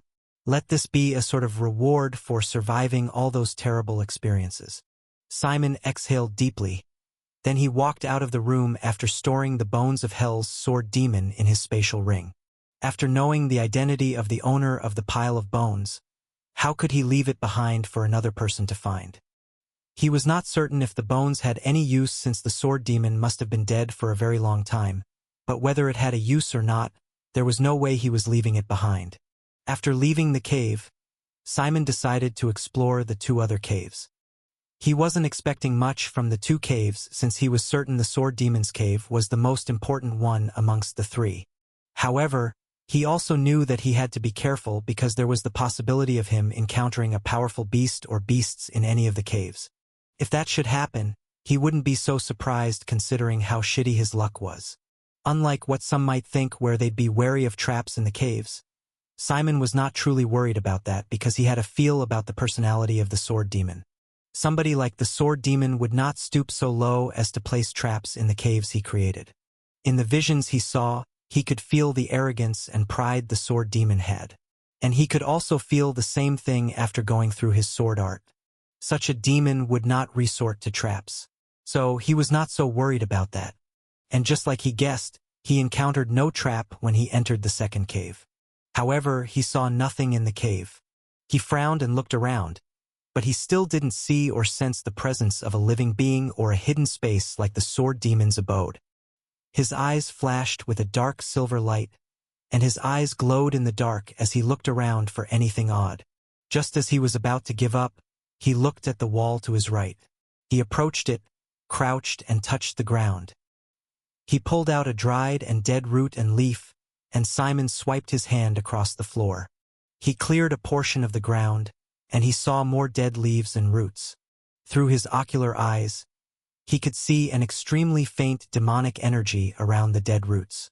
Was this place where he planted some previous herbs and plants? Maybe. But the plants are dead and can't be used. Simon took one last look around, but he didn't find anything. He decided he had spent enough time looking around, so he went to the next cave. Like I said, my luck might turn out to be extremely shitty after finding such powerful items. My life get more terrible than it already is. After the disappointment the second cave gave him, he wasn't expecting much from the third cave. All he hoped was that he didn't encounter a situation which he could not survive. When he reached the third cave, he saw no beast and no living creature. However, he sensed something that wanted him to enter deeper the cave. This feeling made him wary and anxious, and Simon was instantly on guard for any sudden attacks or movement. He kept on walking deeper and deeper into the cave until he reached the end. Just like the second cave, there was no living creature, no hidden cave, and no artifact or item. However, what he saw was something that made him freeze on the spot. On the dead end of the cave was a crack that ran from the top of the wall to the bottom. The crack emitted a crimson light, and in between it were what looked like spider webs. A rift. Simon was stunned, and he had a hard time believing what he was seeing. What was in front of him was extremely familiar to him. It was something he had dreaded, entered, and came out of a countless number of times in his past life. A rift. A rift was similar to the dungeons and gates of web novels and mangas he had read in the past. It was what connected the demon realm to Earth. And it was how demons entered Earth and got back to the demon realm. There was more to rifts, but one could say that rifts were the portals to another world. Does this rift lead to Earth? Simon's eyes could not help but tremble as he stared at the rift. A big part of him wanted to squeeze through the rift and appear on Earth. He wanted to appear in the world he knew and was extremely familiar with, but he knew that doing such a thing would be beyond stupid. Even if he did not have a horrifying appearance, the demonic energy he emitted would alert every human that he was a demon. And if that should happen, several demon hunters would come to kill him and the situation would become more complicated. Sigh. And here I thought I had found a way to escape the clan.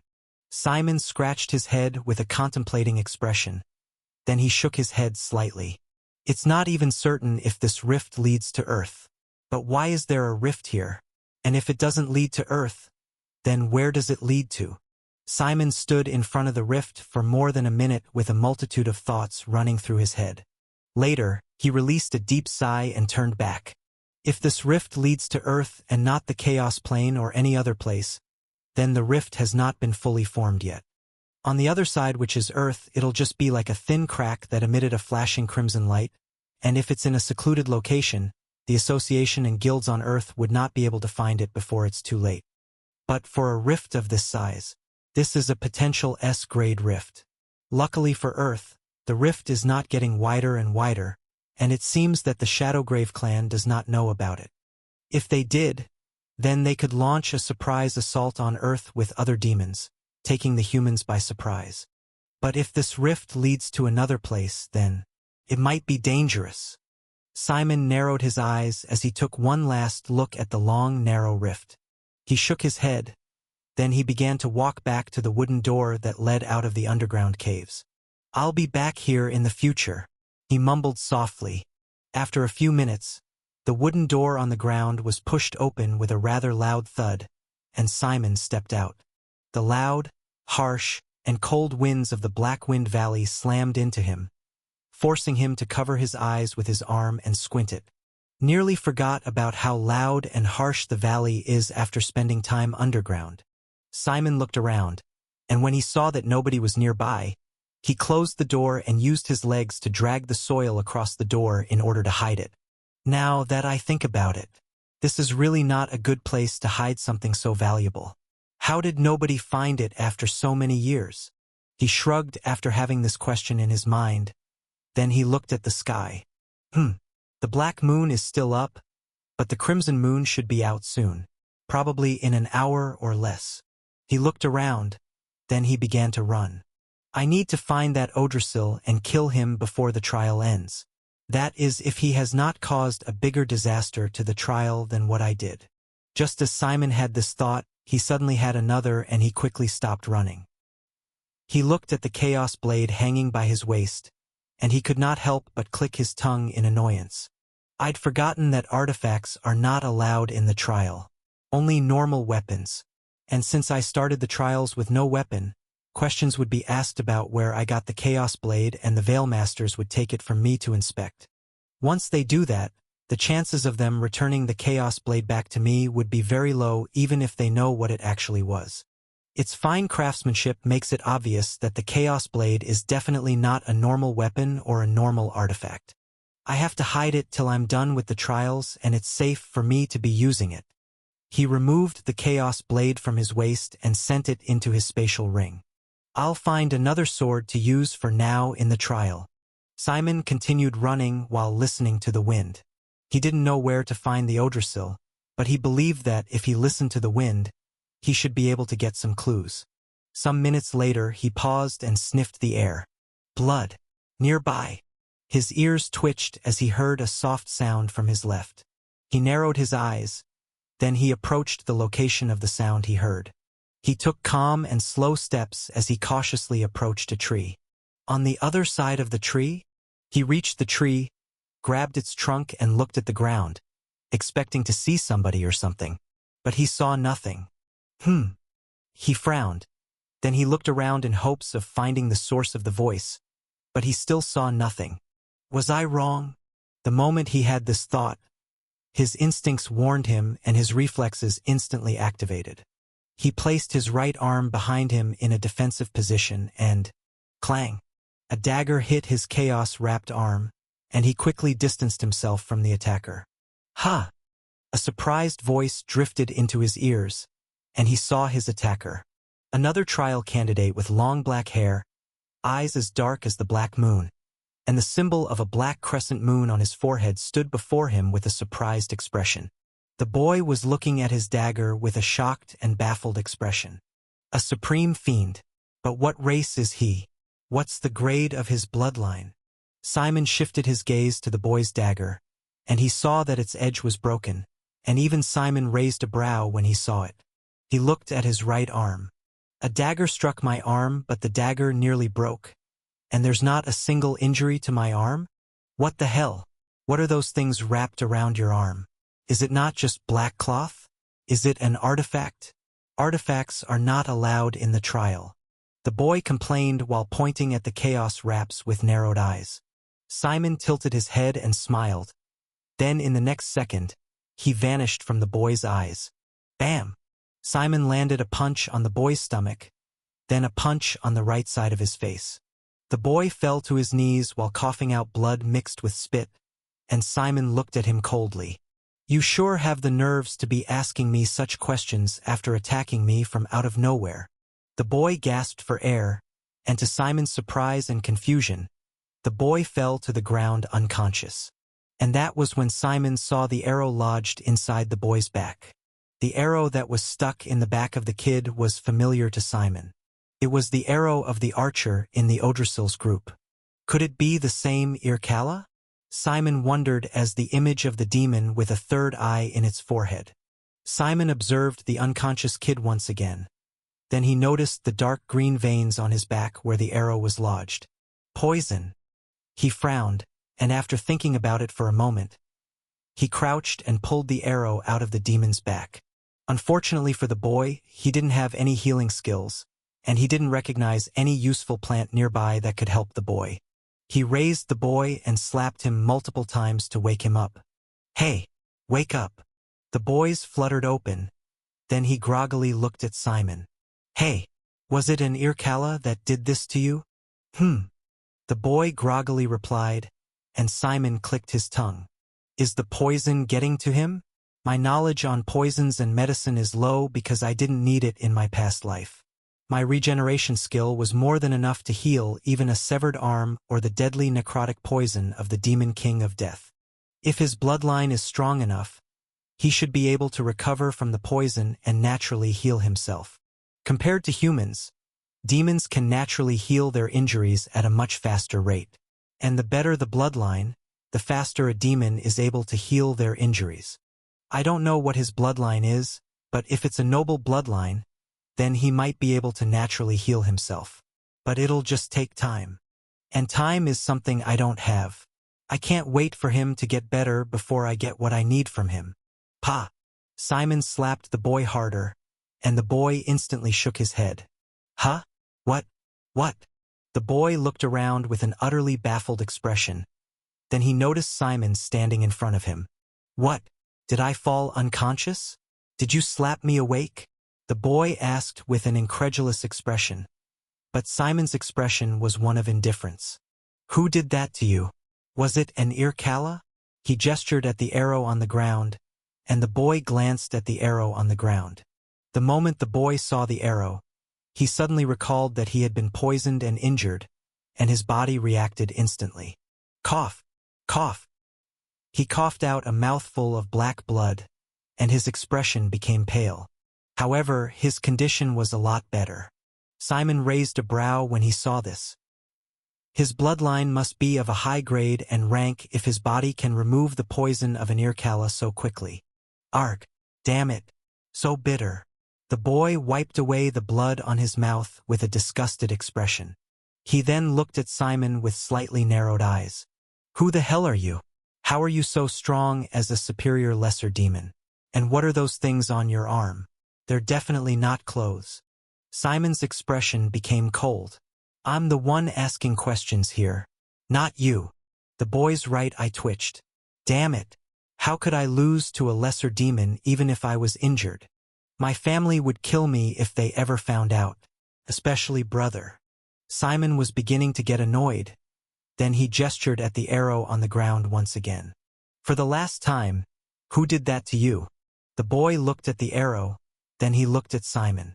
"An Irkalla, just like you said. The bastard ambushed me with like 20 other bastards. I killed some, but I had to run away because they were too many." Simon frowned slightly. "The Odrasil must be behind it. Where did they attack you? And do you by chance know where a candidate is? An Odrasil to be specific." The boy shook his head. "I've not seen the Odrasil in this second trial. As for where they attacked me, it's in that direction." The boy pointed to the right, and Simon looked in that direction with a slight narrow of his eyes. "All right." He stood, and was about to leave, but the boy quickly spoke with a surprised expression. "Are you planning on going there?" "Yes. Is there a problem?" Simon looked at the boy with a raised brow. "You want to fight a group of at least 10 people all on your own?" The boy asked with a surprised expression. "It's going to be a lot more than 10, kid." Simon thought, then he replied the boy. "Yeah. Crazy bastard." The boy mumbled underneath his breath, and Simon raised a brow but he didn't say anything and walked away. "Ah, wait. The boy called out again, and Simon was beginning to get irritated. "What? You should know that there's a dread beast where you're going," the boy said with a solemn tone and expression. "What?" Simon was stunned. The boy remained silent, and Simon narrowed his eyes at him. You said they ambushed you. Did they ambush you while you were fighting the dread beast? The boy slowly nodded his head, and Simon blinked in surprise. You were fighting a dread beast. Alone? The boy nodded again, and Simon was immensely surprised. He's a supreme fiend who is close to becoming an archfiend. But since I defeated him easily, how is he able to battle a dread beast? What's going on? This time around, it was his turn to ask the boy the question. Who are you? The boy smiled. I'm Thorgon, an orphan. No affiliation, no family. Simon's gaze flickered with surprise. He didn't expect such. An orphan. Thorgon nodded. It's quite normal and common too. The Shadowgrave clan usually takes in orphans and demons who have no home or family. Simon did not find this strange with an assassin clan. Even on Earth, it was a norm for an organization of assassins to pick orphans and children with no homes or family to join their clan. Then how are you able to battle a dread beast? You seem weak. Thorgon's lips twitched. I was just taken by surprise when you attacked me. I'm not weak. Simon raised an amused brow, and Thorgon's lips twitched in anger once again. You still haven't answered my question though. How are you able to battle a dread beast? Maybe it's because I have a royal bloodline? Simon was extremely stunned the moment he heard the words of the Thorgon. A royal bloodline? An orphan having a royal bloodline? When it came to bloodlines, one might think that the difference between a minor royal bloodline and a supreme noble bloodline was just a single grade or level, but the difference was far more than that. It was like comparing a noble bloodline to a lesser bloodline. Only those with a royal bloodline could become demon kings, and with every advancement a demon made with their demon hearts, the difference between those with royal blood and those with lower blood would become more and more obvious. If he's not lying, then he can definitely battle a dread beast as a supreme fiend, especially with bloodline suppression. Simon's eyes flickered as he stared at Thorgon. You have a royal bloodline? Thorgon nodded with a calm expression. Then Simon tilted his head slightly. Then why are you so weak? Thorgon's lips twitched repeatedly, and the urge to strangle Simon could be seen in his eyes. I'm not weak. My demonic energy reserves were low because of those bastards, and I was poisoned too. Basically, I wasn't at my best. And basically, you're still weak, Simon said indifferently, and a vein popped off in Thorgon's forehead. You'll regret your words once I'm back to full health, Thorgon said, and the corner of Simon's lips curled up. I doubt that very much.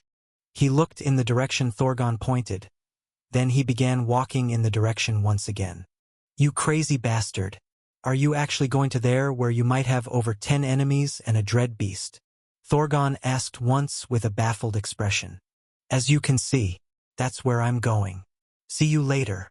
Simon indifferently replied with a wave of his hand.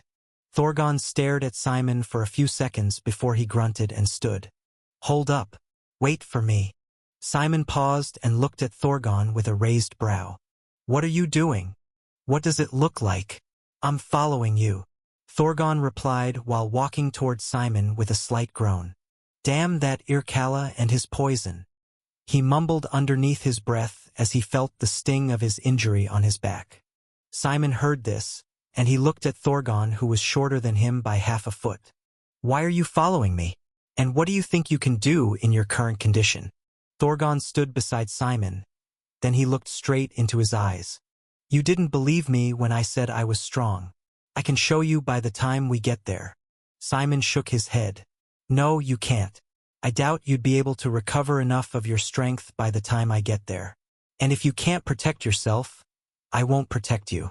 Thorgon raised a brow in confusion. By the time you get there, I recover very quickly. It's one of the perks of having a royal bloodline. Simon smiled slightly as Thorgon indirectly bragged about his royal bloodline. See this kid. He acts humble, but he's inwardly proud. Simon shook his head slightly with a light smile. Anyway, keep up if you can. I'm not slowing down or waiting for you. What do you mean? How fast can you possibly dash? Bang! The ground shattered as Simon dashed into the distance, and his speed stunned Thorgon. Thorgon was not stunned because Simon's speed was much faster than his, He was stunned because Simon was too fast for a superior lesser demon. That's not the speed of a lesser demon. He's almost as fast as my normal speed. Who in the world is he? Thorgon did not panic even when Simon's figure was as tiny as a dot in his eyes. I now see why he said I won't be able to recover enough. Well, he underestimates the power of my bloodline. Thorgon's body began to slowly sink into the floor. No, into his shadow. Let's surprise him, shall we? These were his last words before he completely sank into his shadow, which then fused with the darkness of the land. Meanwhile, Simon kept on running without bothering about Thorgon.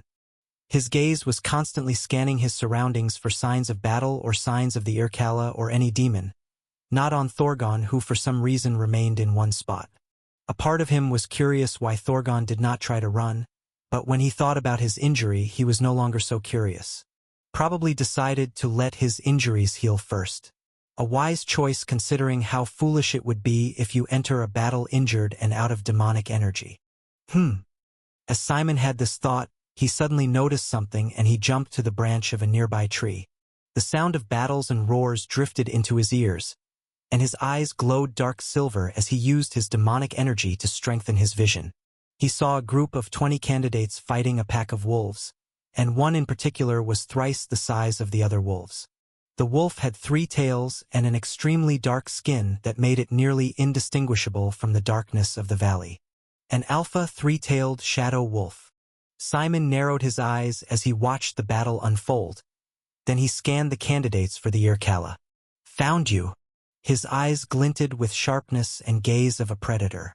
Although he was not lucky to find the Odrasil in the group, he would use the Irkalla or any of the other enslaved candidates to find the Odrasil. Now, I just have to find a way to either kidnap him without the others knowing or kidnap with the others knowing but still find a way to escape. Or find a way to just kill everybody. Though that would be difficult with the presence of the dread beast. Wow, there are even more beasts now. Was the 3-tailed shadow wolf an alpha? Wow, there are even more beasts now. Was the 3-tailed shadow wolf an alpha? The familiar voice of Thorgon drifted into his ears from behind, and Simon's pupils constricted into pinholes. His right hand moved a split second later, and he swung his fist to the back on reflex. His movement was so fast and precise that not even 2 seconds had passed after Thorgon spoke. Thorgon's pupils constricted, and he quickly placed his right hand in the path of Simon's fist. The darkness gathered around his hand, forming a gauntlet which helped him to stop Simon's fist. Bang! Thorgon stood his ground with a deep frown, and so did Simon as he stared at Thorgon with an utterly cold expression. Both of them stared at one another, then in the next second. Both of them fell to the ground as the branch they stood on cracked and broke in two. The tree was high, and if the two fell on the ground, they'd break their bones or get injured one way or the other. Simon flexed his right hand, and his claws shot out of it. He pierced the tree with his claws and used it to slow down his descent. Long claw marks could be seen on the tree as its bark was split into 5. As Simon fell, his gaze was on Thorgon, who had his arms folded with a calm expression despite falling. He did not try to stop himself from falling, and Simon stared at him coldly. Thorgon also tried to stare at him coldly, but his expression faltered the colder Simon's expression got. Fuck yo, Thorgon's words were cut off as he reached the ground, but he did not crash into the ground with his legs broken. No. Instead, he fell into the shadow on the ground like a man falling inside water. Only difference is that the shadow made no sound compared to water. When Simon saw this, he narrowed his eyes, and his suspicions were confirmed. Shadows. He has a shadow affinity, and it's ridiculously high. Who is he? An orphan? Bullshit. Simon came to a stop while hanging on the tree. Then he retracted his claws and calmly fell to the ground. A second after he fell, Thorgon slowly rose from the shadow he fell into, and both he and Simon stared at one another. The tension between them was palpable. Sorry. Thorgon already knew why Simon was angry at him, and it was because he had suddenly appeared behind him, scared him, and as a result, ruined Simon's hiding spot. He knew this, but his pride and stubbornness did not want to apologize to Simon at first. In fact, he wanted Simon to apologize to him for attacking him from out of nowhere. Damn it. There's just something about his expression that reminds me of brother. It's so scary and pressuring to look at. Thorgon looked away, and Simon exhaled deeply as he reeled in his anger.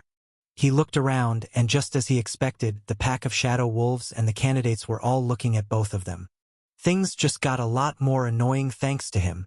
Simon wanted to say a million things, but he decided it was better not to. What's done was done. He'd rather use his energy and time to say something else.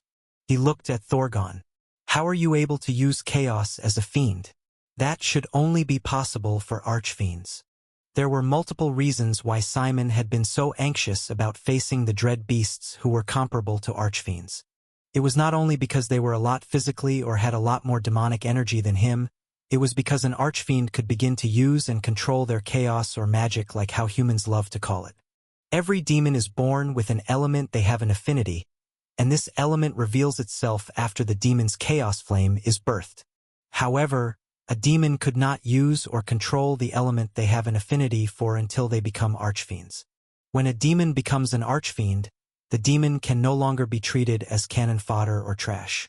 And this is one of the reasons why the rank of a demon's bloodline is very crucial. A demon with a lesser bloodline, regardless of the rank, can never become an archfiend, which meant the demon would never be able to control his or her chaos. This was why Simon was hoping during his coming of age that he awakened at least a common bloodline, because only a demon with a common bloodline could become an archfiend. And in elite clans and kingdoms, very few opportunities and resources would be available for a demon who is not an archfiend. The gap between an archfiend and a fiend because of an archfiend's ability to control their chaos. I believed that the main reason why Thorgon was able to battle a prime dread beast on his own as a supreme fiend is because of the bloodline suppression which those of royal bloodline can use against those with noble bloodlines and the rest. The alpha has a minor noble bloodline or a prime noble bloodline at best, and although the alpha is a dread beast, Thorgon's royal bloodline should be able to suppress it and make the alpha weaker, which would then allow Thorgon to battle the beast much more easily. At least, that was what I believed. But for him to be able to control his chaos at a young age? How is that possible? As Simon had these thoughts and a lot more, Thorgon scratched his cheek with a wry smile. I told you I have that bloodline. Simon narrowed his eyes. Then he looked at the shadows on the ground. And you're not a Valari? Valari are one of the few races I know have a high affinity for shadows.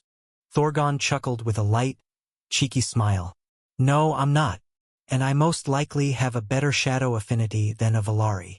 Simon's lips twitched when he heard Thorgon's subtle but not so subtle bragging. Although Simon had the urge to beat Thorgon till his face turned black and blue, he controlled himself. He looked around them at the shadow wolves and trial candidates that were beginning to focus wholly on them. He could sense some of the trial candidates staring in their direction with killing intent, and his lips could not help but twitch. Since you're here and you caused this, you better not die. Thorgon smirked. I'm stronger than you? What's your name again? Simon's lips twitched. It doesn't matter. What matters is us surviving right now. His guts told him that if he told Thorgon his real name, he'd come to regret it. But not in a way that would put his life in danger, but in a more annoying way. I can still remember how those two laughed at my name. I knew my name was shitty since I was born, but seeing others laugh at my name really ticks a spot. Why couldn't she just give me a better name for fuck's sake? As Simon had these thoughts, Thorgon raised a brow with a suspicious and confused expression. Why doesn't it matter? How would I address you then? Simon flexed his hands, and claws shot out of fingers. A thought came to his head, and he glanced at his fingers. The claws don't cut through the chaos wraps to appear. The chaos wraps creates a space for my claws to appear, and once I retract it, it closes the space. It would have been shocking if my claws always tore through the chaos wraps whenever I extend it. Snap, snap. Hello? Are you there? Thorgon's voice drifted into his ears as he snapped his fingers right in front of his eyes, and Simon gently pushed his hand away. Let's go. We'll deal with the others before we deal with the alpha. Thorgon stared at Simon for a few seconds, then he clapped with a smile. Fine by me, brother.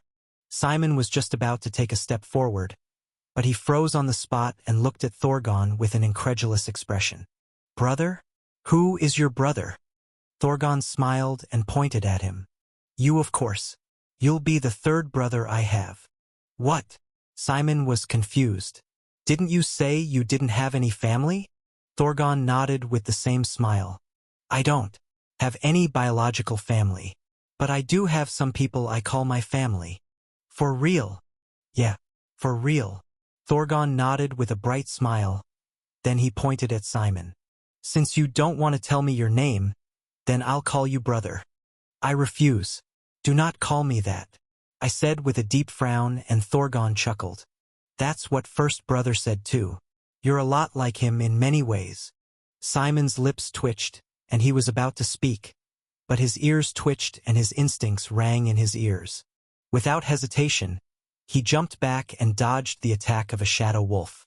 Thorgon did the same and dodged the attack of a trial candidate. Bang! Bang! They both landed close to one another, and Thorgon solemnly looked around them. Brother, we are surrounded, and I think we might have a big problem. A vein appeared on Simon's left temple. I thought I told you not to call me that. Thorgon chuckled. Well, I have to call you something since I don't know your name, right? Simon shook his head. Anything but brother. Sister. Do you want to die? Father. I think I should feed you to the wolves. Simon glared at Thorgon, who had a smile as he chuckled. But in the next moment, they both swung their hands. Poochie. Poochie.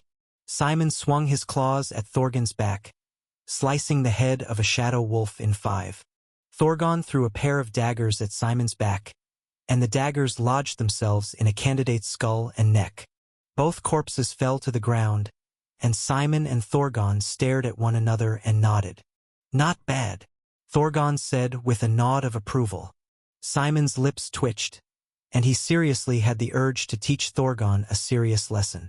The elder in him felt immensely disrespected.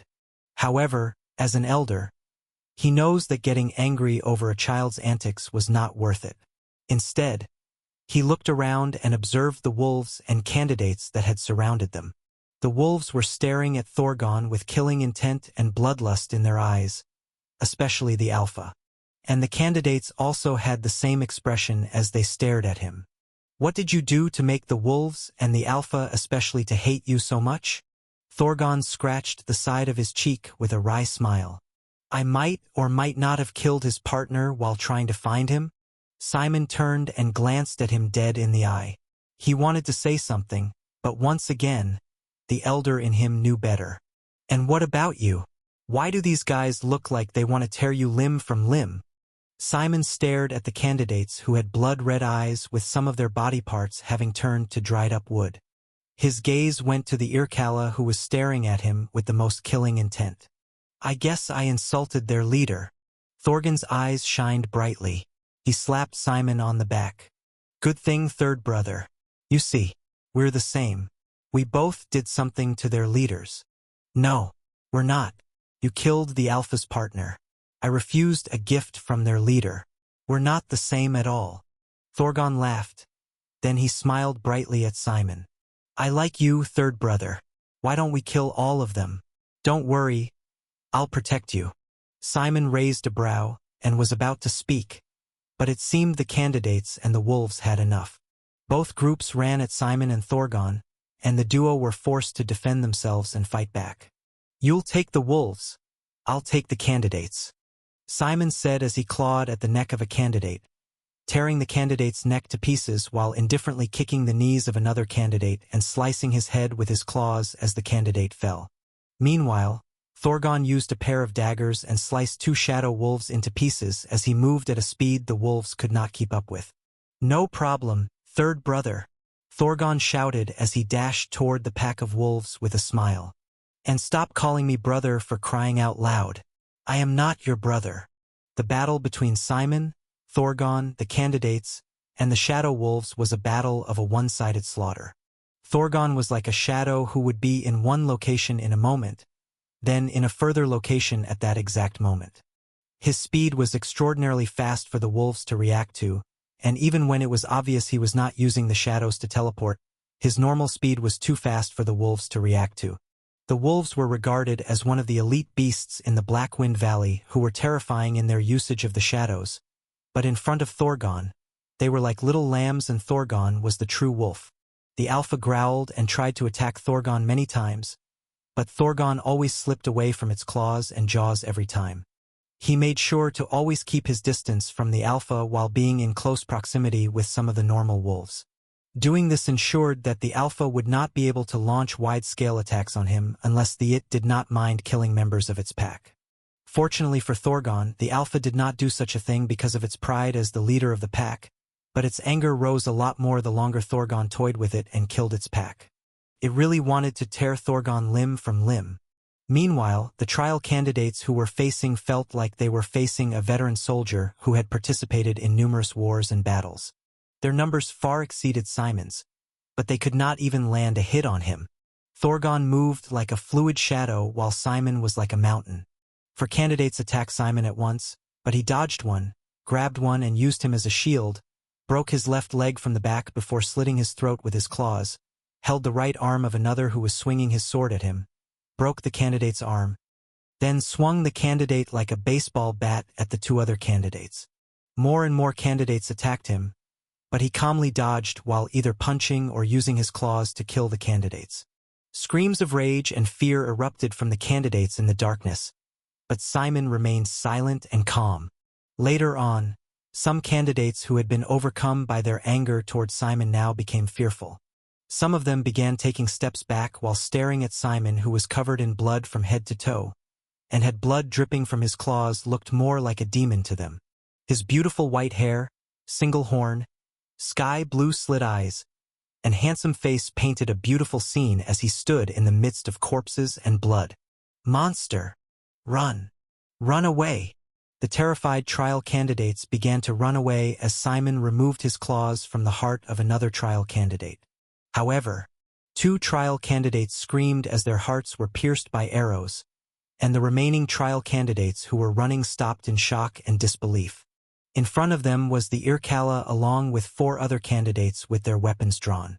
What is the meaning of this? One of the candidates screamed, and the Irkalla pointed his bow and arrow at her, and fired it without hesitation. The arrow struck her in the head, and she died instantly. The others were shocked to the core, and they stared at the Irkalla who had just killed their comrade in front of them. "Where do you think you're going?" the Irkalla said with a cold tone and expression, and the others took a step back in fear. The madness in the Irkalla's eyes frightened them, and when they looked at the 4 candidates who were with the Irkalla, they saw that they also had the same light of madness in their eyes. "What's the meaning of this, Arusith?" one of the frightened candidates asked in fear, and the Irkalla scoffed coldly. "I should be asking you cowards and traitors the same thing. What's the meaning of your actions? Why are you running away? That bastard has mocked Lord Vareth, and his current actions are ruining Lord Vareth's plans. Are you not angry? Are you not furious? Don't you want to kill him and rip out his throat for everything he has done to Lord Vareth? Why then are you running away? You cowards!" The frightened candidates were even more frightened, and they took several steps to the back in fear as Arusith, the Irkalla, and the 4 other demons approached them with killing intent and fury in their eyes. A figure walked through the center of the frightened candidates, and they trembled.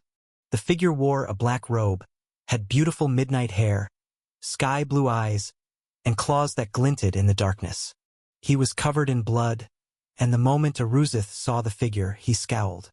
"You!" Simon released a deep sigh as he used a claw to remove the blood on the corner of his lips. "This is bad. The transformation process on you is on the verge on getting to stage 3. Simon mumbled the last parts of his words silently. Then his gaze sharpened and he swung his hand to the back. An arm fell to the ground and one of the candidates behind Simon fell on his knees, screaming while holding his severed arm. Simon turned and indifferently stared at the screaming candidate. "Really? My goal are those in front of you, and you decide to attack me from behind." The candidate kept on screaming with tears of pain running down his face, and his gaze remained on his severed arm. Utter foolishness. An azure light mixed with a tinge of orange engulfed Simon's right foot as he coated it in his disguised demonic energy. Without saying another word, he swung his foot at the demon's head with full force, and splatter! The demon's head splattered like a watermelon. Simon clicked his tongue at the blood on his foot, but in the next moment, his instincts warned him and he quickly moved his head to the side. The moment Simon moved his head to the side, an arrow whizzed past his face, and it nearly nicked his cheek. His instincts warned him again, and his eyes flashed with a cold light. He quickly turned, saw another arrow coming for him, and he wanted to dodge it again, but his bestial instincts warned him that doing so would still cause him harm. He frowned. Then his decades of experience on countless battlefields made him realize why his instincts warned him of this. His right hand moved, and he grabbed the arrow midair, turned it with a slight movement of his fingers so that the tip of the arrow could face Odrasil and the rest. A second later, he threw it at the group of 5. Odrasil's eyes widened in shock and disbelief, and he quickly jumped forward. The arrow struck one of the 4 in the chest, and he staggered backward. Before he could make another movement or make a sound, the arrow exploded and so did the unlucky candidate. Boom! The 3 other candidates were close to the explosion, which was like 3 grenades going off, and the shrapnels, shards, and extremely hot liquid of the arrow struck them. They screamed their last. The frightened candidates all took several steps back in shock, and the fear they already had toward Simon increased when they saw this. Step. Simon approached Odrasil, who quickly got to his feet when he saw Simon approach him. He knocked his arrow and fired it at Simon, but Simon indifferently dodged the arrow, allowing it to whiz past his face. The arrow struck an unlucky, frightened candidate in the neck, killing her. "Damn it!" Odrasil cursed. Then he tried knocking another arrow, but Simon appeared in front of him and he dropped it and launched a fast attack with the dagger he had kept hidden. He went for Simon's neck, but Simon indifferently slapped Odrasil's hand away with the back of his fist. Then he punched him in the face with his free hand. Bam! Odrasil staggered and dropped the dagger, and Simon took a step forward and punched him in the face again. Odrasil staggered once again, and Simon kept on punching him in the face even when Odrasil tried fighting back or defending himself. He was like a child before Simon, and Simon treated him like one. Odrasil grunted, cursed, and roared, but he accomplished nothing. Grab. Simon held his robe and stared at the poor soul. The reason why Simon referred to Odrasil as a poor soul was not because of how he treated him, but his current appearance. Irkalas were hunters. The forest was their domain, and fighting a trained Irkala in a forest could cost one their life. Apart from their excellent hunting senses, Irkalas had a very good eyesight and a third eye that allowed them to see even more than normal. Their third eye could see through objects almost like they weren't there, and it could even see 2 seconds into the future of a living being. Many humans who encountered the Irkalas in his time died because the Irkalas always seemed to know their next move. They were snipers who knew what your next move would be. Simon had also suffered his fair share because of them, but he was experienced and he understood how to defeat them despite their ability. Irkalas could see 2 seconds into the future of a living being, which allowed them to predict what their enemy's next move would be. The solution Simon came up with for himself is to think 3 or even more steps ahead of what could happen. This was not an easy feat, and it was where experience came in. Odrasil was seeing every punch he was about to release even before he moved his arm, but whenever he tried to react, Simon would change the directory of his fist and still hit him in the face. Odrasil felt like he was running mad, but Simon did not care. If he was battling an Irkala with experience, it would not be so easy, and his physical attributes and reflexes would become the most important tools for him to survive and win. Once again, this was not why Simon called Odrasil a poor soul. The main reason he called Odrasil a poor soul is because his current appearance was vastly different from that of the Irkalas. His arms and legs looked like dried-up barks of trees, and his face was even worse. Half of his face was normal, while the other half was lifeless, not moving, and looked like a dead tree bark. Whenever Odrasil spoke, Only one part of his mouth moved, the other part did not. Even his eyes had transformed into wood, but Odrasil did not seem to notice this as he glared at Simon. This is what happens if one eats the longevity fruit of the Odrasils. They turn into puppets who would do anything for the Odrasil. Despite the terrible memories he had of the Odrasils, his expression remained indifferent as he stared at Odrasil, who was a victim of an Odrasil. He did not care about the child one bit, and he was also not here to save him. He just wanted to kill the Odrasil. "Where is he?" Simon asked, and he was not surprised when Odrasil laughed and nearly spat on his face. He immediately grabbed Odrasil's neck tightly, preventing him from spitting on his face. Odrasil laughed madly, and Simon shook his head with a disappointed expression. Without saying anything else, he raised his left hand and stabbed Odrasil's heart with his claws. "A shame. If you were not amongst the first to have eaten the fruit, you'd have lived longer." When Simon saw how much Odrasil had transformed, he knew that the chances of getting the location of the Odrasil was minuscule. "At least I know his name is Vareth," Simon said softly. Then he turned and looked at the remaining candidates who trembled at his gaze. "Now, does anybody know where your master is?" The candidates remained silent, and Simon sighed. He was about to speak, but Thorgon's voice rippled through the air, causing Simon and the others to look in his direction. "Brother, a little help. You have got to be kidding me." Simon had wide eyes as he looked at Thorgon, who was running and frantically dodging dozens of shadow spikes from the Alpha's tails. There were courses of shadow wolves all on the floor, and each had numerous dagger wounds on their bodies. Simon could see the fury in the eyes of the Alpha, and it wanted nothing more than to fear Thorgon to pieces. Simon and the remaining candidates were lucky because Thorgon ensured that he never ran or faced their direction. If not, the lives of Simon and the remaining candidates would be in serious danger. He has completely enraged the Alpha. Now it's in a state of berserk. Simon's eyes narrowed as he observed the Alpha, who was now as strong as a superior dread beast in his berserk state. "Should I leave him? I came here not to battle a dread beast, or worst of all, a berserk dread beast. And I should be able to get the answers I need from one of them."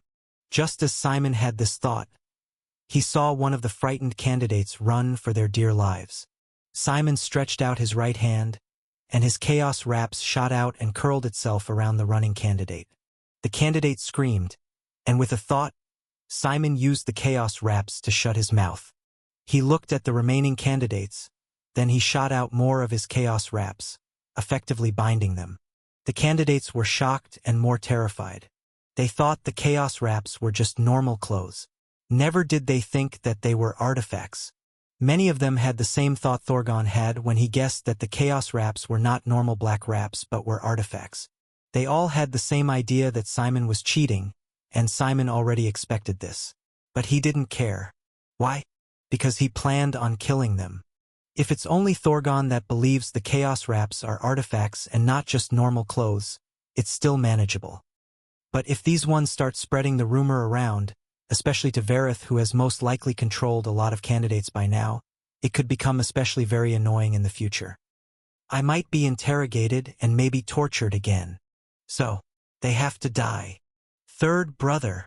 Thorgon's scream of help resounded in the surroundings, and Simon turned. His lips twitched when he saw that the shadows on the ground now had hands with claws shooting out of it, making the entire scene to look horrifying. Damn it! Simon took one last look at the tied-up candidates, then he ran to help Thorgon. His reason: helping Thorgon should provide more benefits in the future. Although fighting the Alpha, who was in a berserk state and was now as strong as a superior dread beast, was extremely dangerous, their chances of survival was not extremely low. If they were careful, they could survive. Meanwhile, if he decided to abandon Thorgon and he survived at the end of the day, he would have caused the first demon he has encountered with a royal bloodline and a strange background to have a bad impression of him. Although Thorgon told him he didn't have a biological family, Simon was certain that Thorgon's background or past might become useful or shocking to him. I have not made any connections or friends with anybody since I arrived in the demon realm. I can't reach the peak on my own. I obviously need others. I can't say because I was betrayed. I won't interact or socialize with people. No. Socializing has its benefits, and that's what I'll do now. I'll weigh the benefits of every situation or decision I make from now on. Is it beneficial for me to get closer or become friends with Thorgon? Yes, definitely. He has a royal bloodline, which means he has the potential to become a demon king in the future, but I don't know the exact grade of his bloodline. Regardless, getting closer to Thorgon has its benefits, and the potential benefits far outweigh the cost of abandoning him now. Bang! Simon dodged a tentacle that attacked him the moment he entered the domain of the Alpha. The Alpha was not focusing on him but on Thorgon, and the tentacle was meant to be a warning to him. However, Simon obviously ignored that warning. It was also the reason why I killed that panther girl called Mona.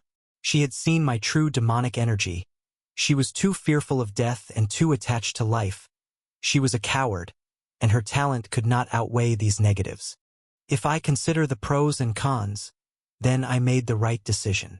I should be doing this more and more, weighing the pros and cons and choosing benefits above all. Even relationships. But can I really do such a thing? Do I have it in me? What is my true goal? I want revenge, but do I abandon every single moral I have to strain that revenge? To become a god.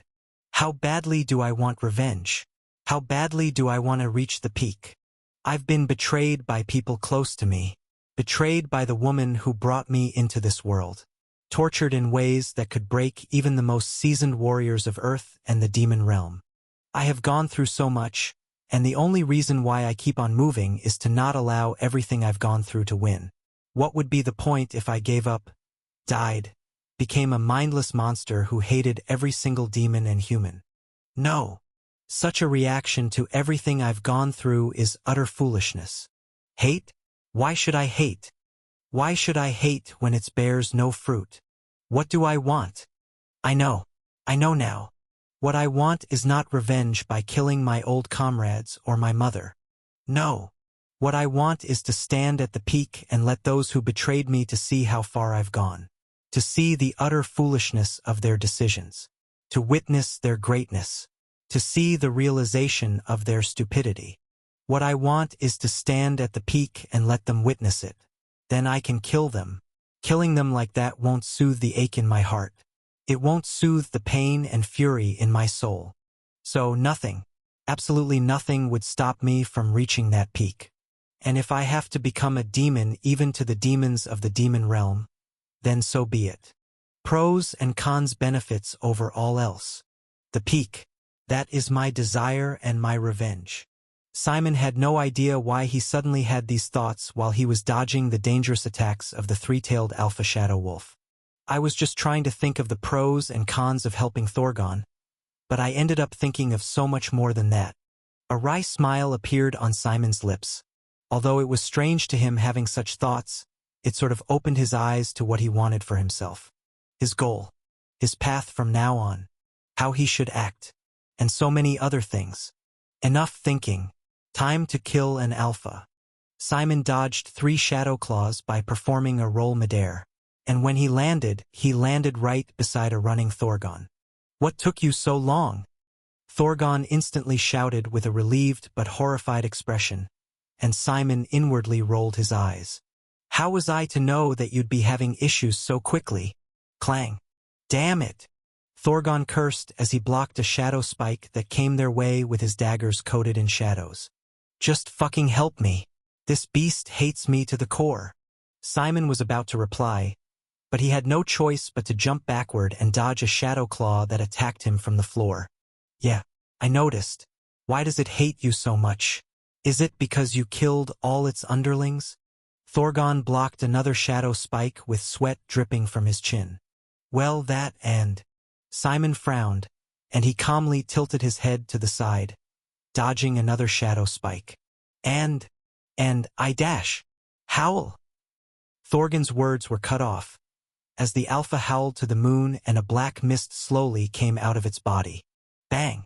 Simon and Thorgon's eyes widened in disbelief when the alpha suddenly appeared above them with his dark claws swiping at them. Oh shit!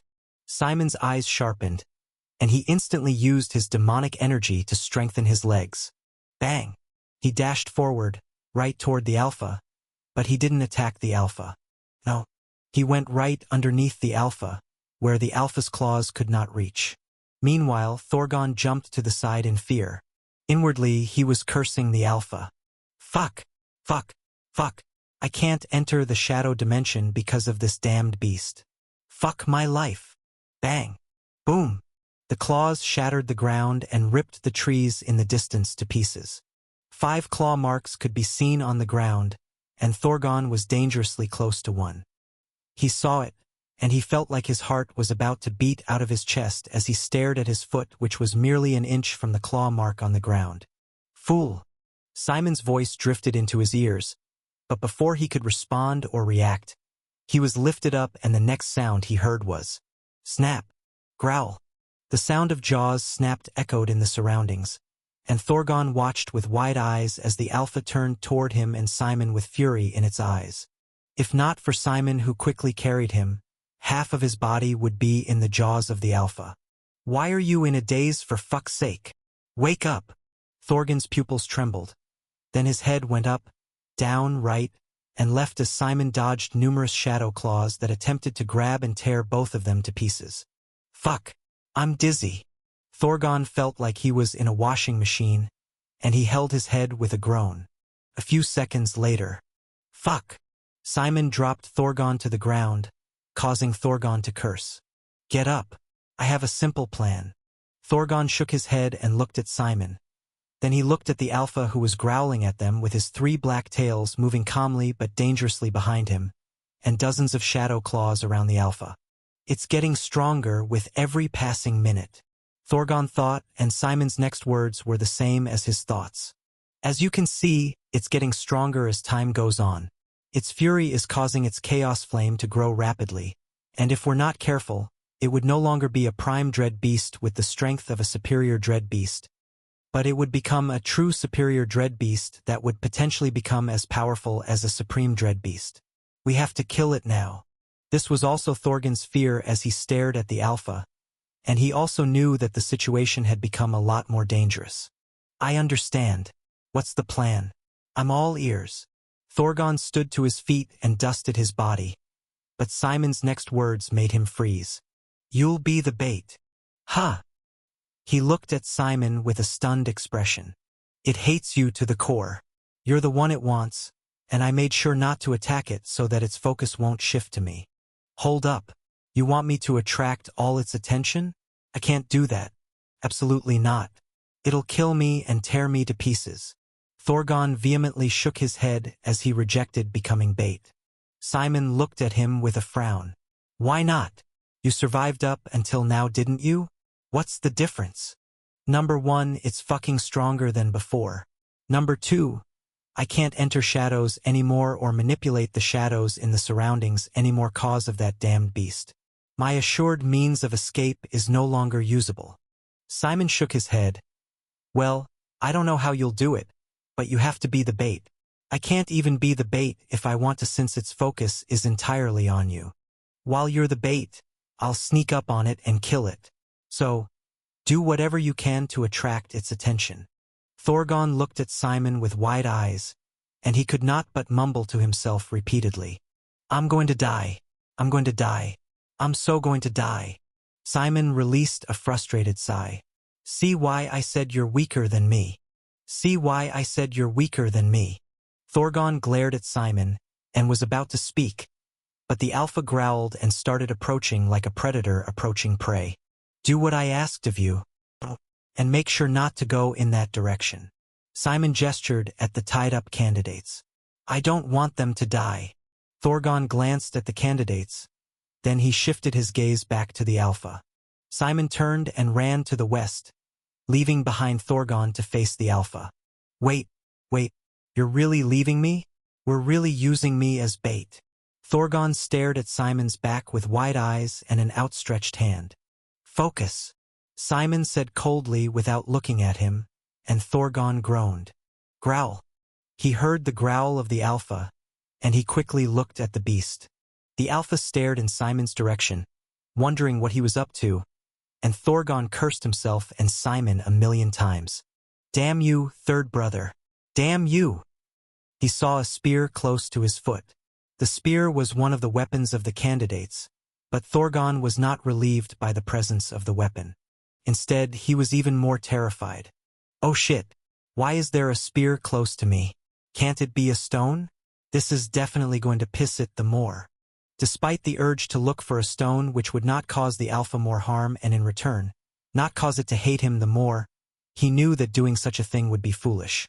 "Fuck my life, man." He grabbed the spear, held it. Then he coated it with his demonic energy, which was dark like a shadow. He looked at the Alpha. "Hey!" The Alpha shifted its gaze to Thorgon, however. "Poochie. Whimper. Howl." Thorgon threw the spear before shouting at the Alpha, and the Alpha could not react as the shadow-enhanced spear pierced right through its right eye. Blood fell on the ground in copious amount, and the Alpha whimpered, took several steps back, then howled to the moon. With a spear stuck in its eye, he looked at Thorgon with so much fury that the air and shadows emitted the same anger. Thorgon could see it as clear as day, and he was in full disbelief. I threw it to pierce his body. How did it pierce his eye?" He mumbled in disbelief. "Good. Now run." He heard Simon's voice from afar, and he looked at him. "It was a mistake," he shouted. "Growl. Howl." The Alpha howled once again, then he jumped toward Thorgon. Thorgon's eyes widened in disbelief and fear.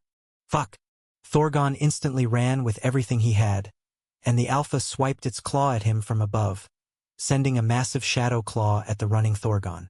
Boom! Thorgon barely dodged the claw attack. He stumbled, nearly fell to the floor, but for fear of his life, he ran with everything he had. "Third brother! Help!" Thorgon screamed in fear as he ran and ran with everything he had. Meanwhile, Simon stood with his arms crossed and his shoulder and back resting on a tree. He calmly observed the running Thorgon from the top of a tree, and his sky-blue feline eyes watched everything like a predator observing their prey. A few seconds later, he stood and crouched. Then he jumped. What he was doing was pure madness, but for him, it was one of the few methods he could use to reach the Alpha without it knowing. Even when the Alpha's attention is fixed on Thorgon, the shadows are able to act on their own. The Alpha seems to have created a sort of domain. Well, comparing it to a domain is giving it too much praise. Regardless, the shadows are able to sense my presence or anybody's presence once they enter its domain, and it would then notice my presence and I would not be able to sneak attack it from behind. I can't fly yet, and I can't control my chaos, so I have to do this. Kill it from above. As Simon fell from the sky, his eyes glinted with a sharp predatory gaze. His focus was entirely on the Alpha, and a few seconds later the Alpha appeared in his path. Simon knew that if he missed the Alpha, he would most likely die or his legs and body would be crushed from the point of impact, shattering nearly every bone in his body. However, he still went on with this reckless plan. Why? Because he believed in himself, and mainly because he was experienced and was thinking 3 steps ahead. As he fell and got closer to the ground, the Alpha was in his path, and the distance between him and the Alpha was less than a meter away. It looked like he was going to make it and land on the Alpha's back. But a few seconds later, TCH, he clicked his tongue when he saw that he was not going to make it. The Alpha had gone ahead of his path of descent, and he was about to fall on the ground. He stretched out right hand as a fist. Then with a thought, the Chaos Wraps moved and shot toward the Alpha at a fast speed. It wrapped itself around the Alpha's neck, and Simon was pulled toward the Alpha's body. Due to its fury and because Simon made sure not to make the Chaos Wraps too tight around the Alpha's neck, the Alpha failed to notice the existence of the Chaos Wraps and Simon behind it. Meanwhile, Simon nearly fell to the ground in a tumble, but his cat-like agility and trait which enabled him to always fall on his feet helped him immensely this time around. He strengthened his legs with demonic energy, and though he felt a stinging pain and the sound of a few bones breaking in his legs, he ignored it and quickly jumped on the back of the Alpha before the shadows alerted it of his presence. The moment he landed on the back of the Alpha, he quickly called back his Chaos Wraps and called out to Thorgon. "A weapon! Throw me a weapon!" Thorgon was stunned, and he looked behind him, only to find Simon on the back of the stunned Alpha. A weapon? Why didn't you take one when you left me? Although Thorgon had this question in his mind, he didn't waste any time. He quickly picked up a sword which was close to him. Then he threw it at Simon before the Alpha was able to react. Kill it, third brother. Simon caught it, and with a clean and precise movement he stabbed down. However, the sword turned to ashes the moment he stabbed down.